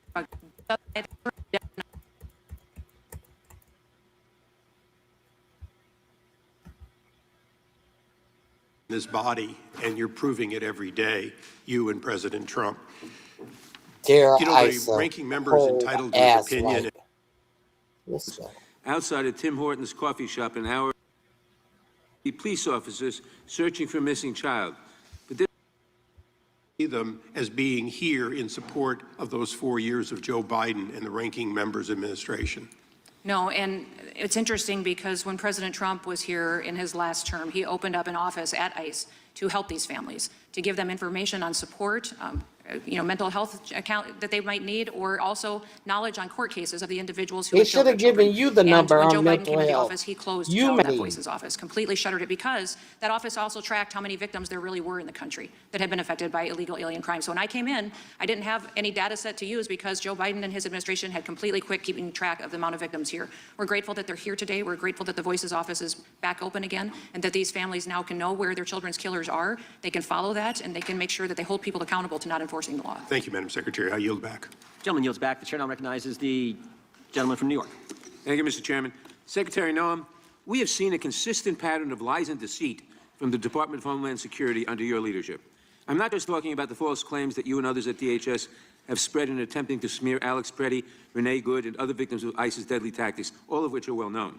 I'm talking about the dishonesty and deception that has become commonplace throughout your agency. One of the most brazen incidents occurred last week at Columbia University, where 5 DHS agents conned their way into a university-owned apartment building at 6 a.m. They were pretending to be police officers searching for a missing child. But this was nothing more than a ruse to gain access to the apartment of a student originally from Azerbaijan, Eli Agayeva, a senior studying neuroscience and politics. A public security officer on the scene asked for a warrant, but none was produced, and they proceeded to arrest Eli. It is black-letter law that a government agent cannot lie about searching for a missing child to gain entry to a residence. It's literally the example they give in the criminal procedure textbook. But your agents deliberately misrepresented themselves to gain access to Eli's apartment. Fortunately, hours after Eli was taken into custody, following a public outcry and a meeting with Mayor Mamdani, President Trump intervened and secured her release. If Eli had been among the worst of the worst that you claim to target, surely the president would not have pushed for her release. But this is just one example of an out-of-control department under your leadership. My own office was the victim of your agents' deceptive tactics last year, when DHS agents entered my office under false pretenses, claiming that my staff was, quote, harboring rioters, when video clearly showed this was not the case. A statement issued by DHS claimed the agents were doing a, quote, security check. And yet the video that has been released shows them handcuffing a staffer, demanding access to non-public areas of my office without a warrant, denying that they even needed a warrant when challenged by a member of my staff, and never once asking about the safety and security of my staff. More lies. Although both of these incidents were traumatic for those involved, at least everyone is alive and well. Unfortunately, the same cannot be said for Nurul Amin Shah Alam, an elderly, nearly blind refugee from Burma living in Buffalo. 2 weeks ago, he was left abandoned by U.S. Customs and Border Patrol agents outside of Tim Hortons coffee shop an hour after they closed, in the cold and in the dark, with no shoes on, miles away from his home. 5 days later, he was found dead. Mr. Shah Alam escaped the genocide in his home country just to die here because Border Patrol could not be bothered to take him home or to tell his family where they had released him. When the story came out in the press, DHS claimed that they had dropped Mr. Shah Alam at a, quote, warm, safe location near his last known address. Your agents also claimed Mr. Shah Alam showed, quote, no signs of distress, mobility issues, or disabilities requiring special assistance. These were obvious lies. The coffee shop was closed. It wasn't safe and warm. He was nearly blind. He required special assistance, but your agents callously left him to defend for himself with deadly consequences. This is a clear case of your officers failing to fulfill the basic duty of care, and as a result, this man is dead. So, Secretary Noem, I want to know if there will be any accountability for the incidents I have described today. Will the agents who lied at Columbia face discipline, or the officers who forced their way into my office? What about the officers in Buffalo who abandoned a barefoot blind refugee in the middle of a freezing night miles away from his home? Will any of them face accountability? Well, sir, you talk about several different specific cases. What I would say is some of your facts are wrong on some of those cases, but also that they are all being reviewed. We do have a review process in the ICE agency within that department that goes through and does an OPR, which is the Office of Professional Responsibility, make sure that all protocols were followed in every single case. In the case of the Columbia student. We know, reclaiming my time, we know that in the cases of Renee Good and Alex Preddy, proper protocols were not followed. Now, Erie County is currently mounting an investigation. Will you at the very least commit today that DHS will cooperate with the investigation by local authorities in New York of Mr. Shah Alam's death? Yes or no? Which case are you talking about, sir? Shah Alam, the one who was We will released. certainly look at that, but I want you to know that the investigation. Will you cooperate with the local authorities? Yes or no? I don't conduct the investigations that are outside of within the umbrella of ICE and CBC. I'll take that as a no. The FBI leads I'll these take that as a no. Unfortunately, that has become a pattern we've come to expect in this administration. Secretary Noem, your agents are running amok, and you're doing nothing to hold them accountable. Everything that we are seeing, the lies, Chairman, regular order. yes, the cruelty, that is all happening on your watch and in your name. You should be ashamed. I yield back. Gentleman yields back. Gentleman from California, Mr. McClintock, Chairman of the Subcommittee on Immigration, is recognized for 5 minutes. Thank you, Mr. Chairman. I know we have a number of angel families here today whose loved ones were killed because of the open borders policies of the Democrats. Could I ask them to stand for a moment and be recognized so that we can honor their loved ones and get a sense of the human toll that 4 years of open borders took on our country? Thank you. God bless you all. Yep. Thank you. Madam Secretary, the Democrats told us that the only way to secure our borders was we had to grant amnesty and citizenship to the millions of illegals that they had allowed into our country. Was this true? No. And how do we know it wasn't true? Because we enforced the law and sent the message that in the United States now our border was going to be secure, and we would ensure that, and it happened. People quit coming. They quit coming to that border because we told them it was closed, and we made sure that when people did cross the border that there was consequences for breaking federal law. During the Biden years, approximately how many foreign nationals illegally entered our country, either as gotaways or through the CB1 app or the cash and release policies of Biden? We don't necessarily know, Congressman. We don't necessarily know because the invasion was facilitated by the federal government during that time. And while all of our CBP agents were pulled to process people, to make sandwiches, to take care of the masses and thousands of people crossing the border, huge swaths of our border were left unsecured. So And the we don't cartels know. took advantage of that to We traffic don't know people. how many millions of illegals. We know at least 10 million because we watched them either cross the border or we released them under the Biden administration. But the Inspector General reported that they also approved entry visas for 13 million foreign nationals without conducting any interviews or background checks as required by law. Do we know anything about those 13 million visa approvals that were given without any kind of vetting? We don't. We're going back and tracking ones we have documentation on, but most of them are not at the addresses that they left, the contacts that they may have done. And all of our programs under the Department of Homeland Security were violated and abused and perverted as well. For example, when we came in, there was 400,000 asylum cases. That was a year before we came in. He abused it so bad during that invasion that when I first got sworn in as secretary, there was a backlog of 1.5 million asylum cases. And They all need to be reviewed. Do we know how many are still even in the country? No, we don't. How many criminals were allowed in? Oh, thousands of them. We know for a fact that other countries emptied out their prisons, their mental institutions, encouraged people to go, and those individuals who would pay a cartel member to move them across the country certainly came into our country, broke that first law, which made them a criminal, and then after that, many times. And could you tell us again just how many illegal aliens have been deported under your leadership or have been self-deported? There's been over 700,000 that have been detained and arrested and are being deported. I want to remind everybody at this committee, too, that every single one of these individuals that's detained has final orders of removal. They can leave today. And by the way, as soon as they get to that detention center, they how have many the of option to those go home. that you've deported now have records of a criminal arrest or conviction? 70% of those in our detention centers have criminal So you've effectively removed more than 500,000 criminals, illegal aliens from our streets and sent them back to their own countries or detained them. Yes. And what's that done to our Our crime rate has been phenomenal. In fact, we have the lowest murder rate in our country that we've had since it's been reported. Over 125 years, our murder rates are at the lowest that it is. The drug epidemic is getting better and improving. We need it to do more so we don't lose more of our children. But we specifically under ICE as well and HSI target human traffickers, child pedophiles, and those that would perpetuate assaults against our children. The chairman said there were 11 states refusing to enforce federal immigration law. I think it's worth noting there were also 11 states in the old Confederacy. And they, too, asserted the doctrine of nullification, that states could ignore or nullify federal laws that they didn't like. That's fatal to a federal republic like ours. Abraham Lincoln understood that. Andrew Jackson understood that. Donald Trump understands that. It's what lit the fuse for the Civil War. How do these sanctuary states thwart enforcement of our federal immigration laws? They don't cooperate with us. They don't share background information or arrest information or when they're releasing someone from their prisons or jails. They turn them on the streets, and then when we're out doing enforcement actions, they don't help us with security. Many of these local officials, driven by political leaders, governors or mayors, don't come when we respond and we ask for backup for our law enforcement as well. And what's the purpose of these so-called sanctuary cities and states? Are they protecting all illegal aliens or only those illegal aliens that have been arrested for other crimes? Well, I would say they're protecting them all. They're allowing them to stay on their programs and to live in their housing and facilitate it and to be on benefits programs that take taxpayer dollars out of their communities away from American citizens and facilitate a way of life for people that didn't follow our legal process. I know that they're very concerned, the Democrat Party is very concerned about illegal aliens in this country. I will tell you, as a Secretary of Homeland Security, it's my job to get up every day to be concerned for American citizens. Well, they are my priority. Thank you for the job you're doing. Gentleman yields back. Mr. Coleman, I should have said this earlier. If you need any help or a little break, when you want to go in the back room with Delilah, that's fine. I see Delilah decided to take a nap. Let the record show. I think she fell asleep during Mr. Nadler's question. The chair now recognizes the gentlelady from California. Thank you, Mr. Chairman, and thank you, Secretary, for being here with us this morning. There's an old adage that states there are no bad owners, just bad owners. One of the questions that we have is, are there bad agencies or just bad owners and bad leadership? So, I have a concern about much of what's happening in the enforcement region internally in the United States. And I'd like to show a video, the video number one, if the staff could play that.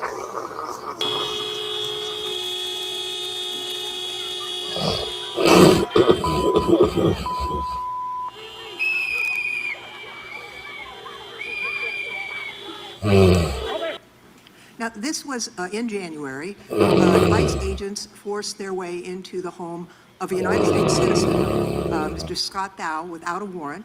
As you can see from the video, they pulled him into sub-freezing temperatures in his underwear.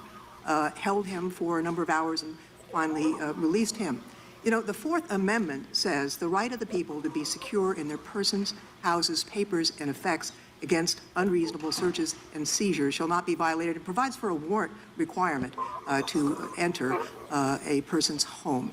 Now, that was bad leadership, in my judgment, because, not in your part, the Attorney General has issued a memorandum asserting, I think incorrectly, I mean, obviously incorrectly, that no warrant is required to break into somebody's house, contrary to what the Fourth Amendment provides, and that an administrative warrant, which is basically note to self, go ahead and break into anybody's house you want, is what's sufficient. So my question really is not about the illegal breaking and entering into that U.S. citizen's house, but what is the policy about taking an old man in his underwear out of a house in sub-freezing temperatures? Do you train agents not to do that, or are they trained to do that?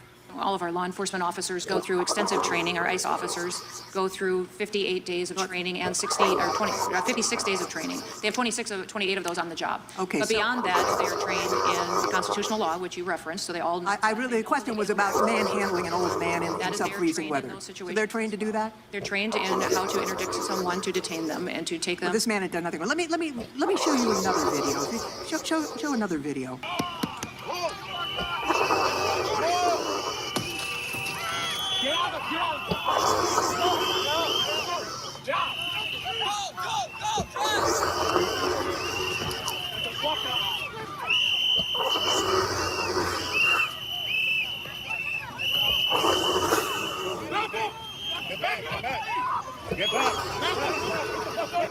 So this disabled woman, she's a U.S. citizen, Miss Raymond, she wasn't protesting anything. She was on her way to a doctor's appointment.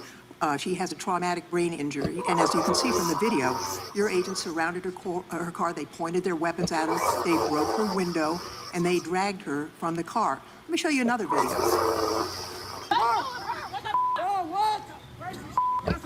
I got no heart, for real. No heart. No heart. Now, in this video, masked agents blocked the road with their SUV and used it to hit an American citizen driving in the right lane on her way to work after dropping off her child. As you can see, they drew their weapons, they drug her into the street to arrest her. She didn't know they were federal law enforcement because they were wearing masks. So the question I have is, are agents trained to break the windows of people whose cars they encounter and drag them out forcibly without asking questions? Is that their training? Congresswoman, our officers are all trained for situations to where they're interacting with the public and where they are detaining someone or arresting them.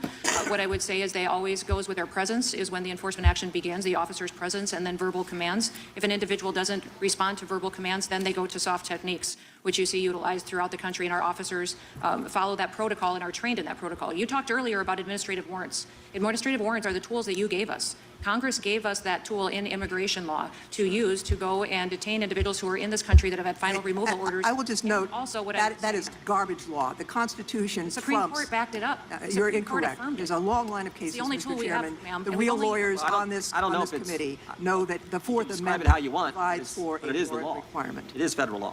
The gentlelady's time has expired. The chair is now recognized. Mr. Chairman, could I just do a UC request? The gentleman is recognized for unanimous consent. This comes from The Guardian. Worst of the worst, most U.S. immigrants targeted for deportation in 2025, 73% had no criminal charges. Documents revealed. Without objection, the chair is now recognized. Madam Secretary, how many detainers in 2025 did ICE issue to local law enforcement? It was 201,340. And I just want to be clear, that means over 200,000 individuals are in the country illegally. You have a notice, final order to remove those individuals. They've been charged with an additional crime, some other crime, harming kids, stealing stuff, maybe even something worse. They're in a jail or detention center, and you send a notice, a detainer notice to that jail or detention center saying, if you're going to release this individual, give us a heads up so we can come apprehend him at the jail. Is that all accurate? That is accurate, yes. Okay. Now, and in 68.5% of the country will work with you on that. Most of the country, 2/3 of the country. But a third of the country won't because they're run by left-wing crazy elected officials. And they say, no, we're not gonna work with ICE. So how many times in the same time period, how many times last year, 2025, were your detainers not honored? 17,864 detainers were declined. Declined. And now some of them, they may have declined early, but many of those people are out on the street. Is that fair to say? That's correct. So in these jurisdictions, they say, we don't care that federal law says there's a final order of removal for this individual, and we don't care that this person's been charged with an additional crime. We're going to turn them out on the street, release this individual out on the street, and make you send 6 agents, 12 agents, whatever, to get the bad guy on the street when you could have sent one to the jail and just made it easy. Is that right? That is correct. And let me just ask you this, is that the dumbest thing you've ever heard? It is the dumb. Well, I've heard a lot of dumb things. Well, on the job, but I've heard a that lot of is dumb one things from them. the left as well, but that is certainly near the top, right? Now, here's what's interesting. They don't want it just to remain 1/3 of the country. They want it to apply everywhere. And you know how we know that? 1 month ago today, Leader Hakeem Jeffries and Leader Schumer sent a letter to Speaker Johnson and Leader Thune. And in that letter, they have 10 demands that they want. That's why they shut down the government, they're saying. One of the reasons they shut down the government is they want that policy, which only applies to 31% of the country right now, to apply nationwide. And I just want to read it, because it's point number 4 in their letter 1 month ago. Protect sensitive locations, prohibit funds from being used to conduct enforcement near these sensitive locations. So after they release them, they don't want you to be able to arrest the guy who may have been charged with abusing kids, the detainer wasn't honored, who's released to the street. They don't want you to arrest him near medical facilities, schools, child care facilities. So if he's hanging out near a child care facility, he's been charged with abusing kids and he's here illegally, or a school, you're not supposed to get him there, according to what Leader Jeffries and Leader Schumer said. And I'll ask you the same question. Is that the dumbest thing you've ever heard? Yes, that is one way to encourage criminals to congregate where children are, is to say that a school would be a safe zone. And what happens when they don't honor detainers? They release bad guys who were supposed to, according to federal law, be turned over to ICE, and you're supposed to remove them. They release them. What happens is exactly what I talked about in our opening statement. You have guys like this Ortiz fellow, right next door in Fairfax County, Virginia, who was here illegally. You all sent a detainer, and they said last September, nope, we're not going to honor it. They released him to the streets, and he killed someone, when it could have been easy. Someone would still be alive today. And as I said before, there'd be one less angel family in this country if they would simply do the common sense thing. But no, they want to expand it, and they want to put back in this protected area. Here's the other thing that's interesting. They all defend what happened in Minneapolis when all the protesters and rioters, or whatever you want to call them, went into the church. So they're allowed to go into the church, and somehow that's fine. They can disrupt the church service, but you're not allowed to go at or near a church to arrest a bad guy who's been charged with. Are we going to pretend like we didn't see the ICE people go into a church and were arresting people in church? Is that what we're doing now? And another thing is, why is Jim Jordan re-questioning after every Democrat asks their questions? I don't know of this to be allowed in committees as well. Another crime and released to the street. Again, unbelievably stupid. Is Jim Jordan just chairing this committee, or is he the helpmate of Ice Barbie when she fuck up her questions and he goes back and re-question this dumb broad?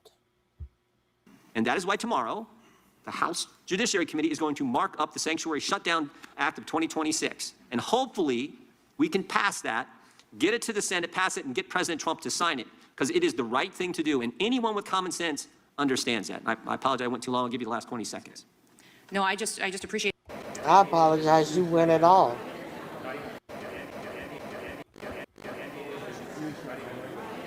Let's continue. Let's see if we are able to continue. Back without objection, all of their opening statements will be included in the record. We will now introduce today's witnesses. Ms. Noem has served as the Secretary of Department of Homeland Security since January 25th. But Madam Secretary, they're not only fighting for people here illegally, they're releasing the bad guys to the streets, for goodness. Whatsoever that Alex Preddy and Renee Good were domestic terrorists. None. This is in fairness and honesty. In every situation. 2 hours after they were killed, that they were domestic terrorists. I wanted to give you an opportunity to correct the record, not just for their family, but for everybody in America who believes in the truth and fairness and honesty. In every situation, as facts come out, we relay. You know, your acting ICE director, Todd Lyons, came before Congress. He said he had no knowledge whatsoever that Alex Preddy and Renee Good were domestic terrorists. None. This is your guy. He said that. He admitted that that was wrong. Why won't you admit it? I'll tell you, the investigation's still ongoing, and we'll. So do you regret speaking before the investigation? I would say that in those situations, you regret that? Chaotic scene on the ground, we relay information to the American people that they're asking for, and as things change, situations change. People were asking you whether they were domestic terrorists, and you decided that they were before the investigation. As we learn more, we. You don't want to say anything to their families? I did. I said condolences. For what? How about an apology for what you said about their loved ones? My heart is with them, and we will continue to stand with them as they get a complete investigation into these situations. All right. Well, let me ask you some questions of law if you can't handle the facts. Very simple questions of law, not trick questions. Is it lawful for federal agents to shoot and kill a person for engaging in peaceful protest and nothing else? That's a yes or no question. Each instance is in peaceful protest. No, it's not. Okay, But I good. would say Is it lawful for federal agents to shoot and kill a person for filming them on a public street? Yes or no? No. Okay. Is it lawful for federal agents to shoot and kill a person just because that person is lawfully carrying a holstered firearm under the Second Amendment in state law? No. And finally, yes or no, is it lawful for federal agents to shoot an innocent person or even a criminal suspect just for driving away from them, according to the Supreme Court? No. Okay. Well, I'm glad you got the law right, and I hope you would rethink what you said about two good, honest, faithful American citizens and what that means to their families when you say that as Secretary of Homeland Security. And your ICE guy has already retracted that, and you should retract it too. I yield back to you, Mr. Chairman. Gentleman yields back. The gentleman from Arizona is recognized for 5 minutes. Thank you, Mr. Chairman. Thank you, Secretary Noem, for being here today. Also, I want to acknowledge the angel families. There are very few jurisdictions that don't have angel families. Very, very few. Thank you for your courage and your willingness to be here today. I am grateful that the ranking member at least knows, Secretary Noem, that under your jurisdiction there's the Coast Guard, there's FEMA, and a whole host of other agencies, TSA being one. He listed some of them. He's chosen not to fund them. How outrageous is that? How outrageous? So, Secretary Noem, before I turn to my questions, I want to establish the insanity of what sanctuary jurisdictions are doing and why it matters. And by the way, I'll just say, Mr. Chairman, on the CDL issue, I have a bill 7200. I'd love to bring that in because it would require states to E-Verify before they grant a CDL. We might save some more lives. Let's start with ICE immigration detainers. From October 2022 through February 2025, state and local jails declined more than 25,000 ICE detainers. In more than 1,400 additional cases, they failed to provide proper notice before releasing an alien from custody. That's not symbolic resistance. That's operational non-cooperation. It undermines federal law, it increases the risk to law enforcement, it increases the risk to the person arrested even, and it results in the release of removable criminal aliens back into American communities. This administration, the Trump administration, the Noem administration, is enforcing the tools Congress provided. We expect cooperation, not obstruction. The consequences are not hypothetical. ICE data from FY 2025 shows that sanctuary jurisdictions released offenders with homicide charges or convictions, and I'm going to highlight just several examples. Rami Jalal Nisan, an Iraqi national with 28 arrests. Chicago ignored 3 ICE detainers. 15 of his arrests occurred after the first detainer was issued. Waldemar Zibik, a Polish national convicted of attempted murder after stabbing his wife and daughter, was released despite an ICE detainer. Alexander Pascual Pedro, arrested for aggravated criminal sexual abuse of a child, released despite a detainer, later convicted of solicitation to meet a child, and then arrested again for domestic violence. Ismael Gomez Urzua, deported 4 times, 3 detainers ignored despite arrest for narcotics, fleeing police, and weapons violations. Dennis Humberto Navarrete Romero, an illegal immigrant, was arrested for many crimes but released into the community repeatedly. He went on to allegedly rape a woman on a trail in Fairfax County. Abraham Gonzalez, a Venezuelan gang member, arrested in Denver for aggravated assault, motor vehicle theft, and felony menacing. Denver gave ICE only 1 hour's notice before forcing officers to arrest him in a public parking lot where an officer was assaulted. Those aren't policy disagreements. Those are public safety failures, a willful desire to hold the community or put the community in danger. Beyond those individual cases, we've seen tragic losses around this country, not just of the Angel families here today, but Laken Riley, killed by a Venezuelan national unlawfully present in the U.S. Rachel Morin, a 37-year-old mother in Maryland, raped and killed by an illegal alien from El Salvador, later convicted of first-degree murder. Jocelyn Ungary, 12-year-old girl in Houston, sexually assaulted and murdered by 2 Venezuelan nationals unlawfully present in the U.S. They have been charged with capital murder, and we could go on and on. So, Madam Secretary, what is the value of an ICE detainer, and why is it such an important public safety tool? Well, a detainer that we would lodge with a local law enforcement jurisdiction lets them know that when they are going to release that individual out to the public, that we would like to take custody of that. When we have detainers that are honored, we can go into a courthouse, we can go into a jail or a prison, and in a safe environment, take custody of that individual, take them to a detention center, and remove them to their home country. When they don't honor detainers, that individual is released out into the streets. And what we know for a fact is hundreds and hundreds of times, thousands of times across the country, those individuals reoffend. And what they're doing by not honoring detainers is creating more victims. When ICE issues a detainer, you're not asking local officers to conduct immigration sweeps in neighborhoods. You're requesting simply notice before release or a brief lawful hold so you can assume custody, right? That is correct.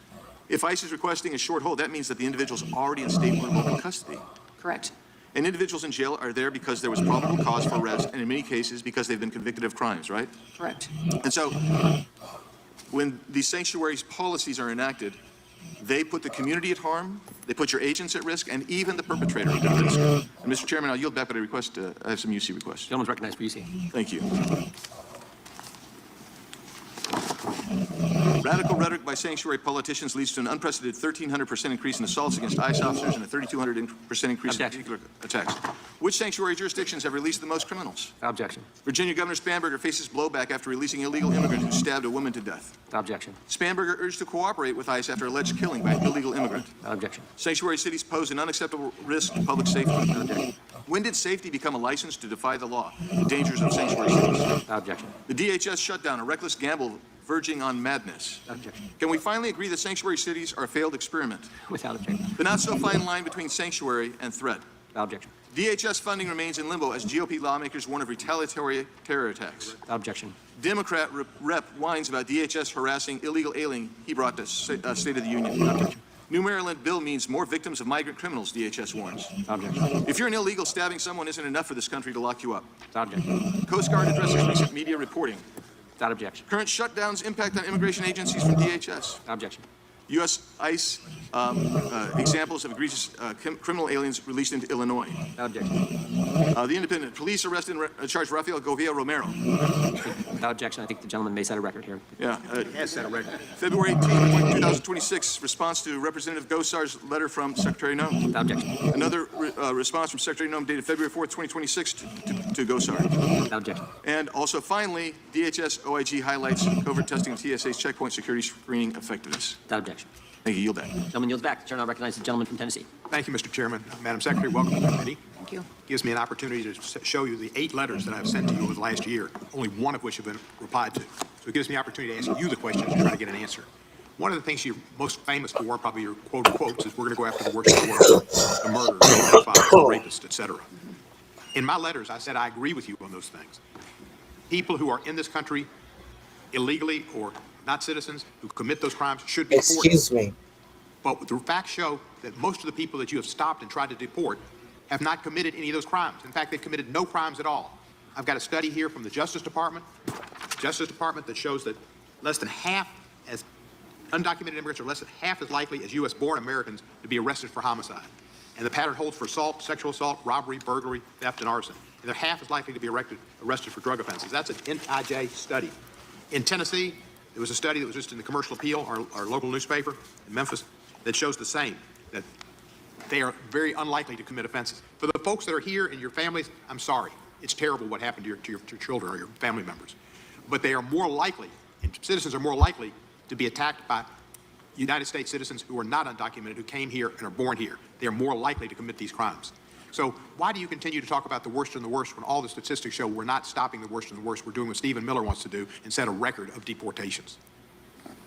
Can I respond to you now, sir? I hope you will now. Okay, It's good. been a year. Well, thank you for your letters, and we've responded to those. When I came into office, there was years of letters that Mayorkas did not respond to, that we had to backlog and respond to all the letters that he received as secretary. And in fact, one of those letters was I just want to hear about the letters I wrote to you. 567 days old. Just tell me about the letters I wrote to you. I have responded to over 1,490 letters that I've gotten from members of Congress. You could have done in the last 1,498 and done mine That's as well. just individual letters. Sometimes they had 60 to 70 signatures on them, and we responded to every one of them. Tell me about the worst of the worst. The worst of the worst, sir, I think you've offended the families behind me today with that. I did not intend to, and I think it's wrong for you to suggest it. You're commenting on the fact that the individuals aren't violent reoffenders, and you keep talking about the fact that these individuals that are in this country illegally don't harm families. No, I didn't say that. I said they're less likely than people born here. I didn't say that they don't do it. The vast majority of these people behind me lost their children due to drugs, overdoses from drugs that came over the southern border. They died from their kids being hit on accidents on the roads that illegal drivers were driving. Truck drivers, Marcus Coleman and Delilah's father has told the story over and over again. Oh, that's true and a given. That's true and a given, Ms. Noem. But you say you're only going after the worst of the worst, and you're not. Go after the worst of the worst. And if you did, people wouldn't find your department to be the worst department in the United States of America. We do targeted enforcement based on intelligence and go after the worst of the worst. When we are on those enforcement actions, if there are people with those individuals, we confirm their identities as well to make sure that they have legal status in our country. We need to make sure that people understand that when you come into this country illegally, overstay a student visa, if you don't go in for your I'm going to court reclaim my time, appearances, that you're out of legal I'm status? reclaiming my. Are we going to pretend like we don't see them snatching people up who are actually at court? Now she's pretending like, oh, if you don't go to your court hearings, that's where the majority of these people have been snatched up, going to or leaving from their court appearances. We're not going to play these games. This is some bullshit. Time, Madam Secretary, please. That's one issue. Another issue is the fact of training. And an ICE Academy has Ryan Schwenk, a former instructor and immigration and customs enforcement attorney, joined ICE in 2021 and resigned February 13 because he wanted people to know that he received secretive orders to teach new cadets to violate the Constitution by entering homes without a judicial warrant. He says the studies, the constitutional law and deadly force have all been cut down. Instead of doing 8 hours a day, they do 12 hours a day. Even Sir, the gentleman you're referencing was detailed to FLETC for training for a couple of months. He's a trial attorney. He was never there before we changed the curriculum. He was only there for a couple of months after we had changed it and made sure that it was 6 days a week, 12 hours a day. All of the individuals received all the training they did before. I've got 27 seconds left. 27 seconds left. I'll reclaim my time. I taught police law. You get more learning in the less time you give them. If you more time, they learn less because their brains start to go other places. How are you going to train constitutional law 6 days a week for 12 hours a day? That doesn't even make sense. How are you going to teach anything 12 hours a day, 6 days a week, and then throw the people into their job having to use that? Who can retain all of that information? Who can study that information? Just because you're teaching it for 12 hours a day, 6 days a week, or when are they able to digest this and really understand it and put it into order? When you throw them out there in the workforce after 47 days because 45, 47 is the 47th president, the fuck out of here. Go by. This is retarded. You have any people that you've hired who are January 6 offenders? Not that I know of. Can you go in your records and tell me if anybody who you hired was a January 6 offender? I'll get back to you on that. Thank you. Yep. Gentleman's time has expired. Mr. Massey. Thank you, Mr. Chairman. Secretary Noem, I'd be remiss if I didn't take this opportunity to thank you for your service as governor during the COVID epidemic, when so many governors and mayors used their power to limit. Next. Yesterday, revealed to the the tool that you have given us as a body and that the Supreme Court has confirmed. So we do use it, but it's very rare when we do. All right. With that, I yield back to the chairman. Gentleman yields back. The chairman recognizes the gentleman from Georgia. Thank you, Mr. Chairman. Secretary Noem, last month, your Immigration and Customs Enforcement Director, Todd Lyons, confirmed that the Department of Homeland Security is conducting an investigation into the brutal, cruel, and senseless killings of Renee Good and Alex Preddy. Minnesota Bureau of Criminal Apprehension Superintendent Drew Evans loudly and publicly complained when, in the minutes and hours after your agents shot Alex Preddy to death in broad daylight, your DHS agents excluded BCA and Minneapolis police from accessing the crime scene. Your agents continued to physically block state and local law enforcement access to the crime scene even after they were presented with a search warrant issued by a judge that authorized their appearance at that location, the crime scene. And so with you having excluded them, that left your department's agents uniquely positioned to clandestinely seize and control all of the physical evidence from the crime scene, including body camera footage, phones, firearms, ballistic evidence, and other physical evidence. Your attempts to hide the evidence from state and local law enforcement forced Minnesota officials to go into federal court to obtain a temporary restraining order preventing you from destroying or altering the evidence and ordering you to preserve the evidence. Madam Secretary, who was it that ordered you to deny state and local law enforcement agency access to the Alex Preddy crime scene? Was it Donald Trump? Was it Pam Bondi? Was it Kash Patel? Or was it Corey? Whose idea was it? Congressman, I will tell you it is not my role as the Secretary of the Department of Homeland Security to conduct investigations at the federal level. I'm asking who was it that instructed your agents to deny access to the crime scene to state and local law enforcement We agencies. wish there would have been more local law enforcement there that day. The reason that they were there, but such your a violent agency scene was because we prevented them didn't from have local law accessing the enforcement crime out there scene. supporting. Who was it that gave that order to deny access to the crime scene? Sir, I don't make those decisions on. Well, who made federal the level. I will decision? tell you that Was within it the whose agency. decision was it? Within the agency, for incidences, Was that it there is Corey's internal idea? investigations that go through the office of Okay, well, you're PR, not going and then to also answer. beyond You're that, not going to answer my the question. ICE That's goes to fine, the ma'am. incident. I'm going to reclaim my time. As the Secretary of Homeland Security, you are the ultimate overseer of your department's. So I like the way he handled it. Who was it? Who was it? And she word saladed. It wasn't me, but I wish more people had been there. They were there, but you guys prevented them from investigating the crime scene. Next. Investigations into the death of Renee Good and Alex Preddy. Isn't that correct? We conduct investigations within ICE and CBP. Okay, fine. You're internal responsible for it. That was my to question. the officers to make sure they follow training. Of these killings, you jumped before the cameras on national TV and lied about these victims, labeling them terrorists, before the investigation had even begun. Even your own ICE director has now admitted that they are not terrorists, and that kind of comment could bias the investigation. Secretary Norm, will you acknowledge that your lies labeling Ms. Good and Mr. Preddy as domestic terrorists could bias the DHS investigation into their killings? These investigations are ongoing. They're Well, couldn't internal and your external. comments have The signaled Incident Review what Committee the within conclusion of ICE the will determine investigation any should actions be? that will take it, and within CBP, it's the National Use of Force Board that does those what you evaluations. did was They'll actually continue to do prejudice that. the investigations that your department is conducting, Madam Secretary. And, you know, it's no mistake. Your department has a pattern of obstructing investigations. A federal judge has lambasted your ICE director for lying in court.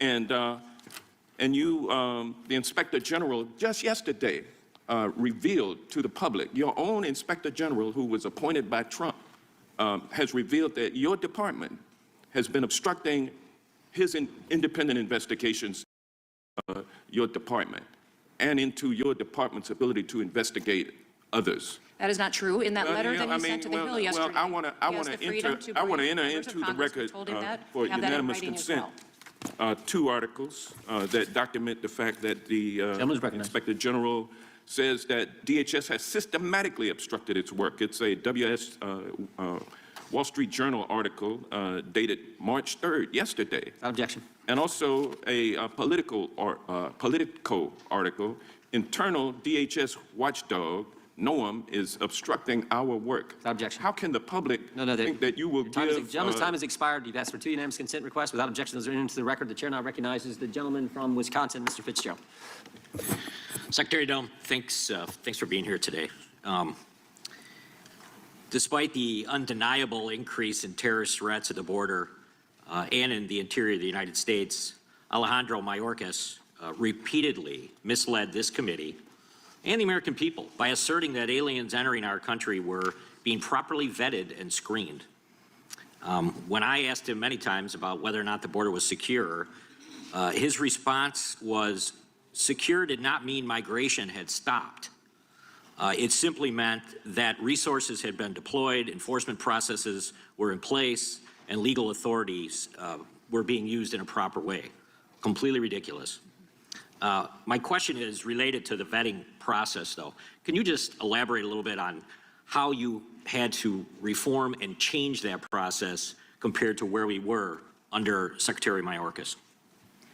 Well, if you're talking in specifics to programs under USCIS that were being utilized by the Biden administration to allow access into our country, we have put on pause a hold on green cards and naturalizations from 39 different countries of interest that the president had identified with the State Department. And Operation Allies Welcome has been a huge conversation as well. Those individuals are being revetted, and they're being revetted by going back and interviewing them. Under the refugee program, every year there's to be an in-person interview conducted in order to keep that status and to see if this individual is working to become a legal permanent resident or not. That was not happening at all. There was no interviews happening. There was no looking at social media and what they were out there putting on the internet as far as thoughts and opinions and how they were being successful assimilating into getting a job, or how their kids were doing in school. Those things, all that vetting is being done, and background information now to make new determinations on individuals, not just that were here under that program, but that came in under the Biden administration, that we know that due diligence on vetting wasn't done. So there's another small change I hope you could just discuss, and that is former border chief and now with CBP Commissioner Rodney Scott. He testified to our committee in 2023 that an illegal alien was only screened against U.S. criminal databases. The individual to information it is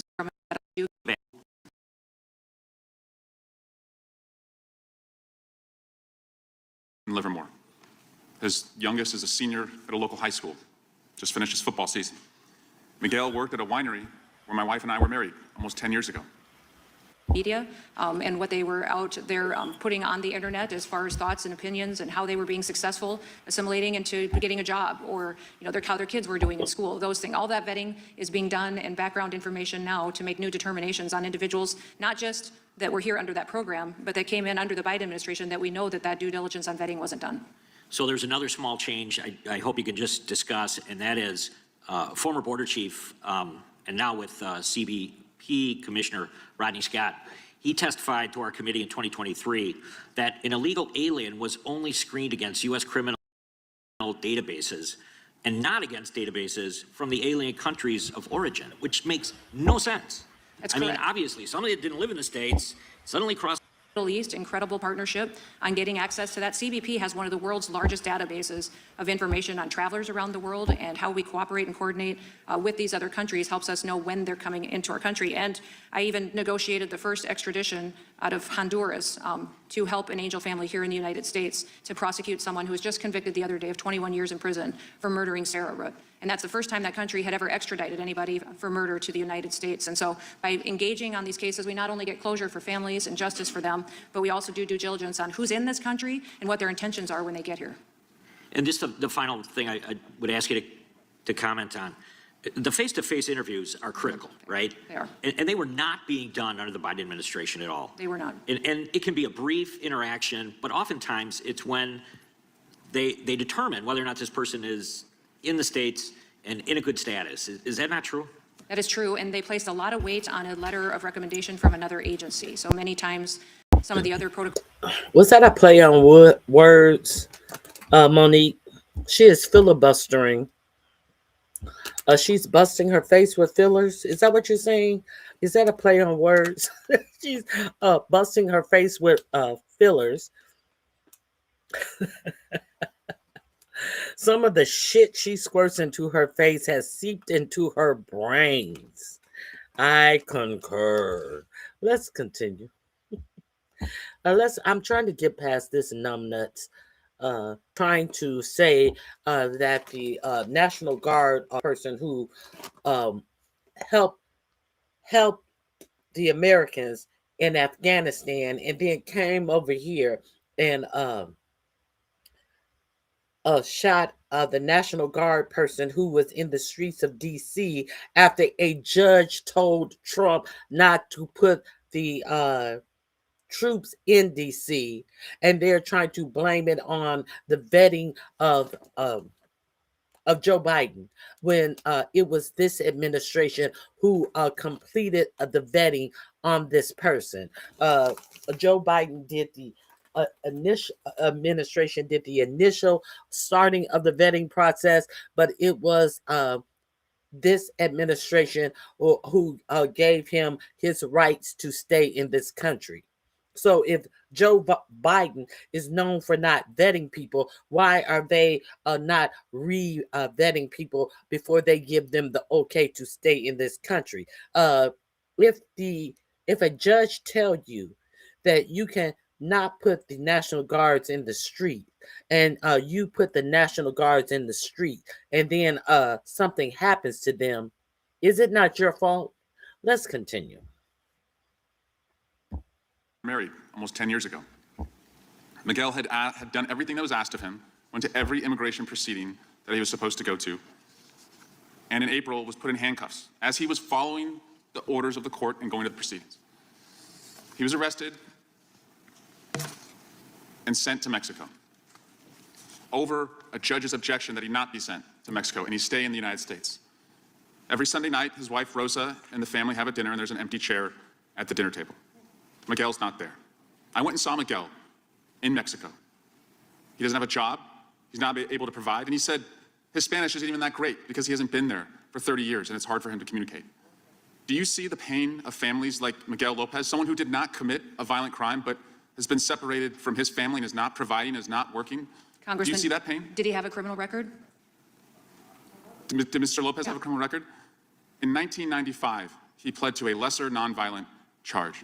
But do you see the pain? I do see the pain, and I wish people would do things correctly. If they're not in legal status in this country, they can return home. We will pay for them to return home. Yeah. I hope he got the $2,600 he could have gotten. Do you think that makes up for not being with his family? It helps because we have agreements with these countries where they are helping to facilitate housing. It was a and nonviolent training, crime, Secretary. But then he gets the chance to come back the right way. Now that he's waited until he's been detained and deported, he will never get the chance to come back to the United States. It was and a so I wish that nonviolent. he would have made the right decision and decided to go home to help his family and him to be together. They have choices that they can make to be together, and we're hopeful that they will continue to do that. The president also, by the way, is a convicted felon, if you want to talk about criminal records. Secretary Noem, did you or your staff fire one of your pilots recently? No, No pilot was relieved of their duty? no. The Not story that, not that I'm aware of. So the story, and recognizing you're under oath, the story in the Wall Street Journal was incorrect. That individual was not fired. Do you know how many years it takes to get a military officer to be fired? That story was Was he asked to not completely fly the inaccurate. next day? It was not accurate, and I was surprised that the Wall Street Journal would print that many inaccuracies in an article. Well, the Wall Street Journal is not a liberal newspaper of record. Well, tell me I don't know then, what it is anymore. tell me then, has a single ICE agent or CBP officer been disciplined since you've been Secretary of Homeland Security? As we've seen women dragged through their streets by their hair and thrown into unmarked cars, people chased through the fields and factories where they work, public executions happening in our streets. Has a single ICE agent or CBP officer been disciplined? Yes, they have. How many? I don't know the number. I can get that for you. If Do you think that like me number is to. important? I think that it's wise and smart, and what we're doing is accurate according to the law by doing those internal investigations through the process that's set up. There's an Office of Professional Responsibility that does the investigation, and decisions are brought before the National Use of Force Board, and they review each incident as objectively outside of that law enforcement encounter, and then give a decision for Has it. anyone been fired? Has anyone lost their job? There could be. Well, I'm not asking if it could be. I'm asking, has anyone been fired? I'm certain that they have. That happens once in a while when there is a need for someone to be For conduct related to enforcement actions? We hold our law enforcement officers accountable and are grateful that they serve, that they put their lives on the line, and also recognize that when these situations that they follow their training and the legality of the course to how they interact with the public. Yield back. Gentleman yields. I recognize the gentleman from Wisconsin, Mr. Tiffany. Thank you, Mr. Chairman. Madam Secretary, how many countries does your department currently list as recalcitrant? That's question one. Question two, have you notified the State Department of those countries' status? And let me set the questions up a little bit before you answer them. So question one is, how many are listed as recalcitrant, and have you notified the State Department? So at the end of the Biden administration, they had listed 13 countries as being recalcitrant, which means they were delaying sending, or they were delaying or completely refusing to accept return of their nationals when we attempt to deport them. You know, the list includes Communist China, Cuba, Russia, Pakistan, Somalia, and others. And under the Immigration and Nationality Act, DHS notifies the State Department that a country is non-compliant. Is DHS notifying the State Department of people who that are here in this country from recalcitrant countries? Yes, but all that decision-making is made in conjunction with the State Department. They help us with that. The travel documents for our detainees that need to be returned back to their home countries, those are coordinated and produced by the State Department. That's why individuals within our detainment centers at times will wait for that paperwork to come through so that they can be returned home. Some of those countries that don't receive their own citizens home, the State Department helps us through diplomacy means to agree to that. Some limit the amount they will take each week. And then we have third country removals as well, where someone from their country, if they can't return there, we may place them in another agreeable country that will host them so that they're out of the United States. Yeah, one of my that in 2023, a Chinese government official openly bragged about allowing, that they did not allow the United States to repatriate Chinese illegal aliens. They are the greatest threat out there. Mr. Chairman, I ask unanimous consent to submit a news report on that matter from the Washington Times. No objection. So, do you know, are we still issuing visas to Chinese nationals, given their long time and unapologetic refusal to cooperate with our deportation efforts? It doesn't seem like China's changed their, the way they're doing business. Are we still issuing visas to Chinese nationals? I believe that we are, but I can get an answer back to you. If you would, that would really be appreciated. Before the Biden administration left office, they put out a rule that was built upon the Obama administration's Guam Commonwealth of Northern Mariana Islands visa waiver program, and essentially allowed Chinese nationals to be able to sidestep the visa process that we have and gain entry into the Mariana Islands with no visa. And myself and Senator Scott have introduced a bill in reference to this. And as a result, after the Obama years, or actually during and after the Obama years, you saw this explosion of birth tourism, where actually Chinese mothers were having more children on the CNMI Islands than United States residents. And I think that's really a big national security, public safety, and immigration fraud concern. And I sent a letter to your agency back in February, and we have not received an answer. Can we get an answer to that? Yes, absolutely. In fact, I just met with the governor there, and we talked about them wanting that back, but me recognizing that they needed to come in compliance with some of those security concerns first. So yes. Do you know, are Chinese nationals still being admitted on the CNMI, sidestepping the normal visa process? I don't believe they're sidestepping the visa process. They do come as tourists, I believe, and that's one of the things that they would like to have is address some of their tourism industry and how it's been struggling because we've been so strict about what happens there in regards to Chinese nationalists. Do you believe that birth tourism, like I referenced earlier, I tell you, these Republican men who seem like they can never get a woman, who never met the right woman, love to police vaginas. Let's continue. that we saw this explosion during the Obama years. Do you think that has been brought to heel under this administration? I do. Yeah, if you could provide some information in regards to that, that would really be appreciated. It exploded under the Obama era, and it has been brought to heel. Heel like a dog, brought to heel like a dog. Who made it heel? These people talk about other human beings as if they are non-entities, like they're non-humans, as he policed their vaginas. Oh my God. Ugh, these people are disgusting. Just totally disgusting. And his Liam in Minnesota, Ramos, conducting surveillance. Now, the reason immigrants with final removal orders were committed, agree with you. The gentleman yields back. I recognize the gentleman from California, Mr. Liu. Thank you, Mr. Chairman. Thank you, Secretary Noem, for being here today. I served on active duty in the United States Air Force. I agree with you that we must have strong borders and that undocumented immigrants with final removal orders or committed violent crimes should be deported. Now, the reason the overwhelming majority of Americans have turned against you is because you have engaged in corruption, strayed from your mission, and abused your power. Masked, anonymous federal agents have killed 3 Americans.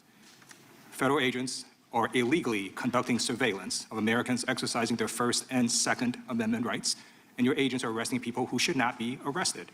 I'm now going to show you a slide of Liam Ramos. This is a picture of your agents detaining Liam in Minnesota. He's wearing a blue bunny hat. Let me ask you, did Liam commit a crime? Liam was not detained. His father was, and his father abandoned him.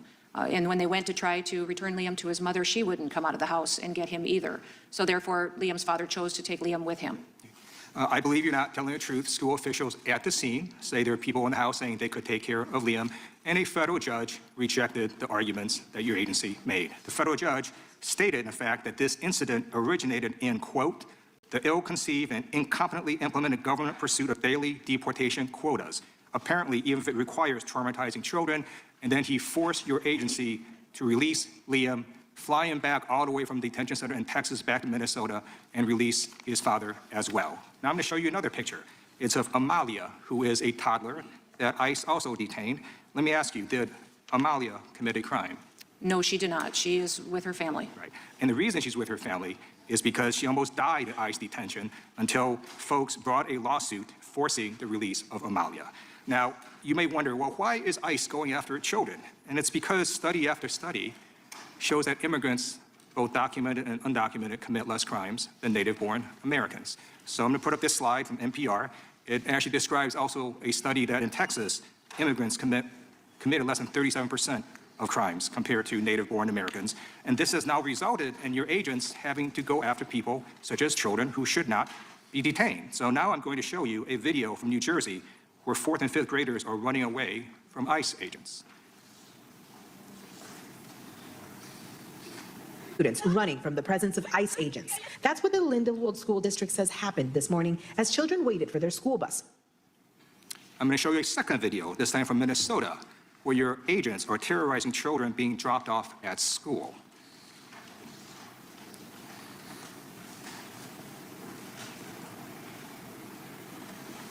People are trying to get their kids to school, and you're out here threatening and terrorizing people. So, Secretary Noem, will you commit to stopping ICE from doing operations at or near school bus stops, school drop-off locations, and school campuses?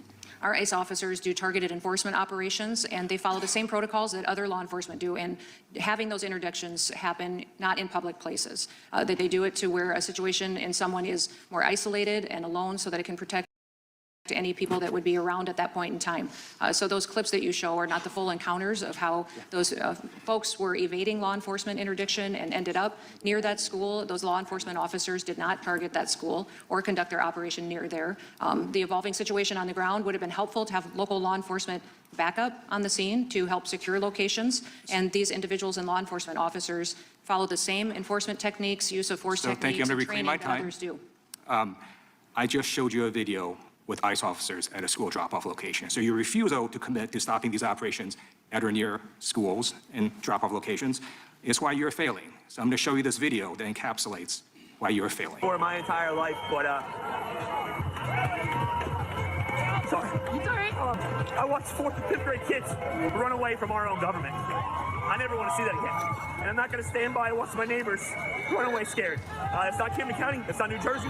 It's not the United States. I love the United States. I love New Jersey. I love Camden County. I love Lindenwold too. But that's not what we are. It's not who we are. It is not who we are. I yield back. Gentleman yields back. Madam Secretary, if you need to break any time, just have your team let us know, and we'll be happy to do that. We do have a couple who got to run, so we're going to try to get a few more in if that works. You bet, Okay. absolutely. Let's go. We'll go with the gentleman from North Carolina, Mr. Nas, recognized for 5 Oh, Lord. Thank you, Mr. Chairman. Madam Secretary, thank you for being here. I'm pleased with the results we discussed. Let's watch him on your own time. There's a break. Let's see. Just Christian. Stating that ICE has detained 18 U.S. citizens. Oh, no. No, jail Paul. Jail Paul.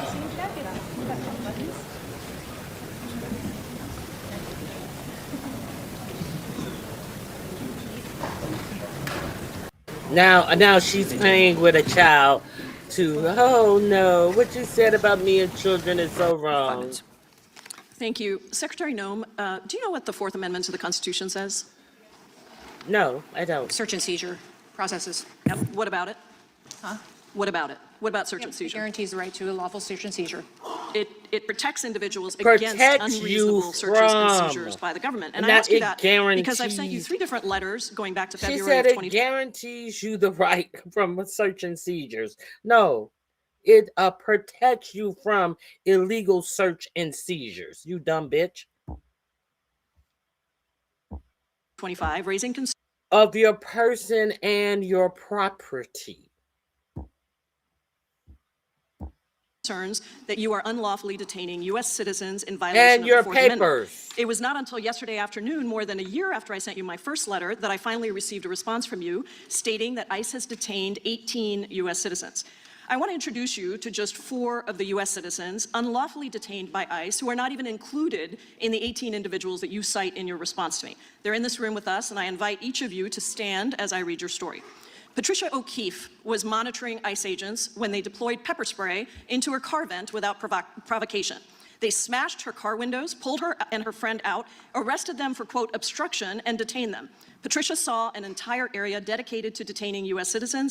An ICE agent also said, quote, you guys have to stop obstructing us. That's why that lesbian bitch is dead, end quote. Referring to Renee Good, ICE detained Patricia for over 8 hours.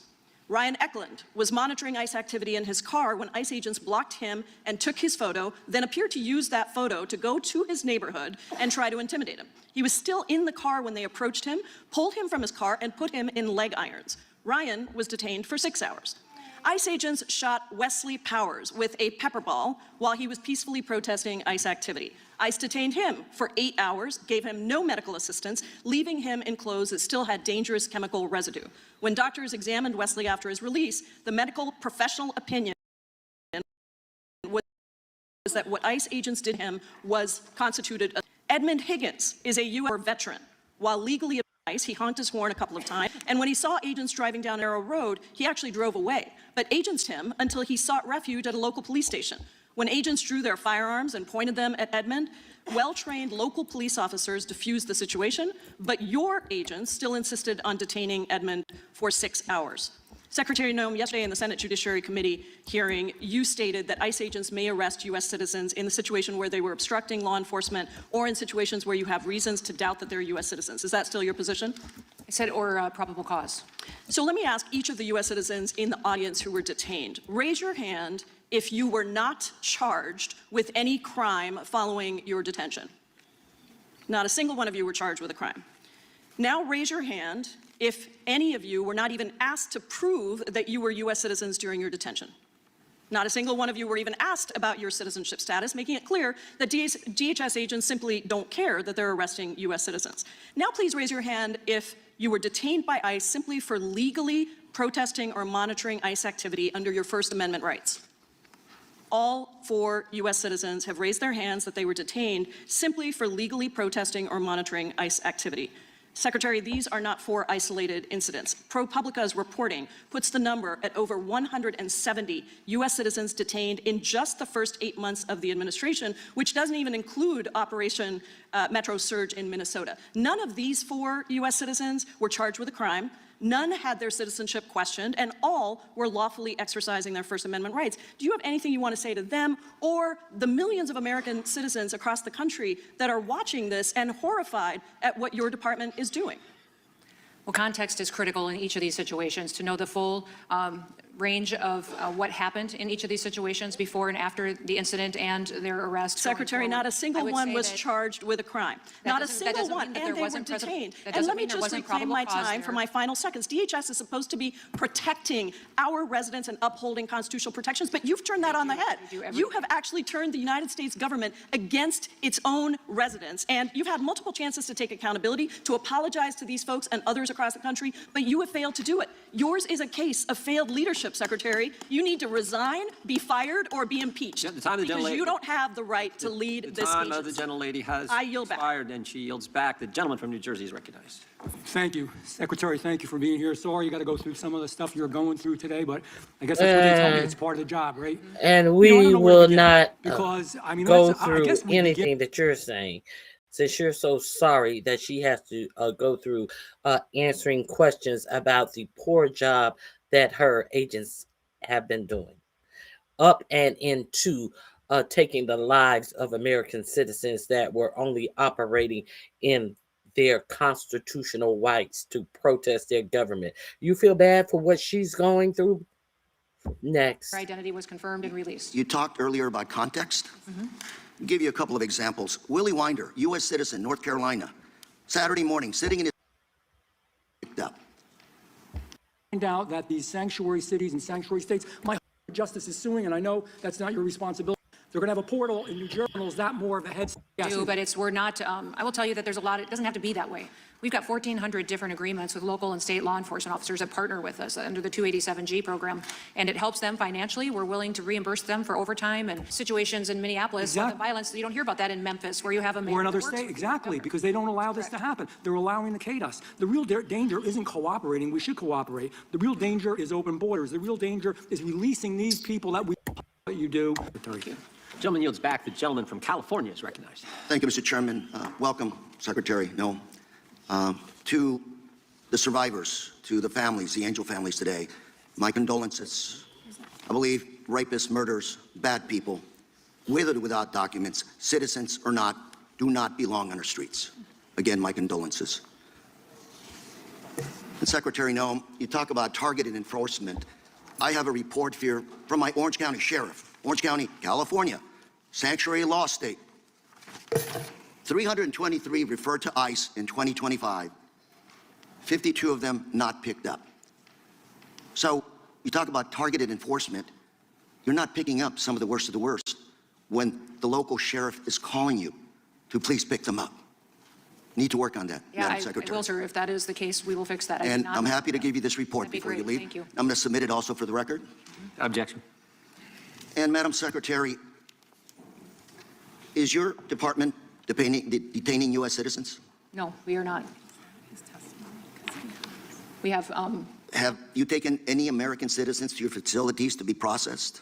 if they are children and families that want to stay together, then they have the option Adults, to do that. adults. And they have the option to do that. Have you detained American citizen adults? I think there have been individuals that had probable cause that came into detainment or an identity that needed to be confirmed. You and then they talked were released earlier- when their identity was confirmed and released. You talked earlier about context. I'll give you a couple of examples. Willie Winder, U.S. citizen, North Carolina. Saturday morning, sitting in his car, waiting for food from a local restaurant.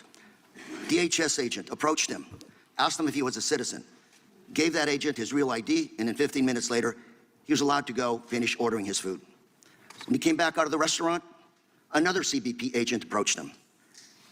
When he was getting in his truck, they broke his truck window, dragged him out of his car, and handcuffed him. Showed his ID, but they didn't believe him. Moments later, they released him. Joshi Villamar, U.S. citizen, again, North Carolina, owns a landscape business. CBP agents grabbed him from behind, pushed him to the ground. His workers, his brothers were shouting, he's a U.S. citizen. They still took him. Despite having identity, show him a U.S. citizen, he was still carried out. Again, they weren't at a protest. These individuals were just minding their own business, going to work.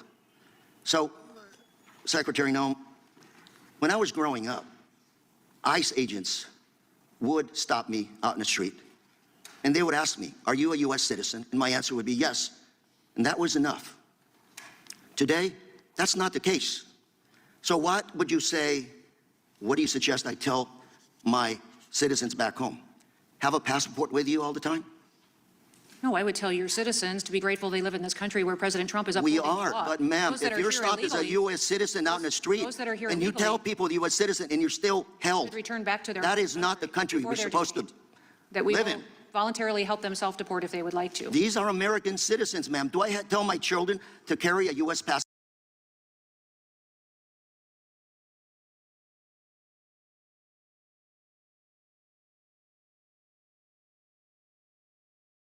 Did this bitch just say we will help them self-deport if they want to when he just told her he is talking about American citizens? You're going to help them self-deport to where exactly? And what are the ramifications that is happening to these corporations, these people who are hiring these undocumented immigrants? What are the ramifications of all of these people who are attracting these undocumented immigrants to our country because they would rather pay cheap labor as opposed to paying a living wage to American citizens? What is happening to them? See, the thing that kills me about you dummies, that you never look and see who is attracting all of this undocumented migration to America. I do not believe in open borders. I don't believe that no country should have open borders. But I am aware that there is no ramifications for these big corporations who refuses to pay a living wage because they want all of their profits to go to the top, making multimillionaires into billionaires. But you never say anything about them. You never say anything about these huge companies paying people cash under the table to do their job for a wage that an American citizen would not do the job. You don't care about billionaires always trying to get cheap slave labor to remain billionaires. You don't see the increase in the billionaire class. How do the billionaires become billionaires? They become billionaires by being in business that underpay their workers. Why do we have so many billionaires at the same time that we have so many undocumented workers in the United States? You never ask yourself that.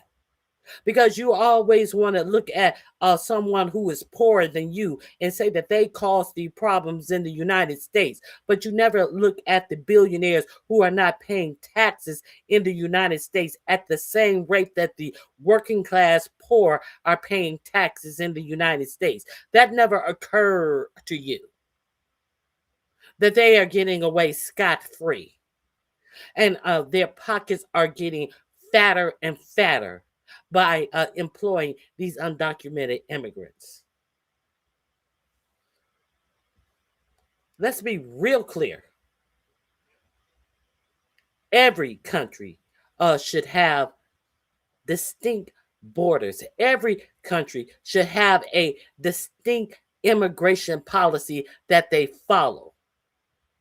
But why are we going to penalize the people who are attracted to this country, while we don't penalize the people who are attracting these people to our country?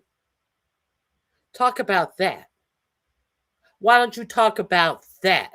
Y'all always want to point your fingers at the least of us, but you have nothing to say about the ones who are really causing the problem in the United States. Let's continue.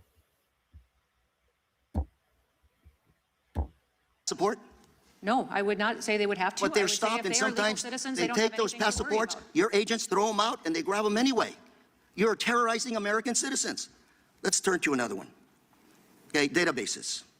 One of your ICE officers in Maine recently told an observer that they're creating a database. Are you creating a database, ma'am? No, we're not creating a database. Let's watch a video here. To record. Exactly. Yeah. That's what we're doing. Yeah, why are you taking my information down? Because we have a nice little database. Oh, good. And now you're considered a domestic terrorist. So We're videotaping you? Are you crazy? Tom Homan, who works for you, on Fox News recently said he wanted to create a database of people arrested during protests at ICE operations. What are you going to do with that database? I don't know why he said that. We're not creating a database. But he did say it. He works for you. He's He not doesn't an work for agent, me. he's an He works for- employee. He works for the president. He doesn't work for He me. also works for you, ma'am. No, he doesn't. What do you want to do with that database? We're not This is creating the database of American citizens. Ma'am, I'm out of time, but what I'd like to do is send you a list of these questions that I've asked of you and have the opportunity to answer them. Absolutely. To be clear and to be on the record. Thank you. Let's be clear. ICE does have a budget that has facial recognition software to it. ICE, under the DOJ, has been tasked with making a database of people who the DOJ want to determine to be domestic terrorists based upon their protest activities. Let's be real clear of that. If you haven't been to my channel, you may want to go over. Let me give you a break. Let me send you over to Ken Klippenstein's Substack page. If you have never been to my page, you may want to visit this page and understand what this American government is up to in putting American citizens on a domestic terrorist watch list. So if you haven't visited Ken Klippenstein, I suggest you go over there. Not only does he give you information, he also give you memos from the DOJ. He gives you a whole lot of information that the DOJ, the president, ICE, all of these agencies are up to. Let me go to his homepage. I suggest you roam through Ken Klippenstein's Substack and go to the portion of where they tell you that the DOJ is putting together a list of people who they are determined are domestic terrorists. Go to the page where he tells you that they are trying to put people on lists as domestic terrorists, not when you commit a crime, upon their predictions that you may commit crimes. This is Ken Klippenstein's Substack page. He's just not talking about it. He's actually giving you governmental memos that says exactly what he's talking about. If you're unfamiliar with this, go and look up that NSPM 7 that says that you will be deemed a domestic terrorist as you're insignificantly a unchristian like if you don't believe in if you are anti traditional American family, whatever that is, if you are considered to be an extremist in migration, if you are considered to be a extremist um, in areas of sexual identity, if you are considered to be anti-capitalist, whatever that is, all of these vague terms that they are trying to determine you to be a enemy of your own nation. If you're not aware of these things while you're talking dumb shit to me, why don't you avail yourself to some actual information of all of these lists that your government is trying to put you on? Why do you think that they are amassing all of these warehouses to put people in? What people do you think they are amassing these warehouses for? A lot of you guys don't even know what your government is up to. If you want to know what your government is up to, go read some of their memos and go read some of that MSPM 7. National Security Presidential Memorandum number 7, and really find out what your government has in store for you. If you want to act like they have gone too far, one time too many. These vague lists, these 800 numbers that they have for you to call to turn in other people in your neighbors, your family members, these 1-800 numbers that they have for you to turn in other American citizens as being anti-Christian, anti-capitalist, anti-this, anti-that, so they can arrest these people. If you don't believe that you think that happened in this is some shit that was happening in Nazi era, Nazi Germany, and you don't know that this is the same type of shit that America is setting up for American citizens, and you don't and you want to play like you believe that all of these warehouses are for undocumented immigrants. I thought that they were sending the undocumented immigrants home. So where is it that they're going to need all of these warehouses all over the United States? For what? Some of them that will be holding up to 80,000 people. How do you even conceive to hold 80,000 people in one warehouse? Who are these warehouses for? Huh? Okay. Okay. Anyway, there it is. If you want to avail yourself to the information, you're more than welcome to. I think that some of you guys should do a little more venture out in reading a little more instead of just listening to the headlines of propaganda media. Because this media means you absolutely no good. Bought and paid for media is not going to give you factual information. They're going to skim the surface, if at all. Let's go back to this. Here you go. Let's get back into this. I gave you the roadmap. I cannot drive you down the road. Madam Secretary, thank you for being here today. Gentleman yields back. I would ask unanimous consent to enter into the record a statement from Mr. Coleman, and then also a further document that he put together about. No, we're definitely not going to listen to Chip Roy and his bullshit. Pennsylvania is recognized. Thank you, Mr. Chair. This link is in my description box as well. I am not going to be listening to some people. Barbie's got a black eye. This link is under the description box. Barbie's got a black eye. Secretary Noem, I come with concerns today that under your watch, the Department of Homeland Security has created a culture of chaos and fear in our American lives, and endangered our constitutional liberties. I want to focus on a particular aspect of DHS's misconduct, which should concern every American, and that has to do with DHS's ever-expanding practice of labeling anyone who criticizes this administration or DHS actions as a criminal or a domestic terrorist.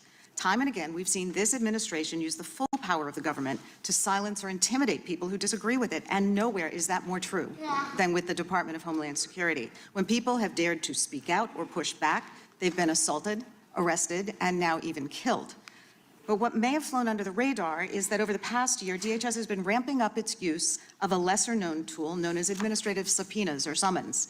Under your leadership, DHS has sent record numbers of these summons to tech companies like Google and Meta, Reddit, Apple, Microsoft, and Discord, demanding, without legal authority or probable cause, that these internet companies unmask social media accounts and hand over the identity of the account users so that DHS can spy on them.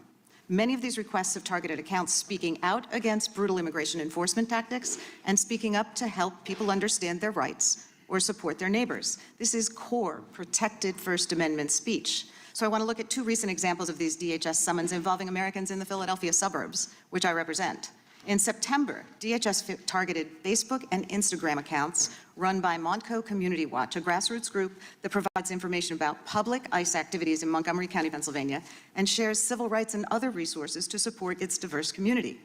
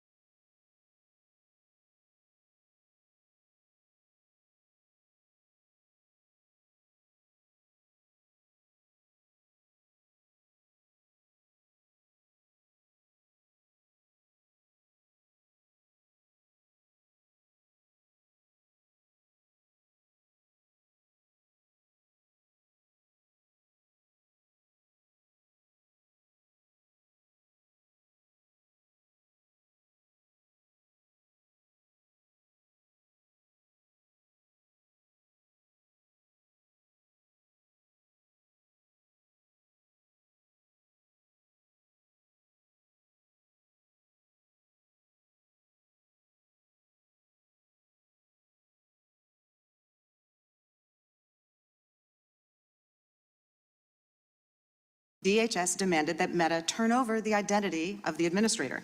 In November, DHS demanded that Google share the address and other private information of a retired gentleman who hosts gatherings of friends to write postcards to elected officials after he sent an email to a DHS official identified in a Washington Post article asking that the agency consider decency in its efforts to deport an Afghan refugee who'd been an ally to American troops. Your agency asked Google to conceal its request to unmask him, and then Homeland Security agents showed up at this gentleman's home to interrogate him. These are just two examples, and in neither case was there any evidence of threats or criminal activity. Now, these two American citizens were able to secure lawyers and challenge these illegal demands in court.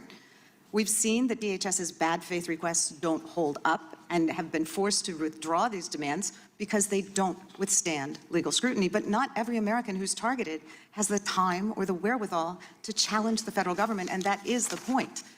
These efforts to unmask the administration's opponents are clearly designed to intimidate and silence those who oppose the administration's and particularly DHS's laws. So, Secretary Noem, can you tell us how many of these administrative summons DHS has issued in the past year to technology platforms seeking the identity or personal data of users who've criticized this administration and its actions? The individuals that work at the Department of Homeland Security and specifically in investigations follow all federal laws and constitutional laws. And I understand that you may not agree with process. this. Well, can you tell us how many subpoenas or administrative I can find out requests? How many of those have been filed, and I will give will that back to you. I do provide that not to know us? that off the top of my head. What I would say Can you is tell we me do who it is that appreciate- administers that program? Is there anyone who's I in don't know charge which of department it? or agency you're talking about, because USCIS would do some of this. Homeland Security Investigations does the vast majority of our investigations into financial fraud, into immigration fraud, into fraud when in Okay, so regards it to could what be is a going on in number of Minneapolis. different agencies But beyond that, within we also have DHS. CISA, which is our cybersecurity agency. You have defended DHS actions repeatedly as using legal tools, but both the courts and DHS's own Inspector General have advised that DHS is misusing these tools in violation of the law and the Constitution. And that's exactly why no government agency is allowed to spy on Americans simply because they're sharing their opinions online. So I would request that you do provide that information to the spying on committee. individuals. If any It's spying on administration people was when spying they're on people, exercising it was their the Biden First Amendment administration. rights. Thank you, Mr. Chairman, and I yield back. The lady yields back. The gentleman from California is recognized for 5 minutes. Good afternoon, Secretary Noem. I understand you have a lot on your plate and have an extraordinarily complex job to protecting the homeland in its entirety. And as I know you understand, my job is to represent my constituents. And I did need to bring up today a few specific ways in which right now my constituents are not being well served by your department, and see if we might be able to find a way forward. So there's a grant from one of the counties that I represent in Plumas County. It's a hazard mitigation grant worth $2.5 million called the Plumas County Ignition Resistant Construction and Indispensable Space Project. It includes home hardening and defensible space in a partnership between Plumas County and the Plumas County Fire Safe Council to mitigate no less than registered, apparently, or attached to a residence from a political As I understand it, this is a $220 million. This is a grant that has been held up. It's been held up at FEMA, and I will get to the bottom of it. What I also... Mr. Chairman, and I yield back. The lady yields back. The gentleman from California is recognized for 5 minutes. Good afternoon, Secretary Noem. I understand you have a lot on your plate and have an extraordinarily complex job to protecting the homeland in its entirety. And as I know you understand, my job is to represent my constituents. And I did need to bring up today a few specific ways in which I can't deal with him. Covers 525 I need homes to go forward. I am familiar with it. It was an ad campaign. Of fire mitigation seriously not doing what they should. So I do feel like I need to advocate with equal force for making sure that we're doing everything we can at the federal level to keep our citizens safe. And I appreciate it. I think what happened there was tragic and a failure of local leaders to protect people and to help them. We will do all that we can, and President Trump is committed to. But yes, the failure by Governor Newsom and also by Mayor Bass was incredible. I agree with you there 100%. Thank you. Madam Secretary, I yield back. But there's been no failure in the federal government, who has way more money, and they haven't done anything as well. But the failure is with Gavin Newsom and Sharon Bass. Sharon Bass is not even the mayor of Palisade. Sharon Bass is not even the mayor of Altadena. So how is Sharon Bass' name brought up in the failures of fires that happened in the Pacific Palisade and in Altadena, when in fact Sharon Bass is not the mayor in those cities? Catch. Back the unanimous consent request from the gentleman from Texas. Yeah, Mr. Chairman, I ask unanimous consent to insert the record an article from the Hill Country Community Journal, Kerrville's hometown paper, outlining, and it's titled, Kristi Noem Joins Governor in Support of Kerr Community, Tours Areas of Destruction, from last summer. I was personally there. Secondly, I'd like to insert into the record an article titled, Trump Recounts Daring Texas Flood Rescue Reunites Camper with Coast Guard Swimmer at State of the Union, for the record. And I thank the Secretary. Without objection, the gentleman from Colorado is recognized. Thank you, Mr. Chairman. Good afternoon, Madam Secretary. Thank you for being here. I want to discuss in greater detail the expansion of advertising in your department under your tenure, and I believe you testified regarding some of these matters yesterday in front of the United States Senate. In particular, I want to discuss the department's $220 million ad campaign.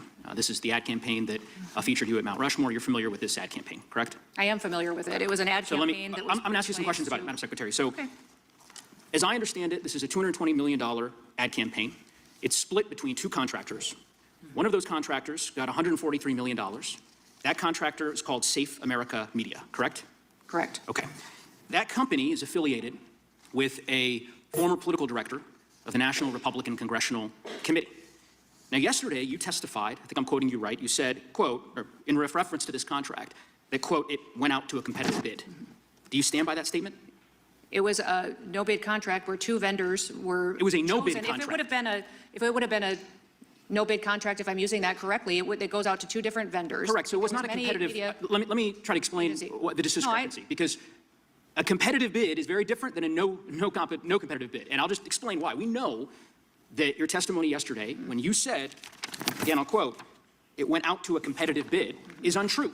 The reason we know it's untrue is because under federal law, your agency is required, whenever the agency decides to skip competitive bidding, to file a notice with the public explaining why. And in this case, your agency filed a notice. You're aware of that, right? Justification and approval for other than full and open competition. Your agency made a decision not to proceed with competitive bidding And one of the contractors that got the award was this Safe America Media Company that received $143 million. Many right? vendors got the chance to look at that contract and to participate in it. Well, so that is why the two of them were that's chosen. inaccurate, Madam Secretary. I'll read from the notice from your agency. Given the immediate action to significantly reduce illegal immigration and border crossings, DHS identified 4 companies. 4 of the hundreds of thousands of companies in the United States. You identified 4. One of those is this Safe America Media Company. Where is Safe America Media headquartered? I don't know. I don't know either, Madam Secretary. We can't find it. We can't find a website. We did find an address that's registered for this company. Do you know where that address is? Is there a problem with this contract? I'll tell you about it. According to Madam law, Secretary, it was done by the address is registered to a political operative. Madam Secretary, the company, and then I'll give you an opportunity to respond. The company is registered to a political operative in Virginia. Do you know, just by way of example, whether this company that received $143 million in taxpayer dollars, has it ever done work for the government before? I don't know. I can't. The answer is it has not. And do you know why we know that? Because it was incorporated 8 days before this contract went out. You want the American people to believe that this is all above board? Yes, that $143 million of taxpayer money just happened to go to this one company that doesn't have a headquarters, doesn't have a website, has never done work for the federal government before, and is registered apparently or attached to a residence from a political operative. And of course, one of the subcontractors of that contract, as you know, is a political firm that's tied to you back when you were governor of South Dakota. The reason why I ask these questions is that this is taxpayer money.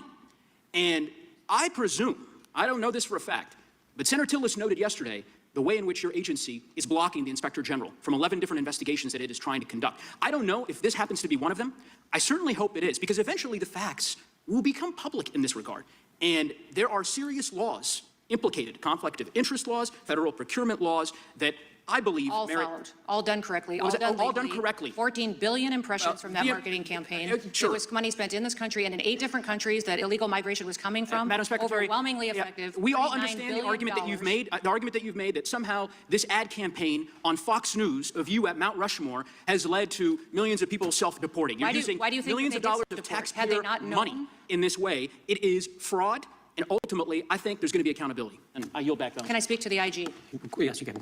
The IG has been told repeatedly, in writing, verbally, on the phone, that he can have access to anything at the Department of Homeland Security. He can. He doesn't need my permission to come and brief members of Congress on the Hill. He just needs to provide a scoping memo, which is what every single IG gets from every single department and agency. All intelligence agencies require a scoping memo. He just hasn't done that. He wants unfettered access to every single thing in the department, and that's not the process, and that's not any other IG has demanded that. The gentlelady from Florida is recognized for 5 minutes. Good afternoon, Secretary Noem. Thank you for being with us today. I would like to take just a moment to talk about the Cybersecurity and Infrastructure Security Agency at DHS. As I understand it, the mission of CISA is to lead the national effort to understand, manage, and reduce risk to our cyber and physical infrastructure. And CISA works to protect energy grids, pipelines, hospitals, financial networks, water systems, and all of the other sectors of critical infrastructure in the U.S.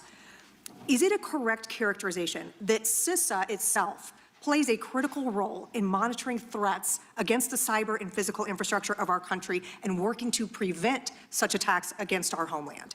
Yes, absolutely. In fact, CISA has had billions of interactions stopping threats online from attacking not just our country for a national security reason, but also our critical infrastructure, our electrical grids, our telecoms, our water systems. We work with state and local offices and agents and governments every single day to help them secure their systems as well, recognizing they feed into the protection of the federal government as well. Isn't it also true that if a hostile nation or proxy launched a coordinated cyber attack against our domestic critical infrastructure systems, that CISA would play a lead role in coordinating the federal response to that attack?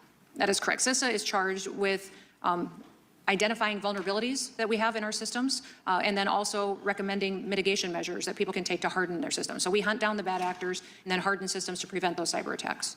And particularly right now, given the ongoing tensions in the Middle East, do you expect that Iran and its cyber proxies may actually attempt retaliatory cyber actions against the United States and its infrastructure?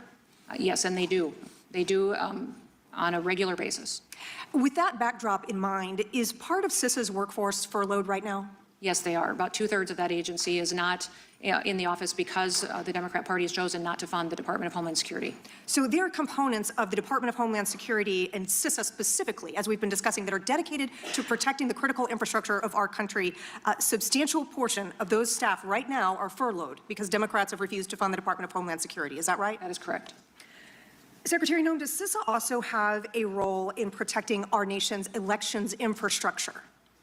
Yes, the agency and the department is charged with protecting critical infrastructure, and elections are deemed critical infrastructure under the statute and law. You touched on something a moment ago that is also particularly important as it relates to elections, and that is CISA's work to partner with state and local officials. Oh, hold up. So these people are furloughed, but the people who check your luggage when the government shut down are expected to go to work without pay. But these people who guard our systems, our water system, our electricity grid, and with her saying that Iran is always trying to hack into our systems, they get furloughed because the government is shut down. What sense does that make? But the people who are checking you in, the TSA agents, they don't get furloughed. They have to go to work without pay until the government is reopened, and then they get their pay. But not people who are in command of this type of system. What sense does that make? So if you are over this department and you put these people off of work in the middle of a fucking war, what does that say about you? It says nothing about the Democrats. It says something about you and your ineptness to be in the position that you have. Period. What? That's the point. Do you get the point? I get the point. If you don't get the point, why these people are sitting at home as we're striking Iran, and they can corrupt our water systems, our electricity system, and they're sitting at home because this administration wants to make a point. But they don't want to make a point when people who are barely making a living wage must go to work and not be paid for over 50-something days. They don't need to make a point then. Notice? Do you notice? This is who's at the top of your government. These are the type of decisions that these people make. To make sure that everyone understands the threat landscape, preventive strategies, threat mitigation. Share with us a little bit more about CISA's work, particularly with state and local election officials, to make sure that our elections are secure. Well, CISA works with other intelligence agencies to identify where there may be vulnerabilities in the election system, what kind of technology or components are easily susceptible to hacking, and then reporting that to states who are charged with running elections, and letting them know where those vulnerabilities are. We can give them mitigation measures that can be taken to help protect those systems, and what else they could do as far as recommendations on after elections doing auditing as well, to ensure that if machines are used or if they are hooked online or had access to individuals who could be involved in hacking or corruption, that they have the ability to audit their election afterwards to ensure that it was accurate and that American citizens had their ballots counted. Are these efforts by CISA also being negatively affected due to the shutdown of funding to your department at this time? Yes, everything at the department is being affected right now. We have over 100,000 employees who are furloughed. We've got even law enforcement officers, those security questions about that contract that went to a company that has been in business 8 days, that contract went to the husband, Trish what is her name?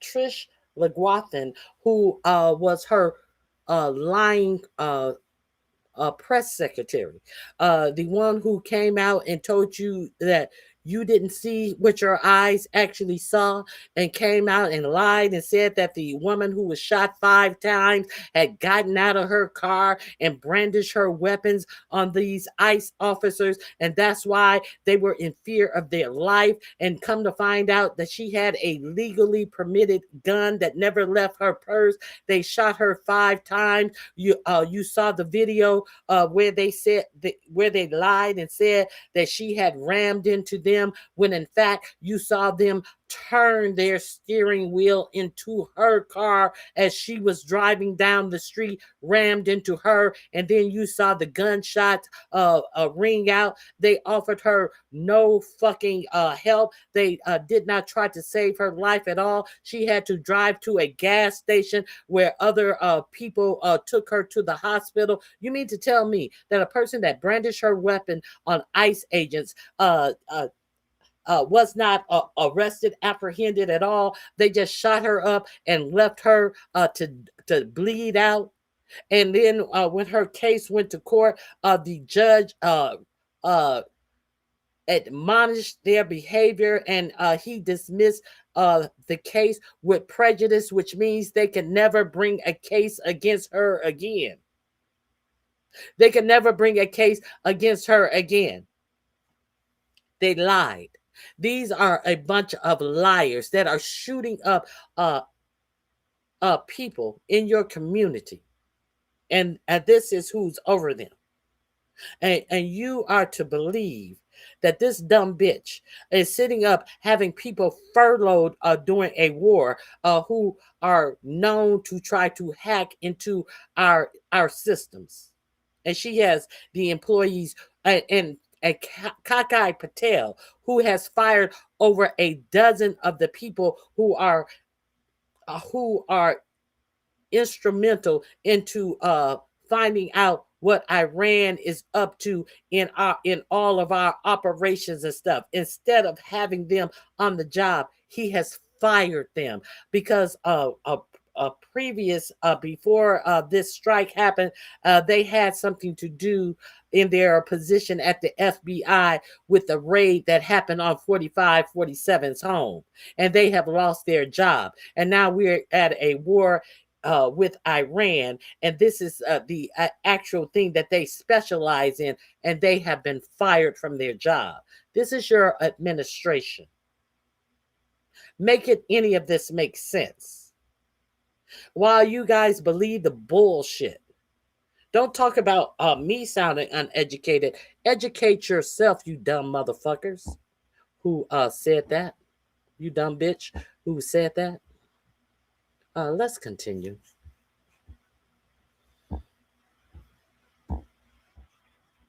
Officers, TSA is not funded. Those individuals are showing up every day and working without any pay to keep our national security at the front and center for people that are traveling.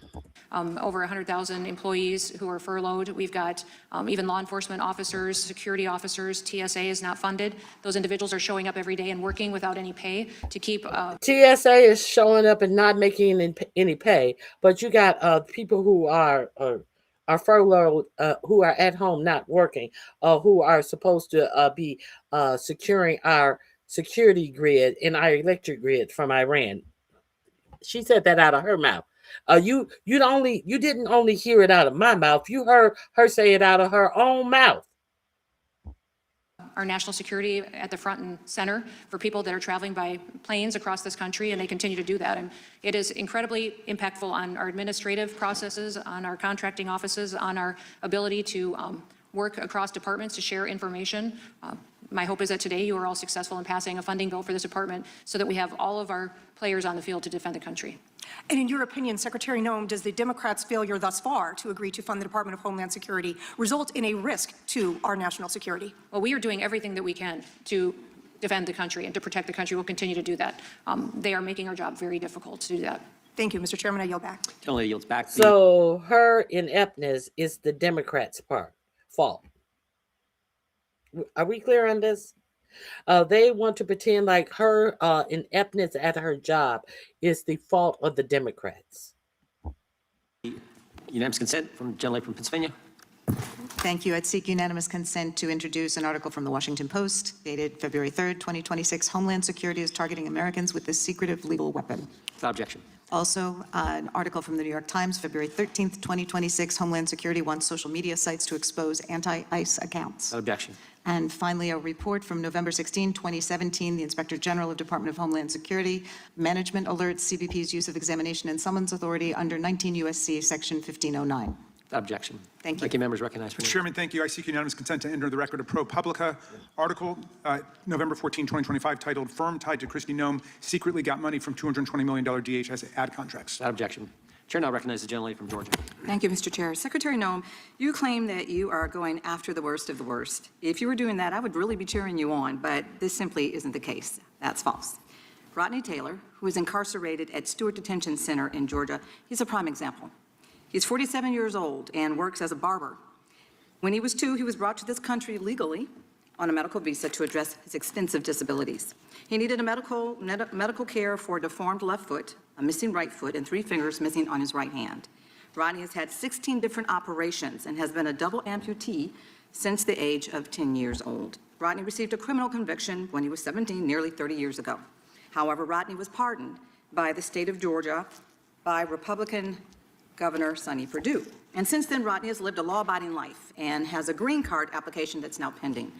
And no administration, including the first Trump administration, has sought to remove Rodney from this country.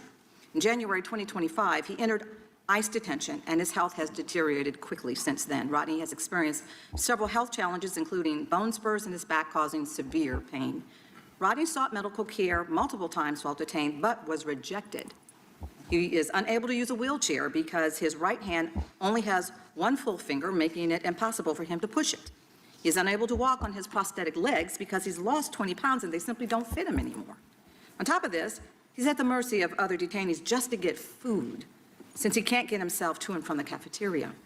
Rodney's disabilities make it nearly impossible for him to shower. He went 6 days without showering because the detention center lacked the appropriate medical equipment. When he finally got a shower stool, he found moldy showers covered in feces and bodily fluids. Just yesterday, he was threatened with disciplinary action if he tries to use that shower stool.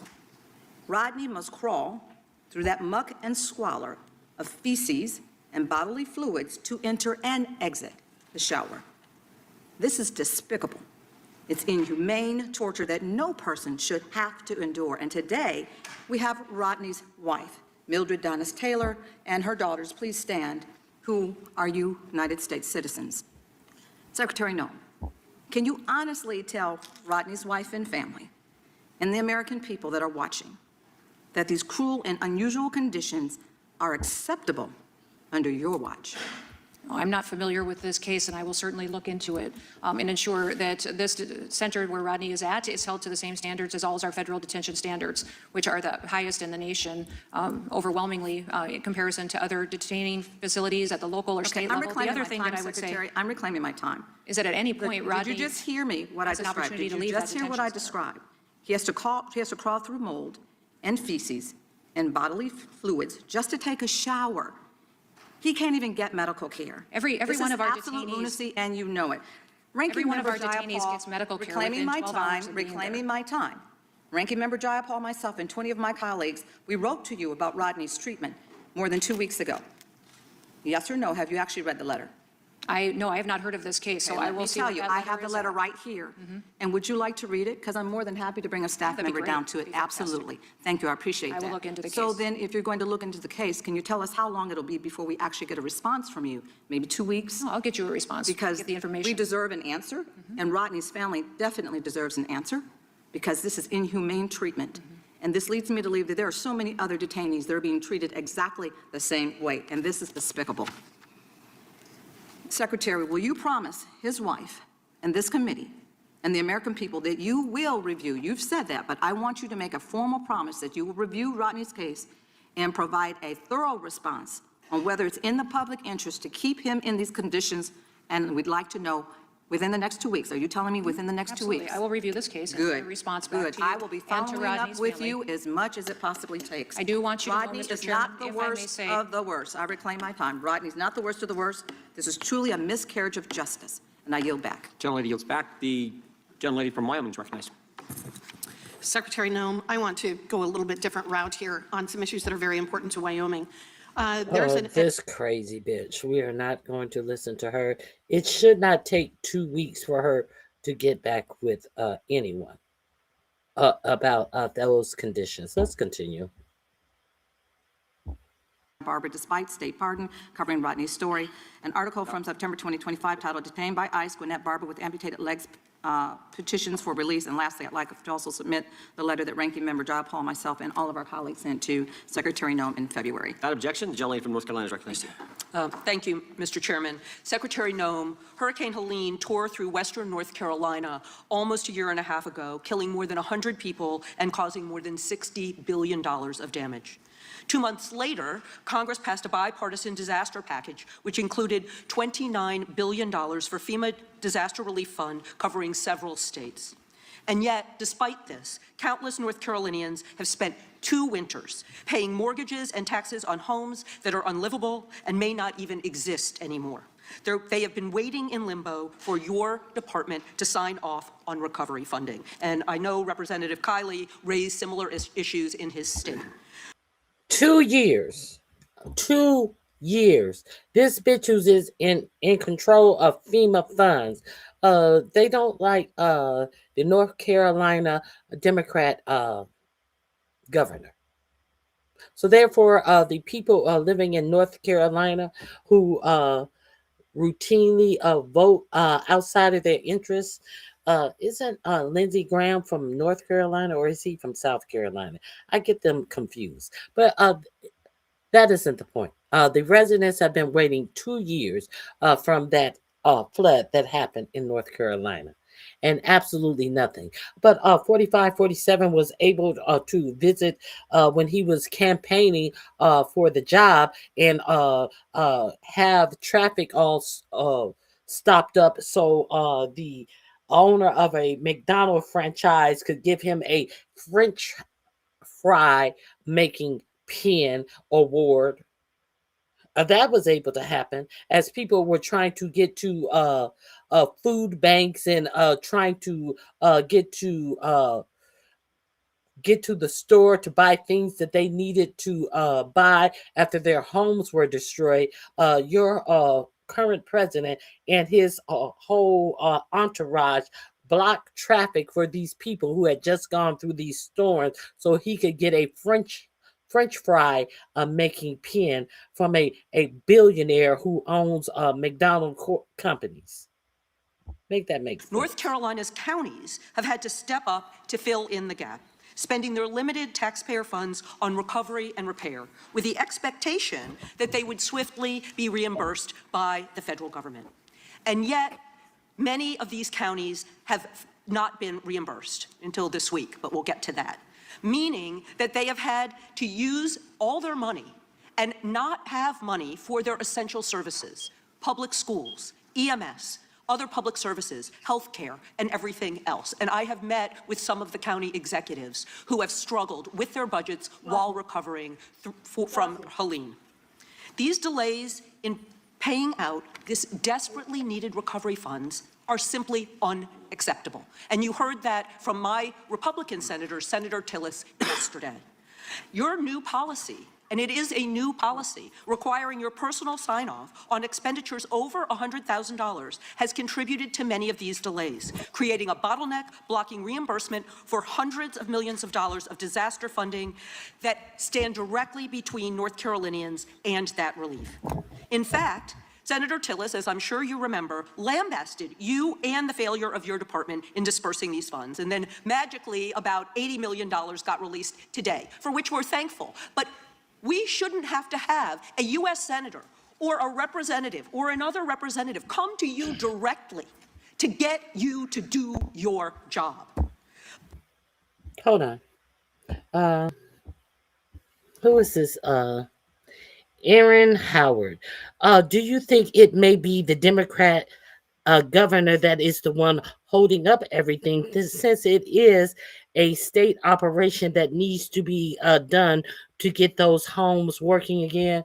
No, I don't think that it could be the Democrat senator because he is a state official and the money is being held up by FEMA, a federal program that Kristi Noem is over. So why would I think that it is the Democrat state official who has no control over the FEMA funds that are being held up? Why would I think that? And why would you think I would think that? Because you're stupid and I'm not. Let's continue. These idiots, I tell you. But we also know that you had time to sign off on the purchase of 2 luxury private Gulfstream jets for your personal travel, $170 million. And we've heard about the new Boeing 737 that you're in the process of outfitting. Evidently, you were satisfied that there was no fraud, waste, and abuse involved in the jets. But meanwhile, could you tell me whether you found any fraud, waste, or abuse in these North Carolina expenditures? You know, Congresswoman, what I would tell you is that Joe Biden failed North Carolina. Listen to me. I asked you a direct question. Joe Biden provided greater relief. Joe Biden showed up. Joe Biden didn't lie about what was going on the ground. I don't even want to get into what Donald Trump did during the campaign, the misinformation that was put out there. And you cannot find the time until my senator berates you in public to approve this money. Individual members of Congress should not have to come to you. Our counties, our struggling counties in the western part of the state, are some of the most rural counties. They are poor counties. They do not have the money to front for you. In the months that we have been here, we have deployed billions of dollars, billions more than what the Biden. I am reclaiming my time. You have been too slow. I have heard this from Republican county commissioners. I have heard this from administrators. I have been in the western part of the state. I know exactly what's going on, and you have turned a blind eye while you're busy trying to deport American citizens. And now I want to get back, reclaiming my time, to the second point that Senator Tillis made. You have not responded to him and the people of North Carolina about why you have picked up U.S. citizens. You've heard that from Representative Correa. Why you have intimidated people who are here lawfully, and why you are threatening the economy of one of the most prosperous states in this country by practicing malpractice. You should resign or be impeached. I yield back. Chairman, may I answer that question? The state of North Carolina has received billions more in Helene relief disaster assistance than President Biden did. In fact, every single because we appropriated the money. Every project has been obligated. It's been paid out. The state manages the response, and those counties get their funding from the state, which has been allocated to FEMA dollars. The gentleman from Virginia is recognized. Thank you, Madam Secretary. Thank you for being here. The hypocrisy of my colleagues on the other side when they talk about appropriating money and yet refuse to appropriate money for your department. The gentlelady from North Carolina talks. Goodbye. Goodbye. She's talking about FEMA funds for people who have lost their homes in flood, not giving ICE money to continue to shoot our citizens in the street. That's why Democrats have pulled money from ICE. Why should they pay for that? Of Congress last year, you said, quote, Objection. And then the last one, a press release by my colleagues on the Appropriations Committee, DHS Secretary Kristi Noem spends $200 million taxpayer dollar money for a pair of Gulfstream private jets. Without objection. Gentleman from Vermont is recognized. Thank you, Mr. Chair. Secretary Noem, I want to start with your testimony in front of Congress last year. You said, quote, I think it's shameful to see the defense of individuals who break our laws. We are a nation of laws. If we are not a nation of laws, we are no nation at all. Do you stand by that? I do. We are a nation of laws. And obviously, in a nation of laws, agencies have to comply with lawful court orders. Secretary Noem, since you took over the department, how many times has DHS violated a court order?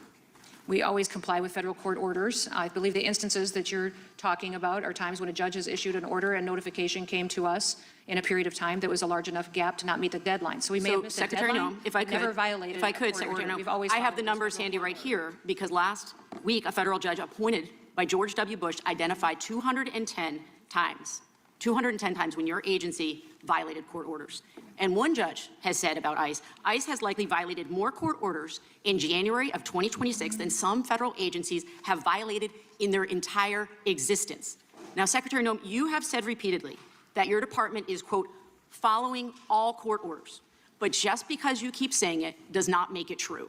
And Americans aren't stupid, and they can see what is happening, and judges are also sounding the alarm. In a case where you attempted to deport Ramesa Öztürk because of her First Amendment protected rights, First Amendment protected speech, the judge said that you and Secretary Rubio had engaged in an unconstitutional conspiracy, and that you both failed in your duties to protect the Constitution. And frankly, those words are absolutely shocking. And the reality is that you refuse to acknowledge, and you're doing it here today, you refuse to acknowledge that your agency has broken the law. Since you have been at the helm of this agency, has anyone at DHS lied to a federal judge? No, we comply with all federal court orders. I'm surprised that So is your testimony that you have not? It should not be shocking. Is your testimony? That was not the question. You follow all federal court orders. She asked you, did you lie to a court? What's the question? That no one at ICE has violated a court order or has lied to a federal judge. Is that your testimony? To my knowledge, I'm not aware of any situations where that's happened. So when you look at what the court said in the Öztürk case, it said the court rejects this testimony from ICE's leadership as disingenuous, as squalid, and dishonorable. So we have a federal judge who has rejected testimony from ICE's leadership because it wasn't true. So the head of ICE, Acting Director Todd Lyons, lied in sworn testimony. Has he been fired? No, Todd Lyons is a good man who has have there been any, Secretary, no, have there been any consequences? Has there been any consequences for him lying to a federal judge? That's what I want to know. Are there any consequences for someone under your leadership lying? We have activist judges out there throwing opinions. So you have said repeatedly, again, I just want to bring us back to my question. You have said that we are a nation of laws. Yes. Nobody is above the law. You are not above the law. Todd Lyons is not above the law. No one working for you, nobody working for you is above the law. So I want to say this, Secretary Noem, it is shocking to Americans right now to see that you can sit in front of this committee and continue to cover for people who are working under you. You're in charge now. This is your DHS. The buck stops with you. The fact that you have people working under you that are lying to federal judges and that you're not going to take responsibility for that and hold them accountable to that is shocking. And I think Americans deserve so much better than that. And your employees have regularly ignored court orders and lied to judges. Now you're covering up. And I just want to say, this conduct alone is impeachable. And I want you to know that Americans will get accountability for the damage that you have done, for the lawlessness of aspects of DHS, for killing innocent Americans, for terrorizing children. They will get accountability. And you are the Secretary of DHS for now. And you think you're immune from accountability, but I promise you this, one day, he is not going to be president anymore. He is not going to be in charge. And when that day comes, we will still be here. And we will still be seeking accountability. And in hearings like this, we are going to continue to prove your guilt. I yield back. The lady yields back. Gentleman from South Carolina is recognized. Madam Secretary, can you feel the righteous indignation going on the other side right now? It's kind of remarkable a little bit when you think about it. They talk about accountability and impeachment as for you and probably everybody in the ad. Let's continue. An ICE agent. Let's talk about Marimar Martinez, a U.S. citizen who was shot 5 times by Border Patrol agent Charles Exum. You were asked about Marimar at yesterday's Senate hearing, and you should be familiar with the case by now. DHS has repeatedly said that Marimar was a quote-unquote domestic terrorist who, quote-unquote, rammed federal agents with her vehicle. Sitting here under oath, do you stand by these claims, yes or no? Congressman, we've seen a 3,000% increase in. Do you stand by the claims? You've had an opportunity to look into the case, yes or no? He asked you a specific question about one case, and you refuse to answer it because you know that you sat up here and lied before the public about what happened in that case. So you think that you're going to sit up here and filibuster, but he's redirecting you to what he actually asked you, bitch. Claims, yes or no? Congressman, we've seen a 3,000% increase in. Do you stand by the claims? You've had an opportunity to look into the case, yes or no? You're changing situation on the ground all yes the time. or no? You're familiar with the case. It was brought up yesterday. I'm familiar with the case. Let's play the clip and see what we see as evidence. All right, it's time to get aggressive and get the out. Because they're trying to box us in. We're going to make contact and we're boxed in. We are boxed in. You're lying. You see him turn the wheel to the left. Be advised, we've been struck. We've been struck. They lied. You see them moving. You see them lie and say that they have been boxed in and turn the wheel into her car and start shooting her. The 5 shots that you heard against a U.S. citizen. So the agent said they were going to make contact, rammed their vehicle into Marimar's, immediately lied about it, and then shot her in cold blood. And then DOJ dismissed all charges against her. I wonder why. So once again, DHS lied to cover up its crimes. And this morning, you took back to social media, DHS continued to double down on her and lied again. Let me be clear. You are a disgrace to this nation, and you should resign or face impeachment. And every crime, including the murder of Silverio Villegas Gonzalez and of Marimar, must be fully investigated and prosecuted. But while you are, to borrow a phrase, the worst of DHS secretaries. Oh, excuse me, sweetheart, I don't drink or use drugs. Maybe that's some of your inbred family that you're thinking of. Goodbye. Let's continue. The agency has been rogue and lawless since its inception in 2002. It was set up to expand surveillance. And since you're all here, please hit the like button, share, subscribe. If you've learned something new today, you can Cash App me. You can help me reach my goals. My goals is to show you something that you may not be aware of. I'm pretty sure you dummies who are making these sad excuses, who are trying to deflect from the actual content that is being played because you're so hurt in your feelings that you don't know how to process the real facts that you have been in denial of because you do not watch any real media, that you go and suck up all the propaganda that comes from the right. You are more than welcome to hit my goals. You're more than welcome to Cash App me, because my only reason for being here is to expose you to some things that you may not be aware of. They're called facts. Let's continue. Surveillance and undermine civil rights by falsely labeling immigrants and protesters as terrorists, as we just saw. That's exactly what it's doing, and exactly why DHS must be dismantled and the immigration system must be rebuilt from the bottom up. That's why Americans all over believe that this agency has gone too far. Mr. Chairman, before I yield back, I request unanimous consent to submit for the record this Fox interview article dated February 5th, 2026, entitled "More Than Half of Voters Think that DHS Secretary Kristi Noem Should Be Removed." And with that, I yield back. Without objection. Madam Secretary, I have one more, then we'll have to take a break for votes, and we'll come back for a few more members to ask their questions. Gentleman from North Carolina is recognized. Well, thank you, Mr. Chairman, and thank you, Madam Secretary, for your presence here today. I must say, as a freshman congressman and sitting through the hearings such as this, I'm absolutely appalled at the lack of respect and decorum that is shown for a member of in your position as a secretary, and I apologize for that. And let me say also, on behalf of North Carolina, thank you. Thank you for serving. Thank you for your leadership. Thank you for your commitment, your passion to your job and what you are doing. And over the past year, you and I know that liberal activists have taken to the streets to protest ICE and Border Patrol, often impeding law enforcement in the process. And among these protests, I'm curious whether you've ever seen the left express anger at the individuals that I have pictured here, or for the people I have pictured here in my hand. This is Fletcher and Schuyler, you may recognize. This is a couple from my state of North Carolina.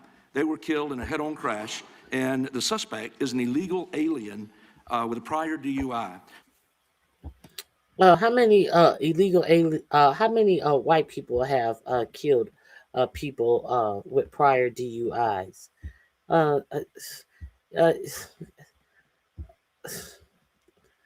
Let's continue. Is that it? I think that may be it. I think we're done. Okay, well, thank God we're done with that. Let's get back to our regularly scheduled program. Let's see if they're voting on these Iraqi powers yet. Let me see. And so where are we today? We are at the point today where you have... Let's see. For her to advocate this, especially if she's doing it on behalf of Netflix. A great American. We left off there.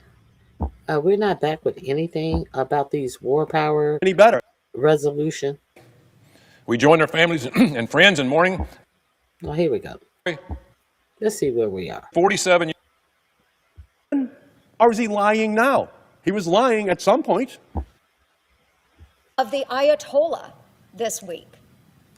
While I appreciate the gentleman from Virginia's interest in exercising Congress's war powers, I would urge all of my Democrat colleagues to get behind those who are at this moment defending our nation. Against what? We've already lost too many lives at the hands of Iran. That as long as the Iranian regime chants death to America, the lives of our citizens will continue to be threatened.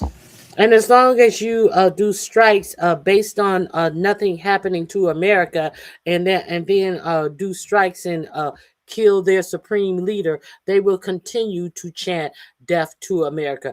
Joni Ernst, who you know how Pete Hegseth spoke about women being in the military. You know about the alleged improprieties that Pete Hegseth had done to a woman against her will, and you voted him in to be over the Department of Defense. Bitch, no one takes you seriously. Be gone. Senator, Massachusetts. Mr. President, the military strikes on Iran by the United States and Israel are a reckless escalation of an illegal war. Americans do not want another endless war in pursuit of regime change. Americans want to fix the affordability crisis here at home. Americans want to fund health care, not endless warfare. Americans want to reclaim the tax breaks for billionaires and millionaires to spend it on health care and education and environmental protections in our country. This war is not helping America. It is hurting America. This war is built on lies about nuclear threats. And those lies are now costing American service members' lives. Senators got a classified briefing from the administration yesterday, and it confirmed what we already knew. This is an unnecessary and illegal war of choice by Donald Trump. Iran posed no immediate threat, and there is no plan to end this catastrophe. President Trump said yesterday that he started this war because he, quote, had a feeling. Donald Trump had a feeling, he said, that Iran was going to attack. There is no evidence, zero, to back this up. He has presented no evidence to back up his feeling, and that is outrageous. We should never, ever start a war based on a feeling, but only on facts.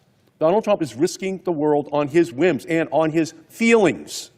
There was a time for diplomacy and Trump to seek congressional approval. Instead, this war will be a wrecking ball through the Middle East and must be stopped. Any war should have the support of Congress and the American people. Trump's war has neither.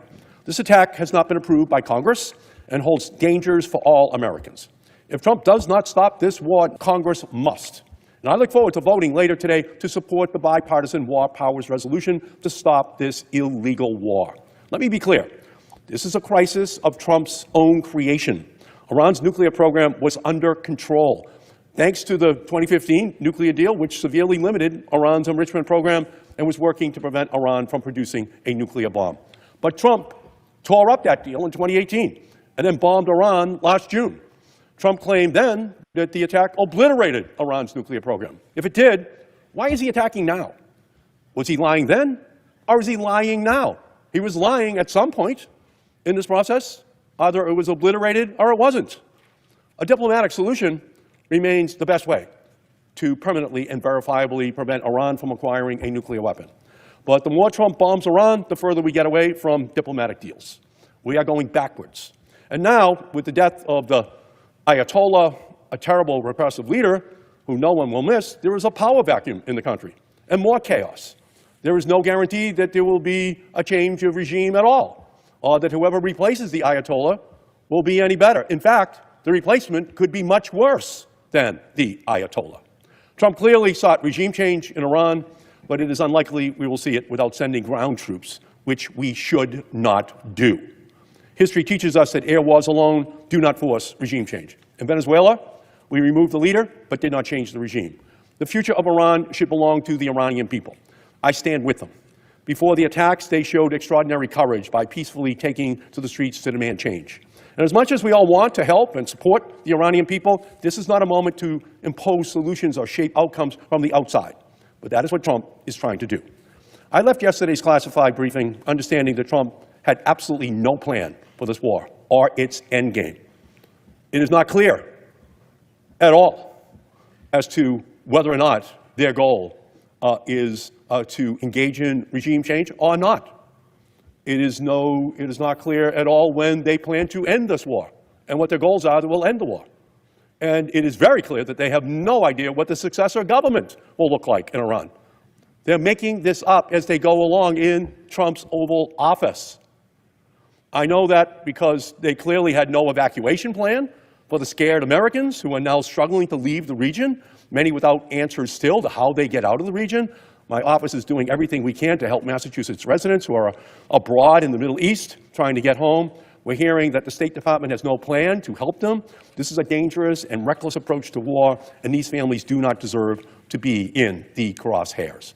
And I'm pressuring the State Department to act quickly and decisively to help bring these families home safely. It's day 5, and it's unacceptable that they still do not have a clear plan in the Trump administration as to how to evacuate all of these Americans who are caught in this Middle Eastern conflict. There was no plan. The best way to protect people in the region is to end this war, and end it right now. President Trump is completely out of control, and Americans have already lost their lives because of it. We need to end this illegal and unnecessary war now, and I will do everything in my power to make that happen. No war with Iran. Thank you, Mr. President, and let me pause and share a couple of more things with you. Let me share a couple of more things with you before we hear some more from this hearing. If you got here late, you're right on time because I will refresh your what you missed. Let's go here. What you may have missed about this war, what is going on with this war. Let's go here. Hours after I reported on the most brutal strike on the US military facilities in the Middle East by Iran, several American experts have now confirmed the news. Last night, I shared the Iranian claim that it had destroyed the US ANFPS-132 radar system installed at the US military base in Qatar. This is massive in so many ways and raises serious questions on the future of US military presence in the region. Iranian missiles have also wreaked havoc across the settler colony of Israel. But the ruthless censorship imposed by the Israeli terrorists mean that much of this destruction can't be reported. Not when these demonic creatures arrested two CNN journalists for simply trying to capture the damage caused by Iranian missiles. Meanwhile, US lawmakers have reacted with shock after attending a classified briefing on Iran. The Trump administration has now told them to be prepared for more US soldiers' deaths. And this comes amidst claims by an Iranian general who said that Iranians had killed or wounded more than 600 US personnel in this conflict. This link will be in my description box under hiding the damages. Now, they are arresting journalists who are trying to show the carnage that has been dropped on Israel because they want to pretend as if everything is okay. They are, Israel were killing journalists. Israel killed over 200 journalists who were trying to get you the story out of the things that was happening in Pakistan. Now they don't want you to see what's happening in Israel since they decided to just bomb Iran, who had done absolutely nothing to them, on the lie that they were trying to regenerate their nuclear program, and now it's about ballistic missiles, and now it's about they can't even tell you what it's about, and now they're getting bombed directly in Israel. So they are hiding this and arresting journalists. The links are in my description box. This new link will be in my description box as well. Let's continue. This would be the broader focus of my video today. Also in my video is a Freudian slip by top Jewish Democrat Senate leader Chuck Schumer on nuclear Israel. So please stay tuned. It's now confirmed that the Iranians have indeed inflicted a body blow. Let's be real clear about Chuck Schumer and Hakeem Jeffrey. They ought to be voted out of their positions. Both Chuck Schumer and Hakeem Jeffries. All of this holding the water for Israel and not paying attention to what their constituents need or want should have them thrown out of office. All of this spreading AIPAC money around. Jasmine Crockett is also someone who has received AIPAC money. Well, how good does this AIPAC money work for you and the people you represent? What does AIPAC money give a fuck about your constituents? The AIPAC people only care about Israel. Let's be real clear. And that's why these people need to be voted out of office. Let's continue. To the American military apparatus in the Middle East by destroying their most prized radar system. Just how important this radar is for the Americans can be understood by the fact that the cost of ANFPS 132 early warning radar system at Al Udeid Air Base in Qatar is valued at $1.1 billion. Qatar has confirmed that this was hit and badly damaged by Iranian missiles. And this is not the only bad news. How much does it take to make the Iranian missiles? About $20,000. They have totally annihilated this $1.1 billion missile defense machine with $20,000 missiles. How is this working out for Israel and America?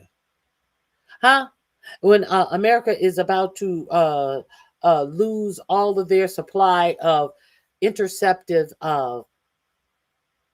missiles to intercept the incoming missiles that are coming in for Iran. How is this working out?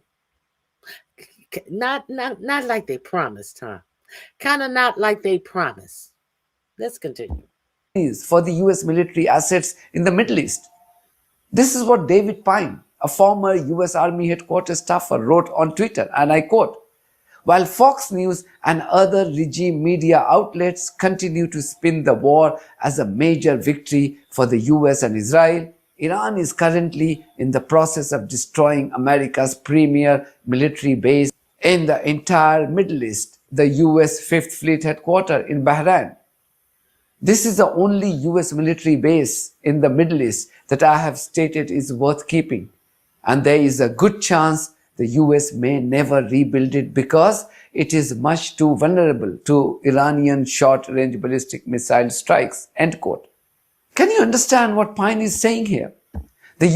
And that's what they destroyed it with, Iranian short-range ballistic missiles. US may never be able to rebuild the 5th Fleet's headquarters in Bahrain. And then we are not talking about the other damage caused to American assets. Last night, after I posted the video, we learned that the Iranian missiles had struck a US consulate in Dubai. It was on fire. You can watch that video on our Telegram channel. So Iranians have been successfully hitting every single strategically important American assets in the region. Imagery showing the extent of the damage to U.S. military facilities across Gulf Arab countries is starting to emerge, part of Iran's furious response to an Israeli-American campaign that decimated its leadership. At least 9 U.S. military positions have been hit in less than 48 hours. These are relatively close targets. They're much nearer to Iran than its usual target, Israel. That proximity may give Iran's missiles and drones a better chance of hitting their targets. This is the port of Shuaiba, where just after 9 a.m. on Sunday morning, an Iranian strike set a makeshift U.S. operations center at the civilian port ablaze. 6 American service members were killed in the attack. You can see smoke rising from the fire. The blown-out 3-wide trailer blackened on the inside. There are few signs of fortification. In another attack, a drone, this appears to be the Arash 2, crashes into U.S. positions in Camp Buring. A building. 3 fighter jets, a loss. They want you to believe that, oh, we made a mistake in Qatar. That was friendly fire. Does it make it any better if you were too incompetent to let Qatar know that we had 3 fighter jets and our friendly fire took down our jets? Or are you trying to make an excuse for our jets being shot down? Does either one of these matter? Incompetence or being shot down because somebody shot our military jets down? Does that make a difference in any of this? The flyers, the pilots were able to successfully eject. I don't know if they have recovered these pilots, but they did successfully eject from the planes. Severely damaged. American helicopters parked inside the base were nearly hit. In Bahrain, a Shahid attack drone flies into the base that hosts the U.S. Navy's 5th Fleet, one of the largest American naval formations in the world. It looks alarmingly defenseless. The drone hits one satellite communication terminal, clearly seen here. But the scale of the damage is more obvious here, warehouses and other buildings damaged. And another satellite communication terminal destroyed in a separate attack. We see this pattern of targeting throughout the region. At least 5 satellite communication terminals were destroyed. It points to a possible Iranian effort to cut US bases off from the outside world. Iran used an unprecedented barrage of missiles and drones. US Patriot missiles and other multi-billion-dollar air defense systems shot most of these out of the sky. But the ones that got through were enough to puncture the veil of security around oil-rich Gulf Arab states and the heart of America's security infrastructure in the Middle East. Now, the question is just how long can Iran sustain these attacks? That depends on how big their stockpiles of missiles and drones are, which is currently unknown. And really, Aaron, it comes down to how quickly can the U.S. and Israel achieve their stated objective of obliterating the missiles. Until that happens, Iran has made it clear that in the aftermath of the killing of Ayatollah Khamenei, it plans to sow as much chaos as possible to U.S. interests in the Middle East and beyond. The American and Israeli terrorists have claimed that they had destroyed thousands of missile launch pads in Iran. But this appears to be nothing more than a propaganda. Iranians aren't firing their missiles from a static location in a designated area. One of the reasons why Americans and Israeli terrorists have been unable to stop the barrage of Iranian missiles hitting them so hard is because of this video.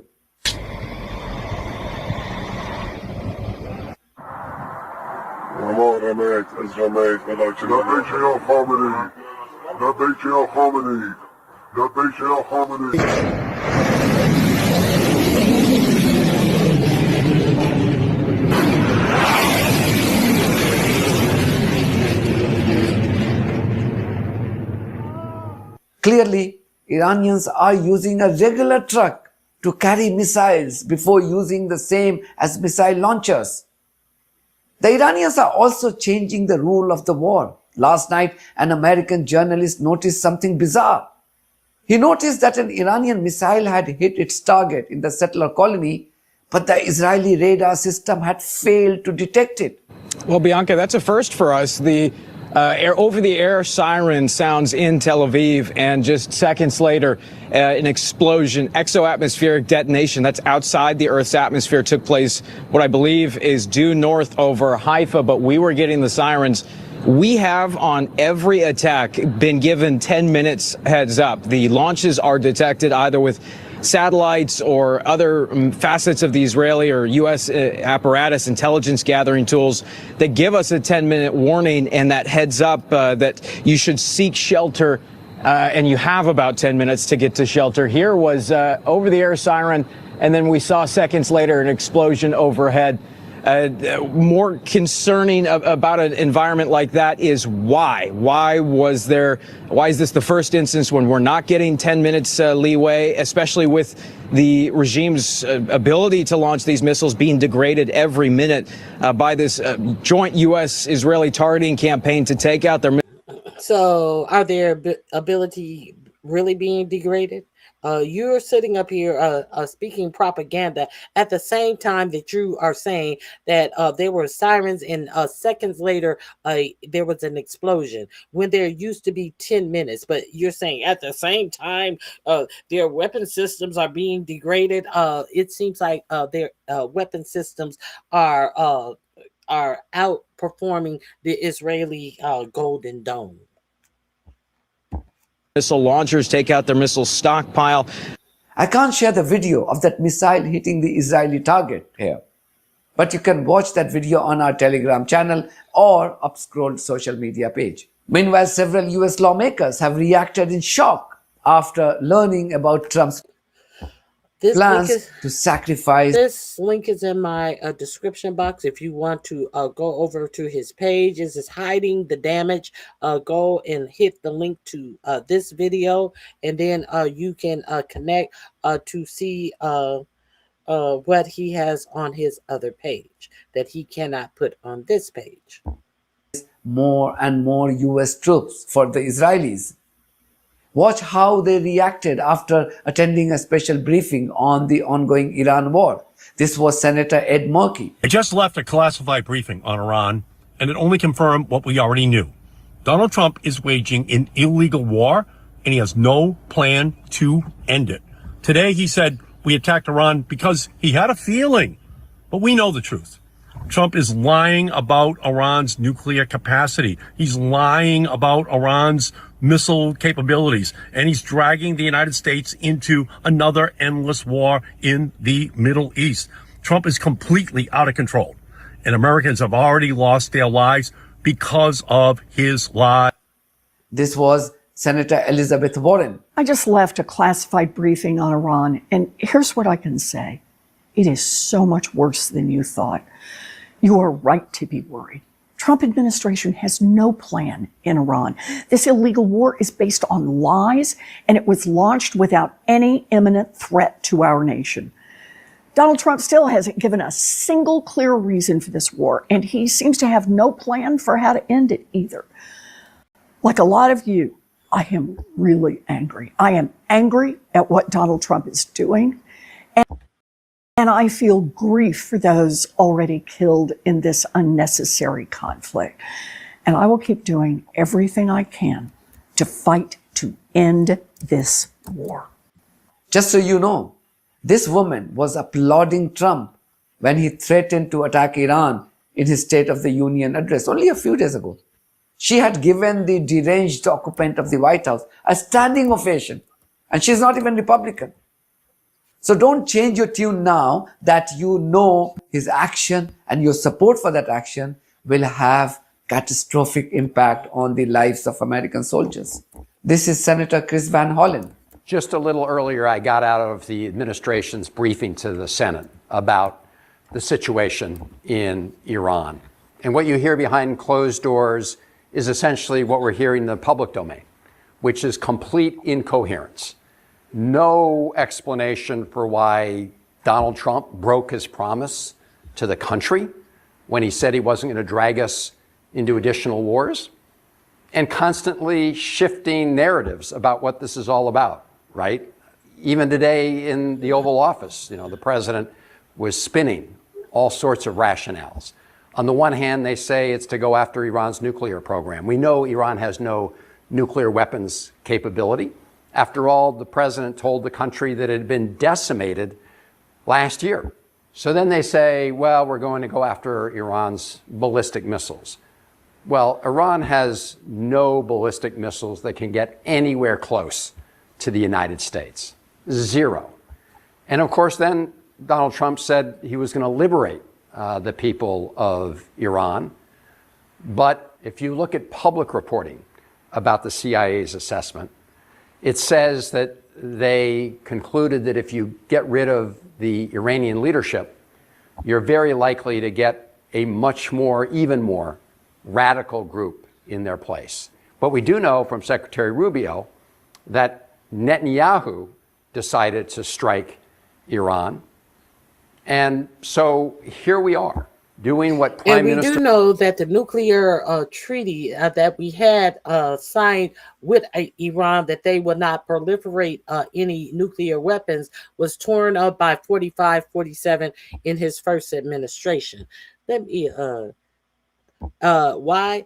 Because he told 45-47, you know, Iran is creating a nuclear weapon. You know, they're over there creating a nuclear weapon. So 45-47 tore up the nuclear agreement where inspectors had gone in and said that, in fact, Iran was not creating nuclear weapons.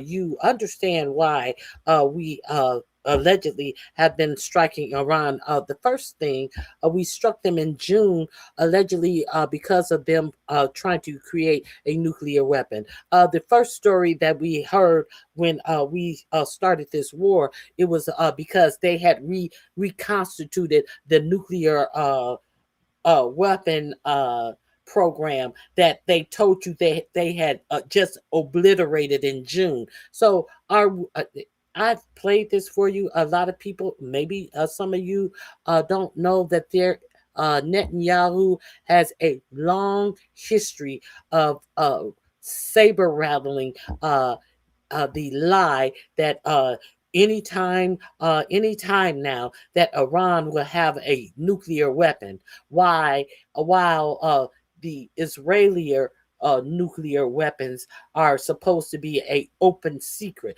He doesn't talk about the nuclear weapons that it has been reported that Israel has. 4. Iran has never given up its quest for 5 continents, the world in 5 continents. You've probably heard this line before. Iran has never given up its quest for nuclear weapons and the missiles to deliver them. That's because Israeli Prime Minister Benjamin Netanyahu has been saying this for more than 30 years, claiming Iran is close to having nuclear weapons. Nuclear weapons. Nuclear weapons. Atomic bombs. In 1992, as a member of parliament, Netanyahu addresses the Knesset. He says, within 3 to 5 years, we can assume that Iran will become autonomous in its ability to develop and produce a nuclear bomb. 3 years later, in his book Fighting Terrorism, he repeats the same time frame, 3 to 5 years. Thank you, Mr. Chairman. Fast forward to 2002. Netanyahu testifies before a U.S. Congressional committee actively calling for the invasion of Iraq. Are there any other nations that you would recommend that the United States launch preemptive attacks upon at this point? The 2 nations that are vying, competing with each other, who will be the first to achieve nuclear weapons, is Iraq and Iran. The invasion happens months later. No weapons of mass destruction are found in Iraq. This is a... And no lessons are learned. No lessons are learned, because here we are again. Fragment of a 2009 U.S. State Department cable released by WikiLeaks. Netanyahu tells members of Congress that Iran is 1 or 2 years away from being capable of developing nuclear weapons. They're online. It's 2012, and Netanyahu is holding up his infamous cartoon bomb at the UN General Assembly. By next spring, at most, by next summer, this motherfucker is sitting up at the UN with some Wild E. Coyote shaped bomb, trying to seriously say a lie. At current enrichment rates, They will have finished the medium enrichment and move on to the final stage. From there, it's only a few months, possibly a few weeks, before they get enough enriched uranium for the first bomb. And now, 33 years after Netanyahu's first so-called imminent warning, Israel attacks Iran. And if not stopped, Iran could produce a nuclear weapon in a very short time. It could be a year, it could be within a few months, less than a year. That's despite the US Director of National Intelligence saying Iran isn't building a nuclear weapon months earlier. Iran lied. But for Netanyahu, Big time. the slogan has been the same for decades. Dmitry Medvedenko, Al Jazeera. Make sure to subscribe to our channel to get the latest news. Okay, let's go back to where we were.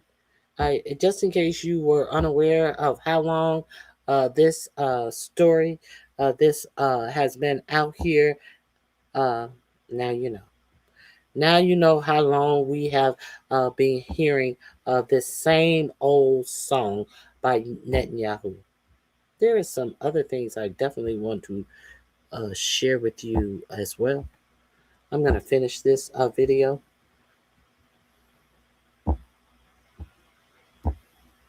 Mr. Netanyahu said he wanted to do for 40 years, which was to attack Iran. It's just Netanyahu had not found a president stupid enough to drag the United States into that war before. And now Donald Trump has done it, and they don't have a clue as to what the end game is. This is Senator Chris Murphy. Senate, this is as serious as it gets. This is war and peace. They told us in that room that there are going to be more Americans that are going to die, that they are not in the short run going to be able to stop these drones that are going to continue to fly into the Middle East. We have to have a debate in the United States Senate on an authorization of military force. It will likely fail. It will likely fail, and we shouldn't be voting to proceed to other pieces of legislation until we get a debate on this deeply unpopular, immoral, and illegal war with Iran. Israelis and their slaves in the West have been instructed to fervently defend another genocidal project, this time against the Iranians. But once again, they are getting the pushback.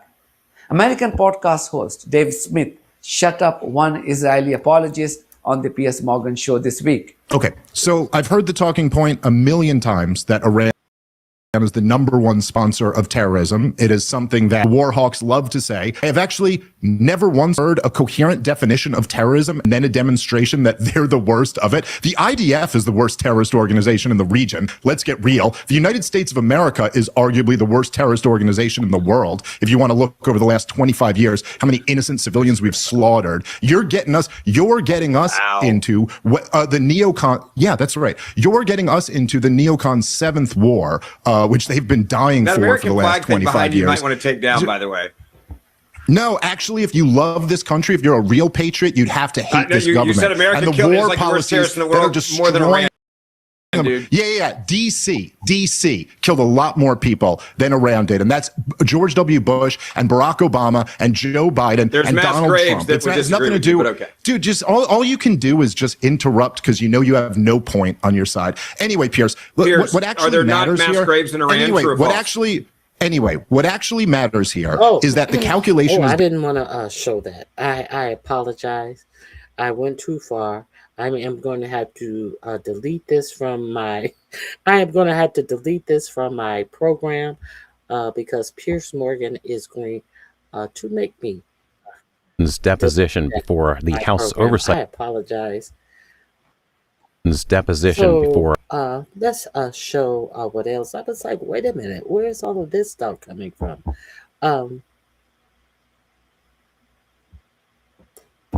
Let's go right here. All right, guys, the illegal and offensive war waged by Trump and Israel against Iran has currently spiraled out of control. It is an absolute nightmare, and it is not going how they thought it would go. So sit back Is and for-profit media telling you that, or is they telling you it's all going swimmingly? relax, because I have 1,000 updates for you, and they're super duper important. So let's start with this. Breaking war news. Multiple U.S. jets have crashed. Multiple. So as of right now, it's 3 that we know of. They say it was Kuwaiti-friendly fire that led to these jets crashing. And I believe the 3 pilots are injured, but okay. But that's hundreds of millions of dollars up in smoke like it's nothing. Iran has also struck a Saudi Aramco oil facility. Okay, that's a huge deal because we need oil and gas for the entire world. And Saudi Aramco gives us a lot of our gas. And so this means supply shock for gas prices, and people are going to be struggling. I hope your gas tank is full because prices are about to go up, up, and more up, okay? So that's crazy, crazy stuff. And by the way, in this instance, it was a drone that was shot out of the sky, which then crashed into the oil facility. That's what happened, and that's what's leading to this massive fire. I'll show you the video here in a second. Iran also hit an Amazon data center in the UAE, and Saudi officials are accusing the U.S. of abandoning Saudi Arabia. Can't complain about them hitting an Amazon data center. They should hit some more. And redirecting its air defense to protect Israel. Quote, they left all the Gulf states that host American military bases at the mercy of Iranian strikes. So they're furious because they're also allies. And remember, these are like luxury getaways. It's like the playground for the 1% and the Epstein class. And now their tourism industry is going to be absolutely obliterated, and their the way they make money through selling oil and gas, that is now being obliterated as well. So here's the video of what the Saudi Aramco facility looks like. I cannot overstate how big of a deal this is. What did your government tell you? They told you that it was the for-profit media said, oh, it was just a little small fire, and they got it put out. And, it was nothing. It was in the parking lot. That's what they told you. Just incredible. Absolutely astonishing. Breaking, Qatar Energy stops liquid natural gas production. If Qatar has shut down all its liquid natural gas production, 14 trains, as the statement's wording suggests, that's roughly 20% of the world's output. As a single company, Qatar Energy is the world's largest liquid natural gas producer. So, Saudi Aramco hit, leading to a supply shock. Also, Qatar Energy stopping their liquid natural gas production. Ladies and gentlemen, as I said, gas prices are going to absolutely skyrocket. I need you to know that now, okay? Trump is basically calling up every journalist in his phone to workshop different timelines and goals for his war. So understand here, you're about to see he has no clue what he's saying and what he's doing.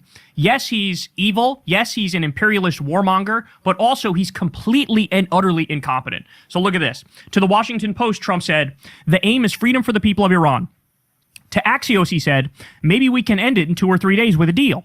To the New York Times, he said, it might be 4 to 5 weeks. I have 3 very... From 2 to 3 days to 4 or 5 weeks, a different story, a different story every day, a different story multiple times a day, depending on what media outlet he's speaking to. He has no idea the peril that he has put our country in. And many of you have no idea how this is going to adversely affect your wallet. Very good choices who might take control in Iran. So which is it? Is it a couple days or is it 4 to 5 weeks? Then he says to ABC, actually, never mind. We killed the people who we thought could take control of the country. This is a disaster. This is just an utter... They had people in mind who they thought that would be able to fill the spot of the Ayatollah, and until they realized that they killed those people as well in the strike where they killed the Ayatollah. Oh, it seems like they really know what they're doing, huh? Utter disaster.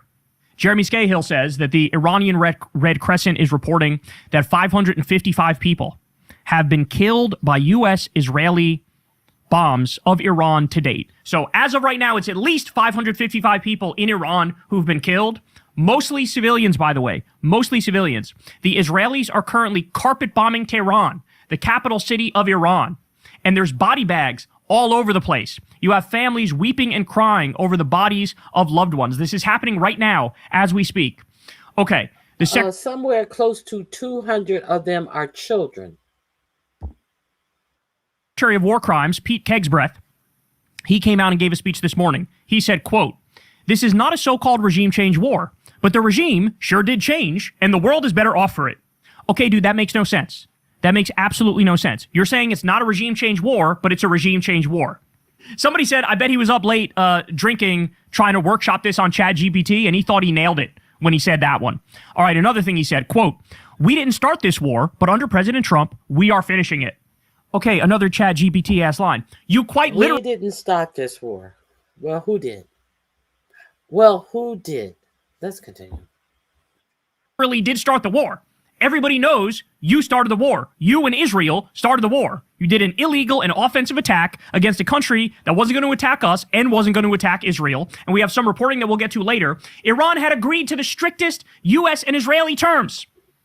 And after they agreed to it, within hours, they got attacked. They so agreed yes, you to it on Thursday, and their negotiations with the unqualified Jared Kushner and Steve Witkoff.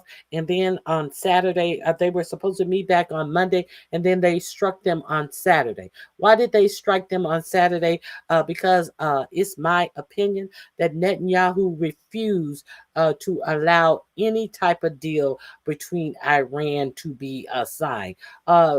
Why do I believe that? Because Netanyahu was the one who was instrumental in 45-47 tearing up the first deal that Iran had. Why do I believe he did that? Because this is what he has always wanted to do to Iran. Why do I believe that? Because Netanyahu is over there. I think he's striking... another country. I forget. I have it pinned. Netanyahu wants to take over, in my opinion, the whole Middle East and call it Israel. That is my opinion, as a personal opinion. Quite literally did start this war. I don't understand. Like, this is my problem with right-wing postmodernism. Like, they just make shit up and they assert it 1,000 times and they pretend it's true when it's the exact opposite of the truth. It's so disturbing. We also have this. Hegseth doesn't rule out U.S. boots on the ground. He does not rule out U.S. boots on the ground. Also, Trump just said the same thing. Trump just said... Oh, they'll have boots on the ground. Boots on the ground. Getting shot in the air. Oh, they'll have boots on the ground. It's not going to be a dance. It's not going to be a cute little dance with fans. It's going to be a lot of death and destruction and dismemberment when these boots get on the ground, though. I'm not going to rule out. When somebody brought up to him, hey, the polling for you is really bad on this, he said, I don't care about polls. I'm going to do what's right. No, you're not. You're going to do what Mossad in Israel wants you to do because they have Jeffrey Epstein blackmail that they're holding over your head, which is why we call it the Epstein War. That's what this is. This is the Jeffrey Epstein War, or Operation Epstein Fury. Secretary Rubio conveyed to the Gang of Eight that the U.S. chose to strike Iran because Israel had already decided to launch an attack beforehand. The U.S. could either strike Iran alongside Israel or after Iran retaliated against U.S. bases in the region. This is an incredible admission, ladies and gentlemen. The admission here from Marco Rubio, from Little Marco, and from Donald Trump is that, hey, we're the cucks. We're the betas. We're not the alphas. We're not in control. Israel decided to do the war, and what were we going to do? We, of course, did the war. We had no choice. We are the one who finance Israel, but Israel are the one who make us dance. We're Israel's bitch. That's what Marco Rubio and 45-47 basically told you without uttering a word.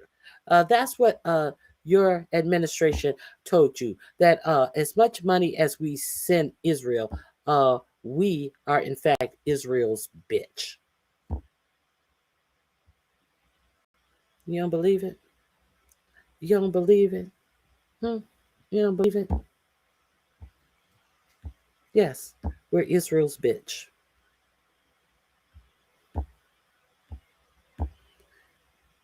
Make them dance. Netanyahu is paying this trick Trump off with your tax dollars. He's reaching over to the tax dollars that we give to his administration, and he's tricking off on Trump. Trump will do anything for a dime or a dollar. So now we have 45-47 tricking off your tax dollars to appease Netanyahu. Don't you love it? Don't you just gotta love it? Look at him. Make it rain. Netanyahu, make it rain on this hole. Make it rain, baby. Shake that ass. Shake that ass. Shake that ass. He's tricking off on 45-47 with your tax dollars. So there's that. Let me go back to what I was talking about. Hey, quit clowning. Okay. Let me go back to what I actually was talking about.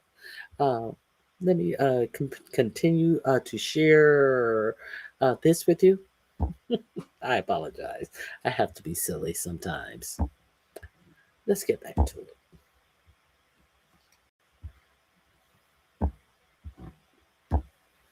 Or with them. Why would that be? And of course, why would that be something that everybody is like, oh yeah, of course, Israel attacks, so you have to attack. Why? You're assuming like us and them are one and the same and that he's your boss. Unless you're admitting that indeed is the way the system works, because the Israel lobby and the military-industrial complex has bought you and Trump and all you Republican freaks. Just truly incredible, man, what we're witnessing here. Sometimes I run out of words and ways to describe this. Senior U.S. officials told the Washington Post that the situation inside the Pentagon is bad. Quote, inside the Pentagon and among some senior members of the Trump administration, there was deepening concern on Sunday that the Iran conflict could spiral out of control. By the way, I'd argue it already is spiraling out of control. The mood here is intense and paranoid, one person said. There is anxiety among senior leaders that the fighting will extend for weeks, further stressing limited U.S. air defense stockpiles. They're running out of interceptors. So the damage is going to be even worse as soon as we run out of those. There is concern about this lasting more than a few days, said another person. I don't think people have fully absorbed it yet. What that has done to our stockpiles. It often takes 2 or 3 interceptors to ensure a missile is stopped. So they're launching rockets that are maybe $250,000 a piece. We're spending $50 million in interceptors to try to knock down the rocket, and we only like... And they're shooting up to 2,000 missiles at a time. Do the math. Do the math. That's 45-47 says that we can go on forever as he's huddling up defense contractors to try to hurry to get some more interceptors created for this war. You guys, you guys are not going to believe that fat meat is greasy until it is pouring over you in your home state with missiles raining down in the United States. You're not going to believe that fat meat is greasy until you're slipping around your state with nowhere to go and no one to help you. And as 45-47 and the rest of the billionaires in the United States are huddled down in their billionaire bunkers to save themselves. That's when you'll believe that fat meat is greasy. Partially knock it down and it still does damage. This is completely and utterly half of you don't even have the wherewithal right now to try to make sure that you have readied your house for a catastrophe. You never had the wherewithal to fortify your home for a national disaster catastrophe like an earthquake, a flood, or anything like that. But at this time, how many of you don't have a generator, don't have a water supply, enough water supplied? How many of you don't have flashlights, batteries for flashlight, a bug out kit, personal protection? How many of you don't have first aid kit? How many of you who don't have a stockpile of food in your home while you're dancing around in my chat talking about libtards and Joe Biden, and you don't have anything that is going to sustain you as your government doesn't have anyone to watch over the internet and internet connections and all of this type of stuff, and everything that we use in America, from our water systems to our electricity, is connected to the internet. How many of you will not be able to sustain yourself? Y'all think y'all gonna go out and rob other people for what you need?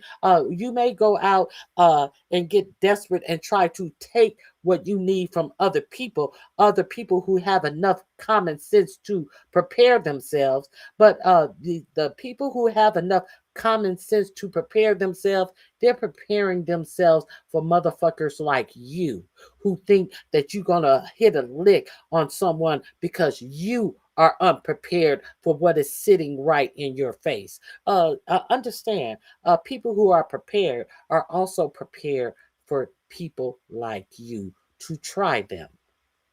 So, I suggest you get your houses in order. Let me see what else. He's talking about so much. Go over and visit Kyle Kalinski's show. Let me attack us. This isn't defensive. That's for years. I was going to do regime change no matter what, because they want to destroy Iran as a regional power player. That's what they want to do, and make it so that they can create that greater Israel. They could dominate the entire Mideast. And so their goal is not just to be a regional superpower. They want to be a global superpower. And he's all but saying it here. By the way, another thing that's basically the quiet part loud. Washington Post says, quote, the attack came despite U.S. intelligence assessments that that's what this is. Hey, I've wanted to do this for 40 years. Netanyahu says Trump fulfilled his dreams in bombing Iran. Israel now has the assistance of the United States. My friend, U.S. President Donald Trump and the U.S. military, this coalition of forces allows us to do what I have yearned to do for how many years? 40 years. How many years did I just show you him saber rattling about Iran having a nuclear weapon, and very soon 33 years worth of lying about a nuclear weapon that Iran was close to within months or a few years. Now he's thanking the good I don't know what God Jewish people have, while at the same time your military is giving commands to American soldiers that they are fulfilling the prophecy of Revelations, and they are on a mission of God, and they are fulfilling the prophecy to let the God come back to earth and the rapture to happen. This is what your military is being told. They're being told some Christian right bullshit as they go off to war. They are being told that you are sacrificing your life so that Jesus can come back to earth. This is what your military is being told, as Netanyahu is nutting his pants because he's getting exactly what he wants, a broader Israel. Make that make sense. Make that make sense that all of your military, even the ones who have different religions, even the ones who do not recognize a religion, are being told that they are fulfilling some Christian religious prophecy. Make that make sense. To do this for 40 years. In other words, all the negotiations, all of the talks, it was all bullshit. It was all a ruse. They had no intent on making a deal. Even if Iran gave Israel and the U.S. everything they wanted, which they mostly did that, here's Netanyahu saying, I wanted the regime change anyway. So they were liars. They were Americans to die. Not a care in the world for this guy. Not a care in the world. Caitlin Collins says the following. President Trump did not answer and shouted questions on Iran when he returned to Washington tonight. So the reporters were asking him a bunch of questions on Iran, and he didn't comment on Iran, but he did comment on new statues that have been installed in the Rose Garden, and he yelled at reporters, unbelievable statues. So they're going, sir, what do you say to the families of the Americans who were killed fighting overseas? And he goes, these are incredible statues, aren't they? Because he put new statues where the Rose Garden used to be, where supply shock, gas prices are going to go up. A vessel off the coast of Oman has been attacked. At least 250 ships have dropped anchors across the Middle East Gulf and coasts of Oman and the UAE. War risk insurers have submitted cancellation notices for policies on ships in the Strait of Hormuz. Maersk is now suspending all shipments through the Strait of Hormuz. Brent oil prices are trading up plus 10% over the counter. Regional leaders warn U.S. that $100 barrel oil is a clear and present danger. Insurance costs in the Strait of Hormuz are skyrocketing.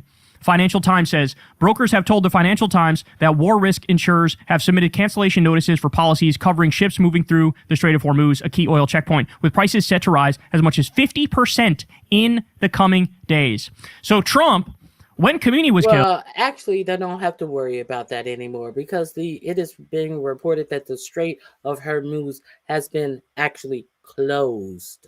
There's no moving through danger of moving through the Strait of Hormuz. It has been reported that the Strait of Hormuz has been shut down. So there will be no movement there. He came out and he did this whole congratulations, Khomeini, one of the most evil people in history, is dead. By the way, how many wars did he start? I'll wait. How many wars did the Grand Ayatollah, the current Grand Ayatollah, or until a couple days ago, Grand Ayatollah, how many did he start? The answer is 0. Any mention of the fact that he repeatedly says we don't want nuclear weapons because they're un-Islamic? Did they mention that? No, of course they don't mention that. The most evil person in history. Okay, calm down there, fella. So he does this whole thing, basically patting himself on the back and sucking himself off now you have a chance, the people of Iran, you're now free, you're welcome, you're free. Meanwhile, people are comparing that to George W. Bush's statement after capturing Saddam in 2003. Quote, "In the history of Iraq, a dark and painful era is over. A hopeful day has arrived. All Iraqis can now come together and reject violence and build a new Iraq." History repeats itself very clearly. Breaking: major American bombing of central Tehran just now. Look at this. Some of these plumes of smoke are so gigantic that it actually makes me think, are they dropping the Moab, the mother of all bombs? This is crazy. Look at this.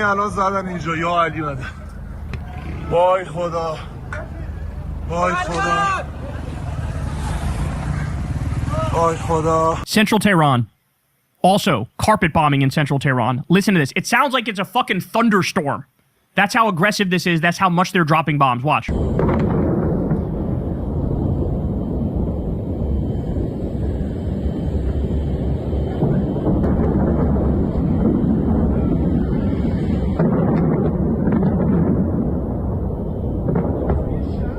Central Tehran. Again, you'll see later they are purposefully targeting innocent civilians, because that's what Israel does, by the way. That's what they do.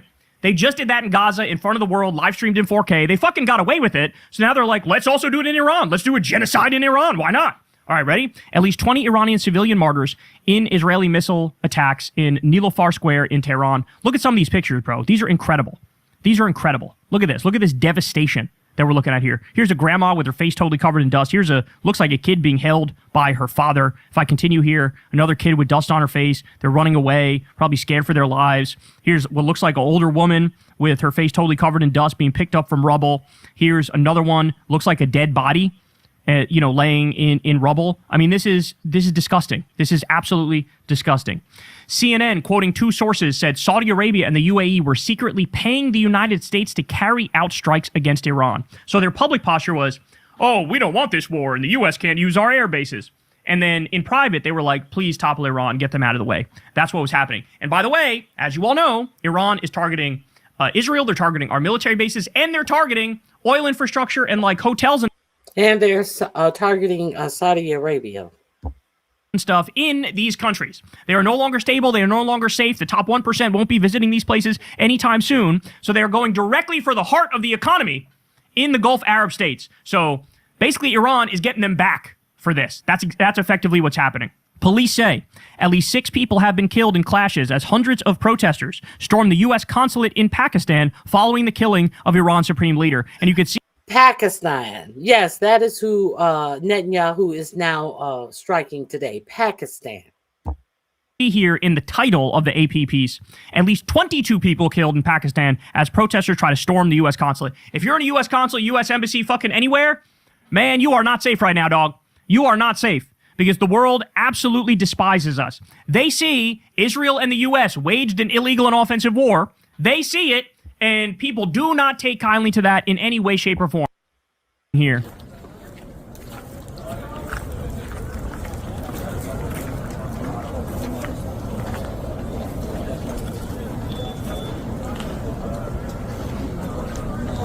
And if I remember correctly, this actually was not the only hospital that was attacked. Here's another video of the We know that Israel doesn't find a hospital it does not like to bomb. U.S.-Israel strike hits Gandhi Hospital in Tehran. Newborns rush to safety. Jesus Christ. It looks like they're literally rushing premature babies to safety. Looks like that's what that is. Holy cow, man. Holy cow. Iranian Red Crescent stated that Israel just struck multiple hospitals in Tehran. Here we go. Oh, man.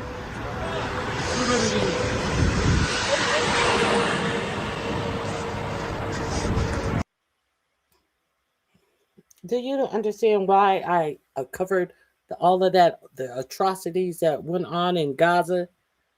Because it was unbelievable that everybody sat silent as this was done to a body of people. And everyone sat silent. Too many people.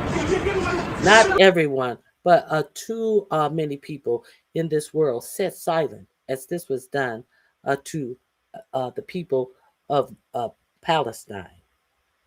And do you expect anything different now?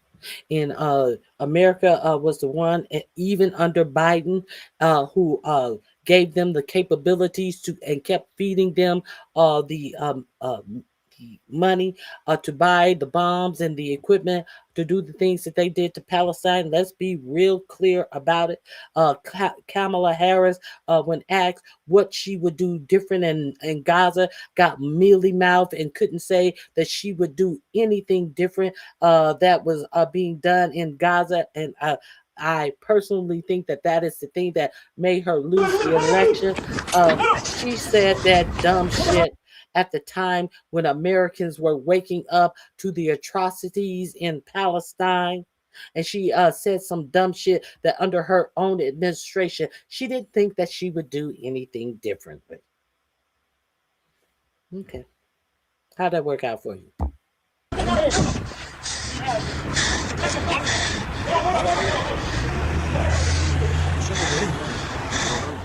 You can see this is literally the hospital right here, and it's on fire. So Israel doing the Israel playbook, that's what they do. They go after civilians, they go after all police stuff here. Look at that, look at that, look at that, look at this. Jesus Christ. This is what Trump and Netanyahu have unleashed on the world. Okay, this is crazy and nobody's even really talking about it. This is insane to me that this sort of went under the radar for a second. So Trump posted the other day on Live Social, Iran just stated that they're going to hit very hard today, harder than they have ever been hit before. They better not do that, however, because if they do, we will hit them with a force that has never been seen before. Thank you for your attention to this matter. So what force that has never been seen before? So you strike them first based on absolutely nothing but Netanyahu telling you to do it. Now you're talking about they better not strike you back harder. They're supposed to give you a baby tap after you hit them and destroy their leader. They're supposed to play with you. But you were the one who wanted to pay a big bad bully badass. But they better not hit you with anything comparable, or we're gonna hit them with a force that has never been seen before. What force has never been seen before? What is 4547 saying here exactly? Is he saying that he's going to hit them with a nuclear weapon? Is that the only force that has never been seen before? Is that what he's talking about? And you guys think you're okay. How many times did I tell you that it is quite possible that this administration will start World War III? this is the president of the United States threatening to use nukes. That's what this is. Here he is threatening to use nukes on Iran. That's what this is. So Netanyahu and Trump started illegal and offensive war against Iran, assassinate the Grand Ayatollah. Iran retaliates, and then he goes, well, maybe I'll just nuke you. By the way, you're crazy if you think he hasn't brought this up at least once in the context of this conflict. You're insane if you don't realize that. You're out of your fucking mind if you don't realize that. Okay? Where We're skating on thin ice here, bro. We are skating on thin ice. This man is unfit. You have to impeach him. Guys, I'm begging. Okay, go over and check out Kyle Kalinske. The link is in my description box. It appears that, on some level, Donald Trump is now well aware of the fact that, if nothing else, he's made a massive, massive political mistake by launching his unilateral war against Iran. And this motherfucker actually has the audacity to hold some type of military thing where he is giving military members some awards, and he brings it over to himself, of course, and then he brings it over to the drapes and talks about the big, beautiful ballroom is being hidden by these drapes that he picked out in his last administration. And you know he loved the color gold. Answers not one question. I think I showed this yesterday.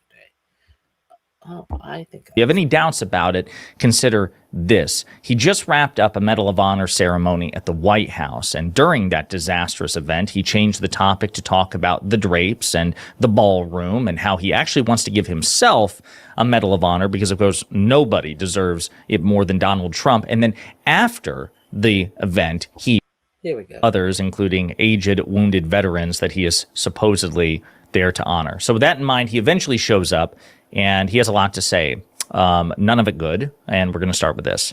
Let me provide a brief update on Operation Epic Fury.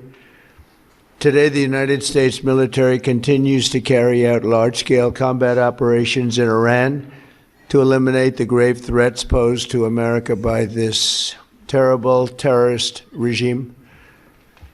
Following our obliteration of Iran's nuclear program in Operation Midnight Hammer a short while ago, we warned Iran not to make any attempt to rebuild at a different location because they were unable to use the ones that we so powerfully blew up. But they ignored those warnings and refused to cease their pursuit of nuclear weapons. In addition, the regime's conventional ballistic missile program was growing rapidly and dramatically, and this posed a very clear, colossal threat to America and our forces stationed. He believed that this was behind nuclear weapons, but their ballistic capabilities were growing. Also, he doesn't know what to tell you. He doesn't know which one it is. He's a liar. This link is in my description box from Running from the Media. I want to get into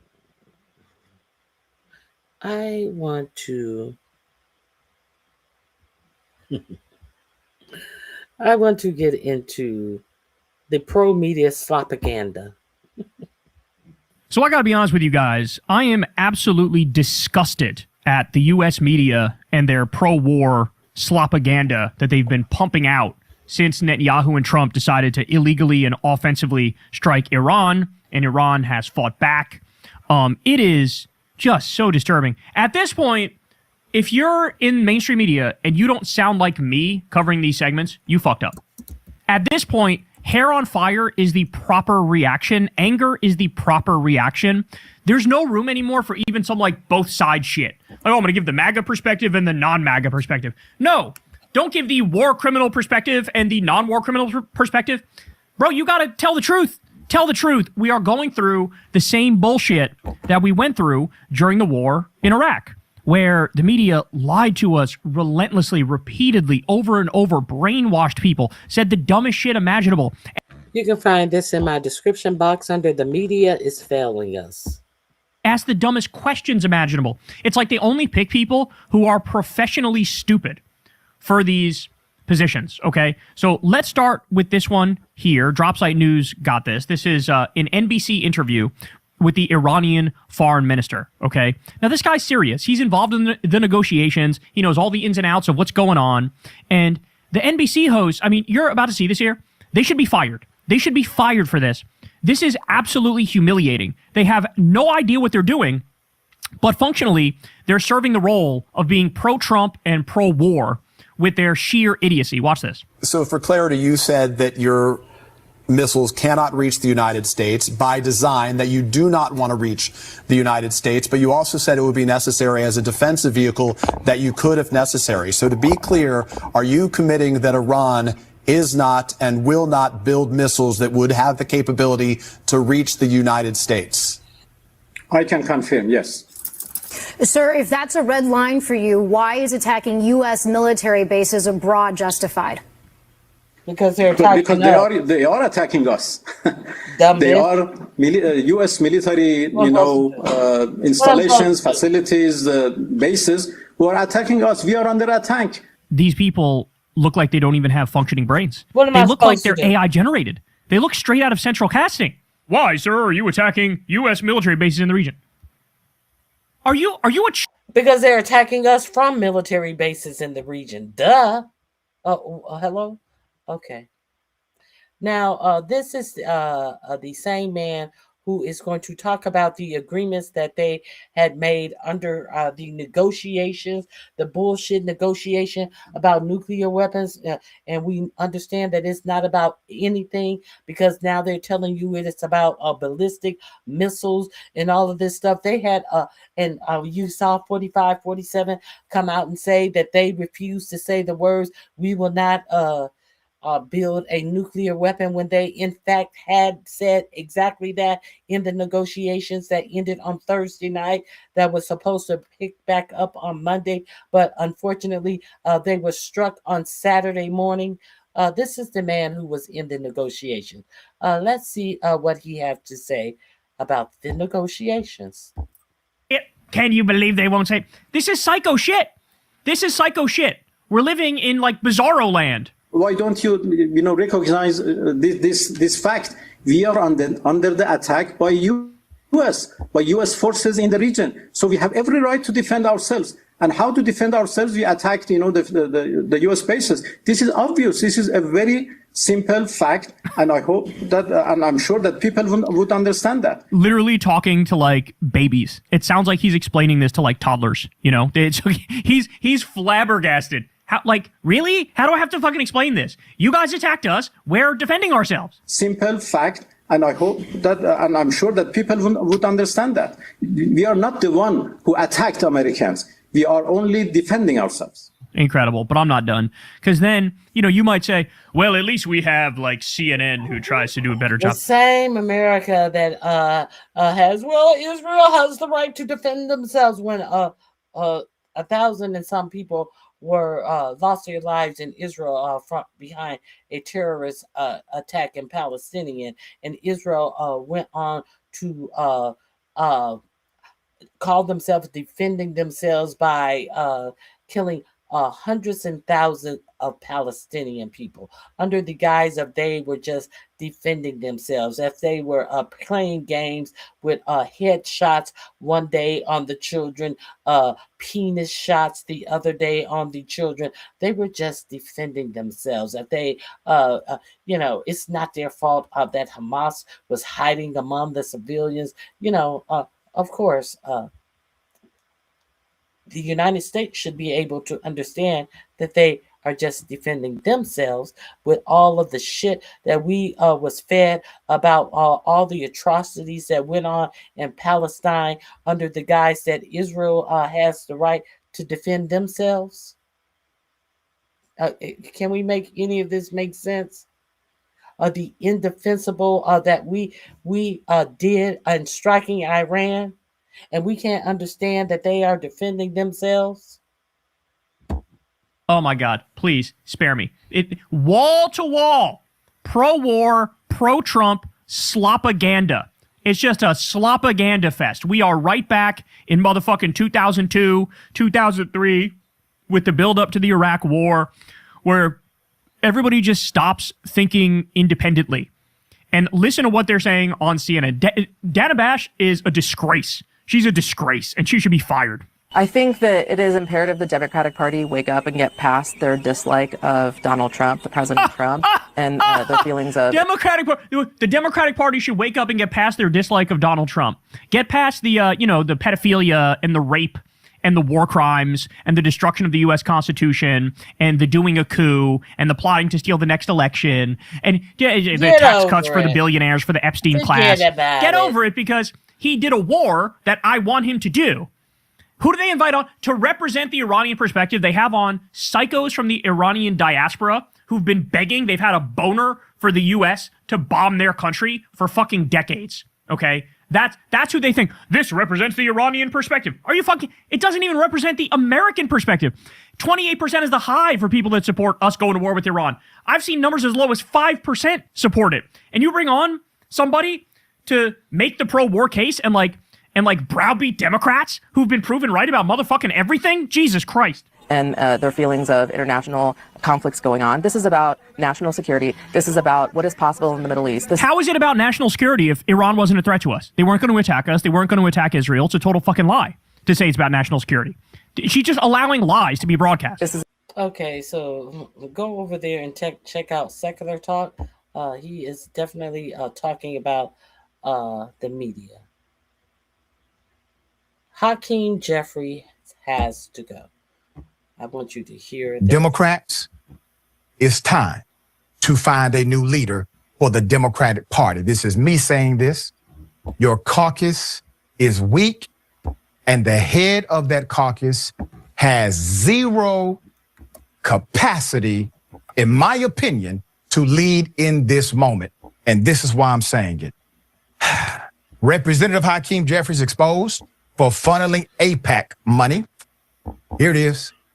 A shadow super PAC linked to Hakeem Jeffries is funneling AIPAC money into Valerie Foushee. Let me repeat that again. Hakeem Jeffries is working with AIPAC to attack our candidate, NIDA alum, in her race for North Carolina's 4th Congressional District. Just last night, AIPAC and the AI industry dropped over $2 million into the race. So NIDA alum gets into the race in December. Right. Which December is 9th. Very late. Yeah. We started working with her in into July, by the way. A March primary, right? But almost at the exact same time, there is this commission that Hakeem Jeffries puts together on AI and the innovation economy.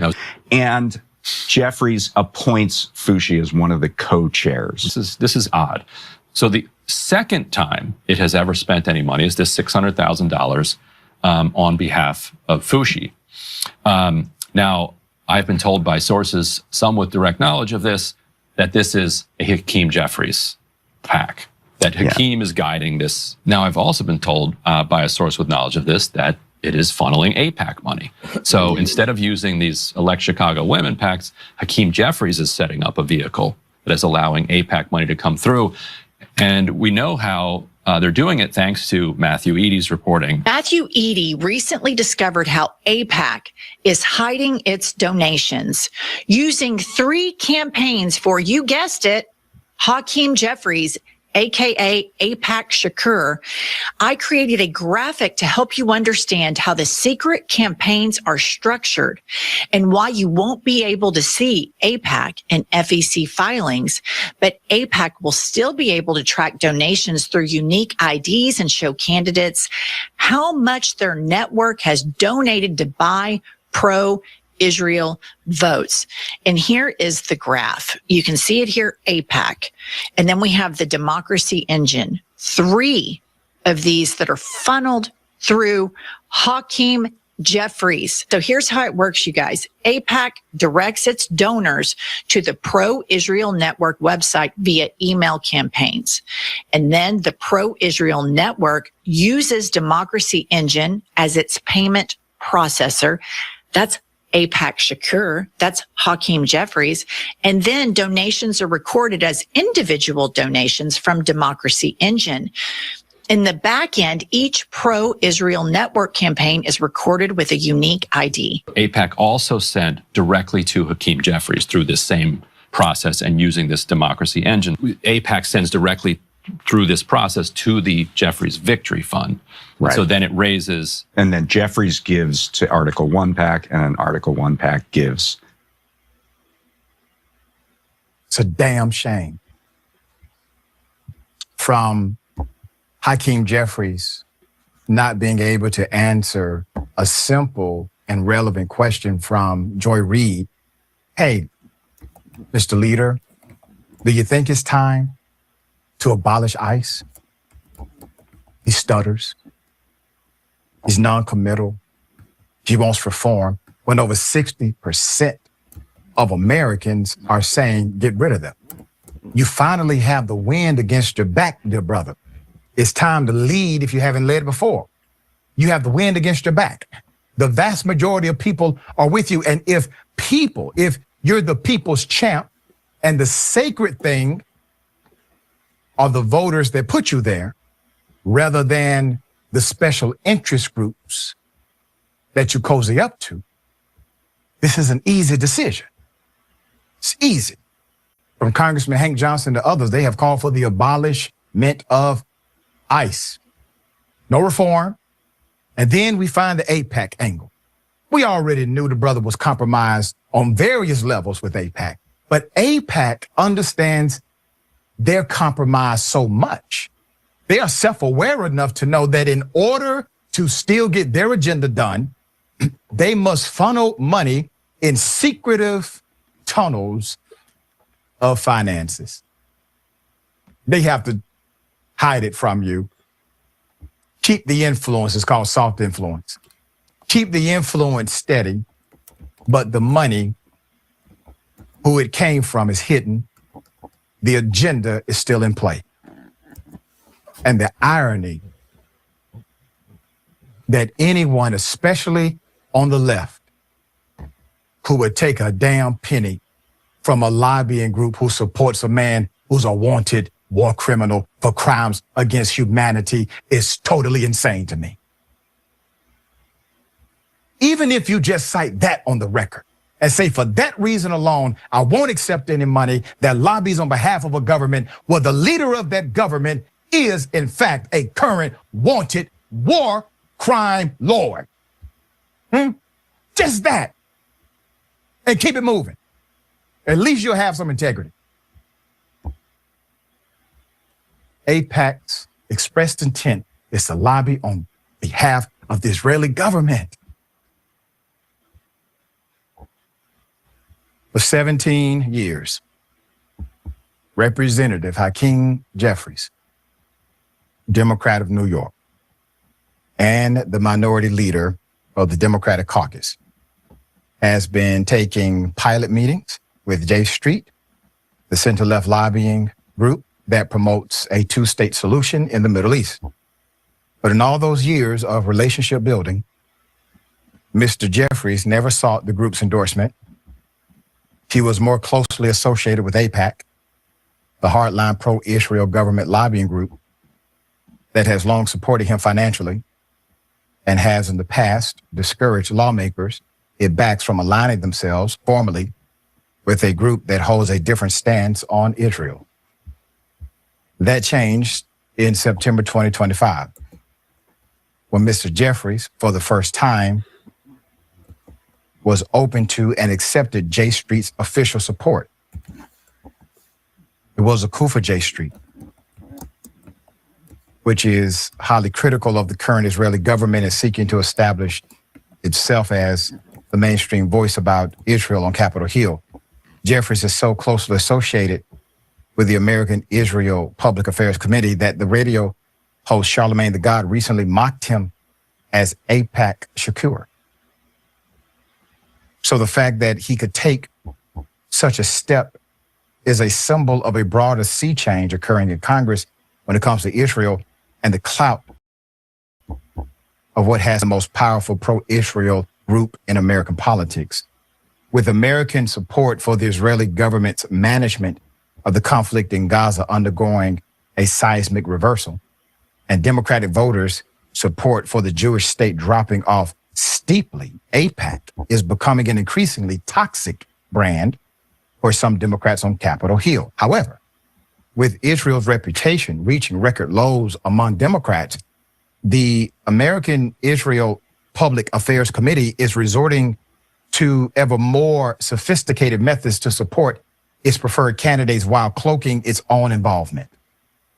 The amount of money that the premier pro-Israel organization is able to spend on elections is extraordinarily valuable to candidates who would otherwise have little chance of winning. But it now comes with a catch. If voters know the money comes from an organization advocating on behalf of the Israeli government, it can do more harm than good. Put them up, full mass. AIPAC road tested its stealth approach in 2024. House primary in Oregon that pitted Sushila Jayapal, the sister of Representative Jayapal, Democrat out of Washington, against Dr. Maxine Dexter, medical doctor. Dexter raised relatively little money throughout much of her campaign. Then saw a last minute surge organized by AIPAC, coupled with outside spending through super PACs, which themselves turned out to be funded by AIPAC also. The timing of the donations meant that there was no meaningful transparency before the voters went to the polls. And Dexter expressed a mixture of ignorance and umbrage when it came to her opponent, suggested the money came actually from AIPAC. Oh, I don't know, not sure. I would have to check the record. The main super PAC in question, named 314 Action, explicitly denied that any funding came from AIPAC. Nope, no AIPAC funding here. A claim revealed as a flagrant lie once disclosure records finally became public. But by then, Dexter had triumphed and was on her way to Congress. Campaign staffer. Okay, there's that. And let me show you one more thing. Let me show you one more thing in regards to this as well. Jeffries, in his own words, when asked about AIPAC money that he is receiving. Let's go here. Goodbye, Hakeem Jeffries. Please go away. This link will be in my description box as well. The name of this video is from the Majority Report. It's named Hakeem Jeffrey Pissed About AIPAC Questions. This is the Joy Reid and I forget his name. Zendejo host talking about the AIPAC money that Hakeem Jeffries gets from AIPAC. Breaking the law right. to support them. So here is that question asked of Jeffries. Question about accountability, and I'll put my cards on the table. I'm against fascists and MAGA and Donald Trump, and I want Democrats to win, but I want the right Democrats to win. And I remember the YouGov poll that came out after the 2024 election said the main reason why Democrats stayed at home was their displeasure with the genocide that's happening in Gaza. And what we've seen is AIPAC. AIPAC now has spent... I just want to make a quick point on that. A lot of people will cite to you the polling that among people who voted, the issue of Gaza was not that who stayed home. Exactly right. It's so frustrating to have political conversations with people that act like the pool of voters that have been competed over, were competed over in the last election or in the previous elections, is the static group that needs to be appealed to. When in reality, since 2016, the Democratic Party has actively tried to curate their voting population and narrowed it down due to like data analysis and micro targeting in this specific Pennsylvania or Wisconsin district to go after more affluent suburbanites. They have narrowed their coalition specifically in terms of the voters that they have pursued. It's about turnout. That's always what it's been about. And that's why Democrats keep losing. A moderate-leaning Democrat, Tom Malinowski, a Democrat, in the special House election in New Jersey 11th District, and we got a progressive Latina, Representative Mejia, who won, who, by the way, says abolish ICE. My question for you, if you're looking for accountability, if you're looking for change, shouldn't Democrats stop taking money from AIPAC that has spent so much money against Democrats? Well, listen, everyone's going to have to make their individual decisions. My view, as it relates to Democratic incumbents, first of all, is that I will continue to stand by every single one of them, whether that's Alexandria Ocasio-Cortez on the one hand, or the most conservative, moderate Democrat on the other, who's sitting in the Trump district, and at all points in between, right? That's That's what I'm going to do as House Democratic leader. Now, in terms of how people individually. No, he may in this interview go on to say that he is proud to say that he gets his that he gets his donations for his campaign from the people in his district who donate on average $74 to avoid answering how much money he actually gets from AIPAC. Yeah, he pivots to this. I showed you. Fundraise. I'm proud of the fact that my average contribution amongst the millions of dollars that I've been working hard to raise for my own reelection that I use to help elect Democrats in other parts of the country is $27 per contributor. That's my average contribution. That's probably.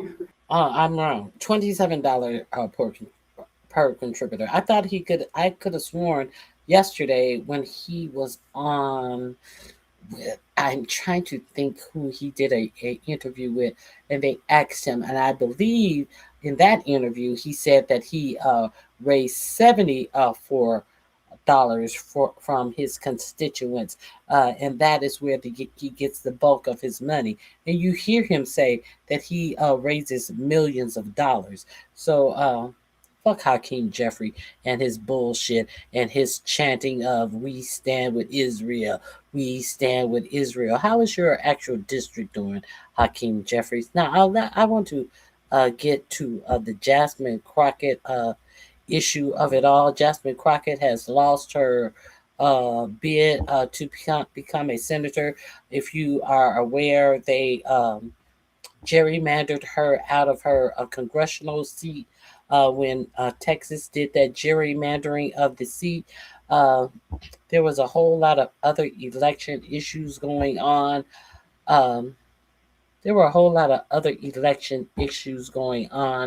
Which made Texas say that voting could go on until 9 p.m. Last night. But then Ken Paxton, who is running for the Republican seat against two other Republicans in Texas, contacted the Supreme Court of Texas and said that he didn't feel that it was fair that the Democrats. Now, he's not in the Democratic primary. This actually has nothing to do with him.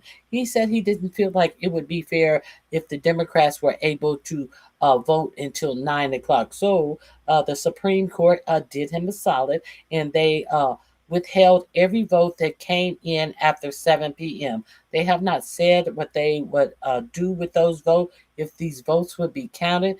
And subsequently, Jasmine Crockett lost the race to Tacopino.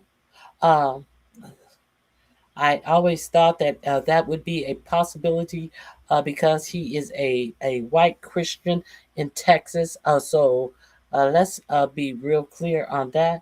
Let me share with you information on what went on in the Texas voting. It was definitely voter suppression. If we are not clear on anything that happened, there was voter suppression that went on.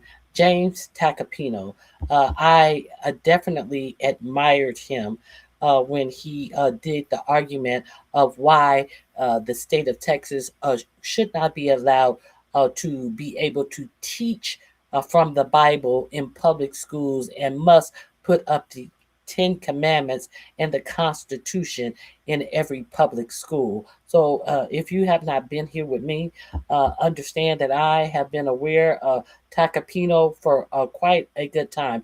He was a state legislator in Texas. He has a high profile in the state of Texas.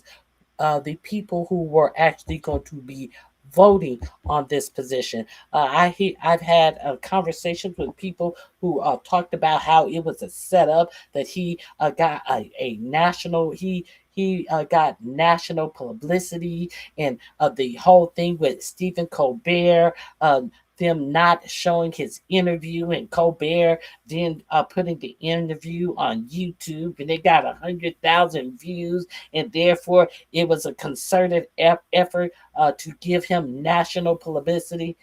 What does national publicity mean to someone who's running for a state senator seat? It means absolutely nothing. So I hate that happened to Jasmine Crockett, but you can always be sure that these Republicans are going to have a hand into trying to disenfranchise black voters. So that's what I have to say about that. So let's get into the whole diatribe about what's going on with that. Let me share this with you. Where will I start? Let's start here. All right, we'll start here.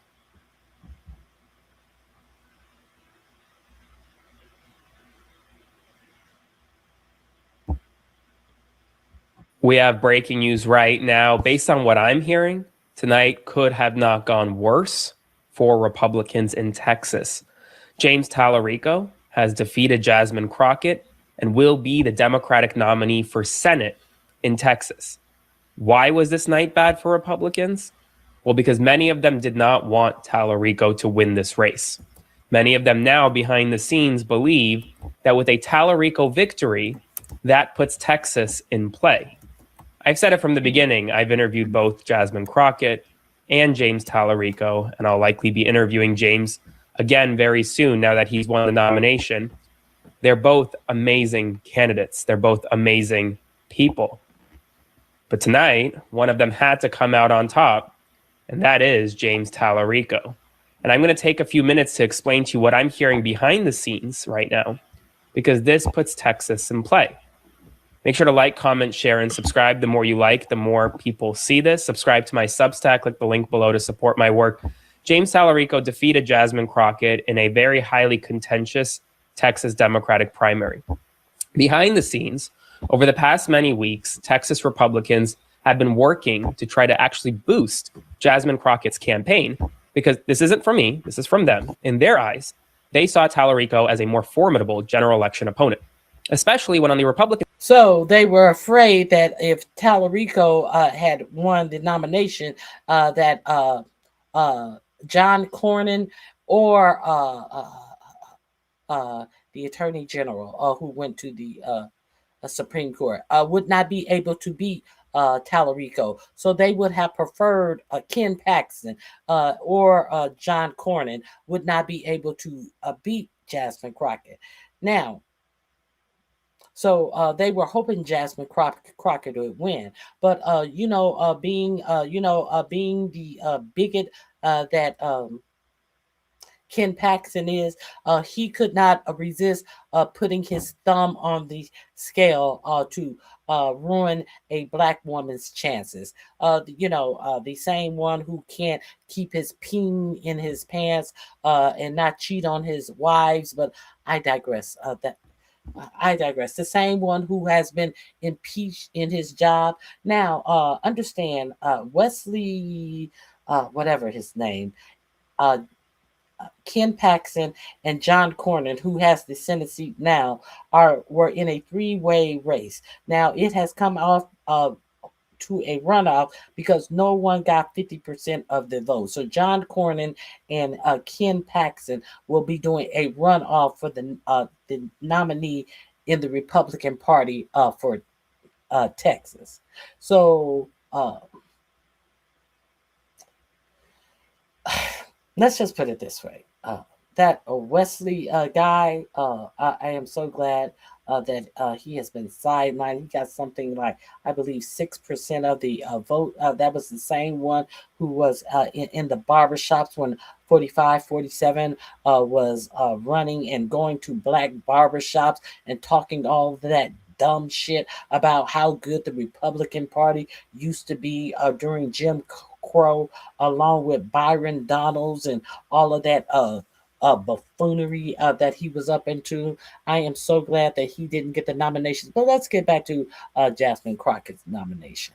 So they didn't think that John Cornyn or Ken Paxton would be able to win against Tallarico. Now, Tallarico has won the nomination. Now, there's one more thing I wanted to say before I went forward with that. Your president didn't put his thumb on the scale for any of these nominees. It is reported that he cannot stand John Cornyn. It is reported that he didn't think Ken Paxton would have a chance in hell of getting many votes because of his being impeached, because of the sultry details about his affairs that have come out. And of course, he didn't put his hand on the scale. He said he liked all three people. So he didn't endorse any of these three people who were running in Texas. So let's get back to the story. Inside, you're likely to have Ken Paxton, the current attorney general, be the nominee for Texas Republicans. Ultimately, that race is going to shake out how it does. That race will likely go to a runoff. They'll still have a primary election. Even if Paxton somehow squeezes it out tonight, he is one of the most embattled that race has gone to a runoff. Texas Senate candidates you will ever see. Ken Paxton has infidelity issues. Ken Paxton has kind of embraced kind of the craziest parts of MAGA and the Trump machine, right? And so national Republicans view this as a bellwether race. And yet he still was not endorsed by 45-47. In 2026. In a way, it's interesting. Donald Trump has won Texas by double digits multiple times. Texas is a reliably ruby red state. But in Senate races, sometimes that changes. In 2018, Democrats nearly beat Ted Cruz in a race where Beto O'Rourke kind of came on the national scene, almost flipped that seat. Then you had kind of Texas becoming solidly red and Democrats becoming relatively obsolete for a few years. And now you have kind of what some experts are saying could be a repeat of 2018, where Texas is back in play. Now, is James Tallarico the favorite in this race? Absolutely not. And anyone telling you that Tallarico has this in the bag is lying to you. Ken Paxton is the favorite. Any Republican, any person with an R next to their name is the favorite coming into this race. But the amount of money that will be pumped into Tallarico's coffers now will make him a very hard opponent. And let's talk about why. Because his messaging over the past many months, past many years, has been fundamentally on point. We're going to go back several years. I want you to listen to the way he went on Fox News when Pete Hegseth was still a host at Fox News. Take a listen. You have made a lot of money personally, and you've enriched a lot of corporations with advertising by getting on here and spewing lies and conspiracy theories to folks who trust you. And so what I'm asking you to do is to tell your voters right now that Donald Trump lost the election in 2020. At least you resolved the lie that is Democrats are now for voter ID. It's not your show, sir, but at least you resolved the idea that Democrats are not for voter ID. in 2020? Real quick. Can you answer the question? Did Donald Trump lose the election in 2020? I'm answering questions. Don't really feel any obligation to answer anything. An uncomfortable question for you? No, it's my question is why. That was him before, while he was a Texas state representative. Watch him as a candidate. I mean, this is not new from tonight. This is over the past many months. I want to talk about the messaging he's used because it's messaging that resonates with a lot of folks. Take a listen. I'm in one of the reddest parts of Texas because I am tired of being divided into teams. Red versus blue, left versus right, rural versus urban. Because the truth is, we're all on the same team. Do you have an elderly parent or grandparent who needs care? So do I. Do you struggle to afford the high price of everything? So do I. Do you know what it means to carry the weight of student debt, credit card debt, and medical debt? So do I. Do you want a safe neighborhood? Do you want a good job with good benefits? Do you want a high quality, well-funded public school? So do I. You're on my team, and I'm on yours. Those billionaire-run platforms and those predatory algorithms, they want to divide this team. The most radical thing you can do in an era of division is bring people together, because we are far more the same than we are different. We have so much more in common than they want us to realize. We have shared problems and shared dreams. Imagine who we could take on if we did it together. Imagine what we could change in this country if we did it together. As one team, we are unstoppable. That's a pretty powerful message. And that's not the only one. I don't know if you remember this one from MLK Day. I want you to watch this one because this message is pretty powerful. Politicians in America will be quoting Martin Luther King Jr. You can't quote "I have a dream" on MLK Day and then legislate against that dream every other day of the year. Dr. King described what he called the three evils: racism, poverty, and war. What would Dr. King say about 10 million children living in poverty in the wealthiest nation on earth? What would Dr. King say about a maternal mortality rate in Texas, which is 3 times higher for black women? What would Dr. King say about a new American imperialism seeking to colonize Greenland and Venezuela? And what would Dr. King say about masked men in unmarked vehicles kidnapping people off of our streets? Dr. King dreamed of a world without racism, without poverty, without war. It's the dream that got him killed. And it's the dream that we must make a reality. That type of messaging could win in Texas. And that's why Republicans tonight are very nervous. Because for the first time in a long time, Texas could very well flip blue. Now, will it? I don't know. I'll be there on election night, maybe not in Texas, but I'll be reporting for you on election night, and I'll let you know. But it could. Okay. Now let's go forward here. That's where I found the announcement before it was officially announced. So here we go. When Jasmine Crockett has just taken the stage, let's go live to that. If it comes in and I'm losing Dallas County, then we know kind of where this thing is going. So that's my news, is that we're not going to have election results tonight, in my opinion, based upon what specifically is taking place in Dallas County. Unfortunately, this is what Republicans like to do. And so they specifically targeted Dallas County, and I think we all know why. So I want you to enjoy yourselves, but I won't be back tonight because I have no idea of when we're going to get results, and I fully anticipate it won't be until tomorrow. So I love y'all too. Thank you so very much for being here. Love you down. I love you down, Dallas. Jasmine Crockett speaking live in Dallas right now. We got to that as soon as we realized she was up at the podium there, but you heard the nut of what she said. She said they are not expecting to have results tonight. She said this is what Republicans like to do. They specifically targeted Dallas County.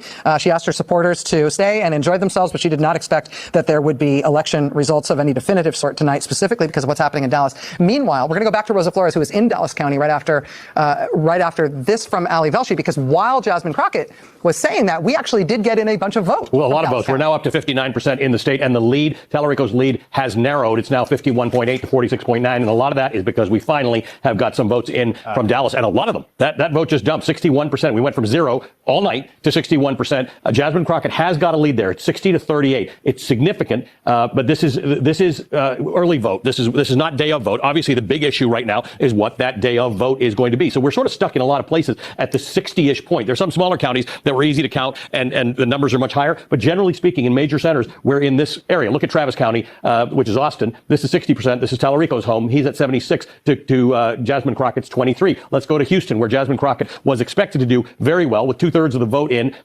Her lead is narrowing, 53.5 to 45 for Tallarico. In Fort Bend, 3/4 of the vote, 77% of the vote is in, 60 to 36. So again,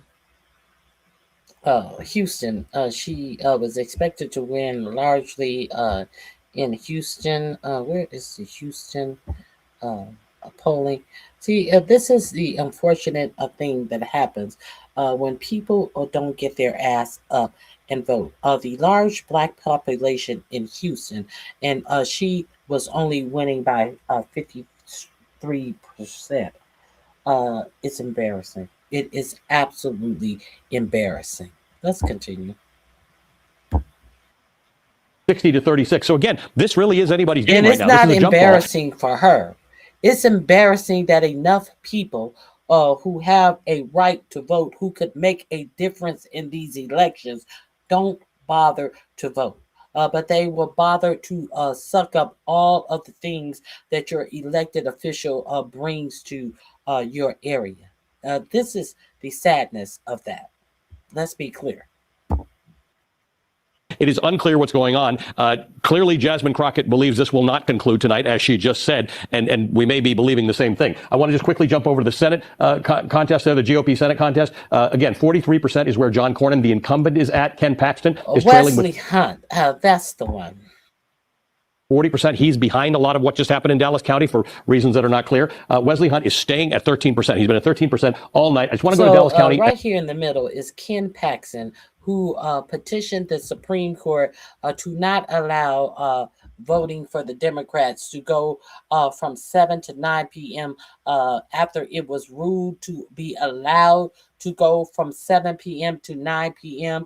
To lengthening the voting times because of all of the shit that had gone on in Dallas behind them gerrymandering and trying to disenfranchise voters. Some voters were under the impression that they would be able to go to whatever precinct they wanted to vote, and then after the last minute they changed it that you had to go to a specific precinct to vote. So therefore people were running around going to the wrong precincts, having to go to a different precinct. So the voting was extended. Instead of closing at 7 p.m., it was going to close at 9 p.m. But Ken Paxton took his ass to the Supreme Court and said, no, we in Dallas, we always stop our voting at 7 p.m. So there was a temporary injunction put in place, even though a judge had ruled that the voting could go from 7 p.m. to 9 p.m. A judge's order ruled that. The Supreme Court ruled for a injunction that they will only count the votes that were done up until 7 p.m. and they would set the other votes aside. They did not say if they were going to count these other votes. Just a voter,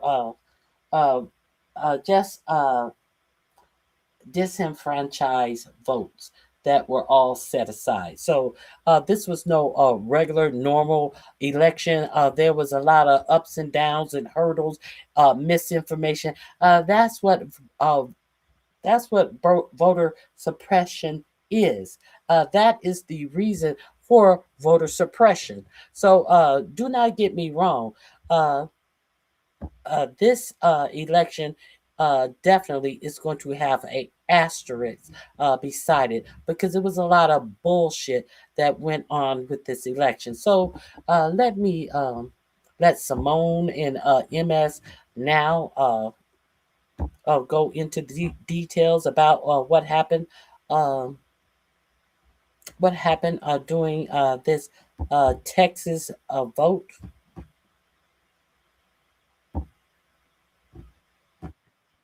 Simone Sanders Townsend, you have been all over this in terms of anticipating some of these problems in these specific counties. What do you understand about the way this has played out over the course of the night and the reaction to what's happened with the Texas courts? So I talked to a number of people on the ground from the Texas Democratic Party because, again, the parties are the administrators of the elections in a primary. This does not apply for the general. So in the general, the state is in charge of the election. So if people think, oh, are we going to have this particular issue come November? No, could be a different issue, but not this one. Lawrence and I were chatting in the green room, and he said, does this also affect the Republicans? And I thought it was a very good question. I asked the chair of the Texas Democratic Party, and the chair said it is their understanding that the judge's order is specific to the Democratic primary because, again, they didn't do a joint primary. So it is only the Democratic votes in Dallas County. So the parties are in charge of this. So the Democratic Party went forth and asked for this extension.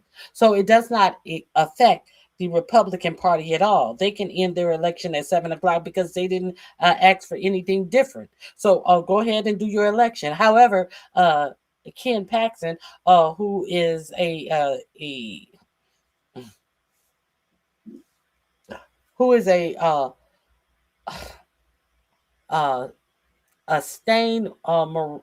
stained person with low morale and low dignity was the one who went to a court to complain about what was going on in the Democratic voting that did not at all represent have any effect on the Republican primary. You understand what I'm saying? Had no bearing on what was going on in the Republican primary. Could not hurt or could not help the Republican primary to go on as they wanted to. But Ken Paxton, with his low morals, decided that he must put his thumb on the scale to harm a Black woman. Let's continue. Particular law that is being cited, Texas Democrats at large, they is specific to the Democratic primary because, again, they didn't do a joint primary. So it is only the Democratic votes in Dallas County. The particular law that is being cited, Texas Democrats at large, they, if we look at the lawsuit that was filed by the Dallas County Democrats, not the Texas Democratic Party. I say that because there are factions within the Texas Democratic Party that say, Texas law is very, very strict. And it's very strict about when people can vote. Texas law, a law from 1985, says that the voting in Texas is from 7 a.m. to 7 p.m. There's only been one time in our recent history, since that law it's 40 years, the law is older than me. It's only been one time in our history, in May of 2024, that an extension has been given. And that was very specific. In Dallas County, a judge said there was a disaster because power was out in polling places in May of 2024. And because the power was out in about 100 polling places, they needed to extend the voting in those polling places. And that voting was extended for that very particular reason. But tonight, what we are seeing, to the conversation you all were having earlier, is the first time that this 1985 law has been challenged directly in this way. And yes, it is the Ken Paxton, who is a candidate on the ballot. Again, this doesn't affect them. It's just about the Democrats. They are weaponizing a law that has been on the books for 40 years to throw chaos into what is happening in the Democratic Party. The last point I'll make is this. There are a lot of votes out there. No one's going to count their chickens before they hatch, or their eggs, if you will. We have not heard from I've reached out to people within the Talarico campaign. They are not saying whether or not yet they are of the belief that Jasmine Crockett is, that we will not know tonight. They are reserving their comment. So if they have some comment, I'll come back. I know Eugene is also talking to them. But I think that we are in a place now where come tomorrow, there'll be some people that'll say, Jasmine Crockett lost this race because of what Republicans did. And then there'll be some people that say, I think she just lost this race because she didn't run a good campaign. Either way, the narrative on this is now up in the air because of what the Republican in Texas decided to do to play in the race. I was going to say that to me is the most important part of this. I don't want to get lost in the weeds here, people. I really don't. This is an orchestrated, coordinated effort. Period. It has been from the very beginning. I just want to know, but it is the law. That is the point I want to make here. It is the law. It is the law. But we've already seen now in Texas and across this country how the law can be weaponized and used to full effect when you want to move the needle in a certain direction, if you want to stop something. And so I just find it, why does Paxton care whether or not Democrats, given the confusion that was wrought in this situation, want to vote for an extra 2 hours? Doesn't change his numbers, right? Doesn't change what's happening on the Republican side. So what do you care for? It's not about where we're standing up for the law. Well, you're reaching back 40 years plus to stand up for a law that no one's had to invoke before. So, I just think we need to understand what's going on here, very much to what Stephanie was saying before and what a lot of us who've been working in this space and hearing on the ground, that all of these things are storylines that are being created that will be used later on. And we just need to understand how they're going to be used now, so we recognize it when they're used later. There is one other element of what's going on here. It's being reported out by the Dallas Morning News that some of the confusion, some of the chaos, some of voters being told to go the wrong place may be the fault or may be attributable to the fact that Texas Republicans just changed all their congressional district boundaries right before this election, and they maybe didn't follow through on all the logistical work you need to do to make sure that people still get to vote in the right place after you've done that. We've got more reporting on that. Oh, so Texas gerrymandered their seats late in the game. And so are you telling me that Texas, after gerrymandering their seats, they didn't follow through and give people the proper facilities that they now had to vote in? Could this be the problem where people were going to the wrong precincts because the precincts have been redrawn on the Texas map? And people were showing up at precincts that they used to be able to vote in, but now they are no longer able to vote in and had to go to a different precinct. So they because of the fault of the so if you don't think that that is on purpose, I don't know what to tell you. Now, that's it. I hope you guys have a fabulous day. I just wanted to end with that information. If you are unaware, this is the bullshit that they were.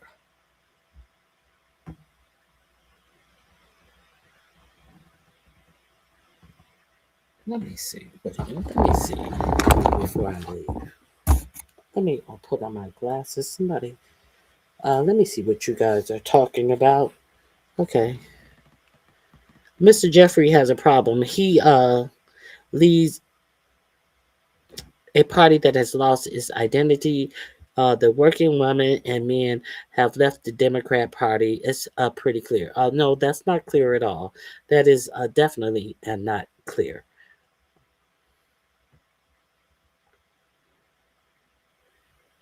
Okay.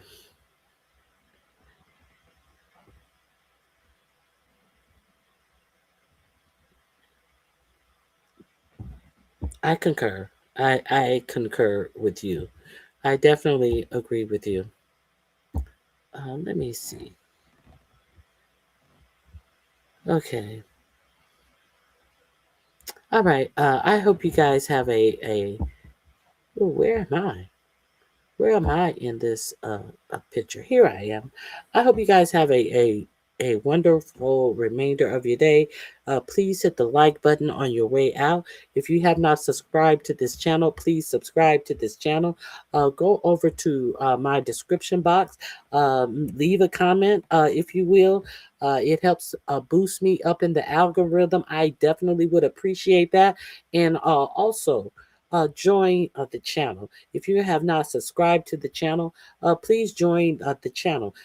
We can agree to disagree. We don't have to be disrespectful. You have the right to disagree with me, but you do not have the right to be disrespectful in my chat. So come on over here if you want to argue with somebody. I'm here for it. So I hope you guys have a great remainder of your evening. And I may or may not be here in the morning. I'm not sure. If I'm going to be here, you'll see me here at 8 a.m. I'm trying to, for sure, be here on Monday, Wednesday, and Friday because this Donald Trump and this Republican madness is a bit much for a 5-day-a-week talk about. So I hope you guys have a great remainder of your day. I will leave you with this. It is always good to follow the money. If you have any questions about anything, follow the money. I'm going to leave you with this. Have a great remainder of your day.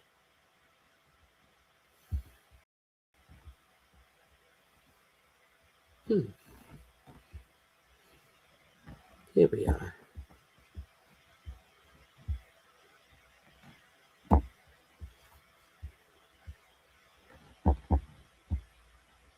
And I am going to present a hypothesis. I do not think that this is about the Epstein files. Hear me out before you get angry. On January 3rd, 2026, when we invaded Venezuela and captured Maduro, we took temporary control of Venezuela's oil exports and commerce. Venezuela has the largest oil reserve in the world. At first, this did not make complete sense because we cannot necessarily use Venezuela's oils because of the crudeness of it. But technically, we do control their oil sales right now. The largest beneficiaries of Venezuelan oil is China, Russia, and Cuba. The other country that China currently gets a majority of their oil reserves from is Iran. Besides Iranian leadership under this current regime, we are currently targeting Iranian naval bases. Why? Because Iranian naval bases are currently attempting to defend the Strait of Hormuz. The Strait of Hormuz is a key shipping lane to be able to get oil to China. China knew that this was going to happen because they have been stockpiling oil reserves since January when the US invaded Venezuela. They currently have enough oil to last them for approximately 100 days. But what happens when that 100 days winds down? Their manufacturing completely stalls. But that's not where this stops. Look at the Q3, Q4 GDP report from the Bureau of Economic Analysis, which is released by this administration. On page 2 of both reports, you will see that the Q3, Q4 GDP is currently being propped up by increased defense spending. Now, who is currently the biggest beneficiary of U.S. production of defense systems? It is not Israel. It is Saudi Arabia. Which country is currently trying to backfill China's oil reserve depletion? Saudi Arabia. Saudi Arabia is currently the biggest beneficiary of us invading Venezuela and capturing Maduro, and also us invading Iran. Our biggest customer of the export that is currently propping up our economy is simultaneously the only country that is currently supplying China with oil. Now, why is the U.S. currently engaging in hypocrisy by propping up Saudi Arabia? $1 billion in 2 Trump towers in Jeddah and Riyadh. $2 billion from Saudi Arabia's sovereign wealth fund into Jared Kushner's private equity fund. $2 billion into Trump's stablecoin, a $5.5 billion Trump golf course developed by a Saudi Arabia developer. Follow the fucking money. Unfortunately, I am spiraling and I have put on my tinfoil hat and I am going to present a hypothesis. I do not think that this is about the Epstein files. Hear me out before you get angry.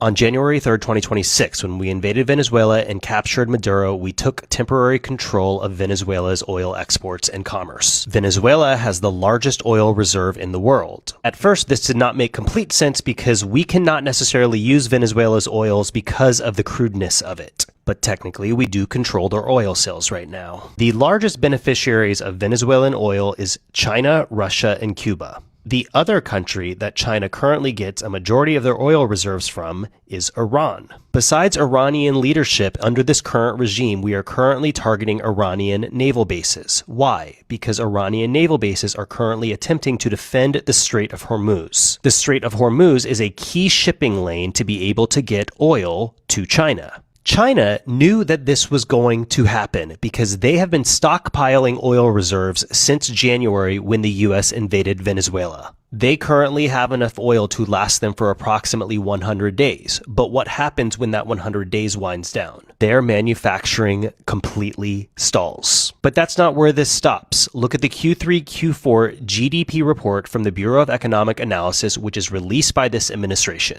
On page 2 of both reports, you will see that the Q3, Q4 GDP is currently being propped up by increased defense spending. Now, who is currently the biggest beneficiary of U.S. production of defense systems? It is not Israel. It is Saudi Arabia. Which country is currently trying to backfill China's oil reserve depletion? Saudi Arabia. Saudi Arabia is currently the biggest beneficiary of us invading Venezuela and capturing Maduro, and also us invading Iran. Our biggest customer of the export that is currently propping up our economy is simultaneously the only country that is currently supplying China with oil. Now, why is the U.S. currently engaging in hypocrisy by propping up Saudi Arabia? $1 billion in 2 Trump towers in Jeddah and Riyadh. $2 billion from Saudi Arabia's sovereign wealth fund into Jared Kushner's private equity fund. $2 billion into Trump's stablecoin, a $5.5 billion Trump golf course developed by a Saudi Arabia developer. Follow the fucking money. Get it? Got it. I'm gone. Hope you guys have a great day. Bye-bye.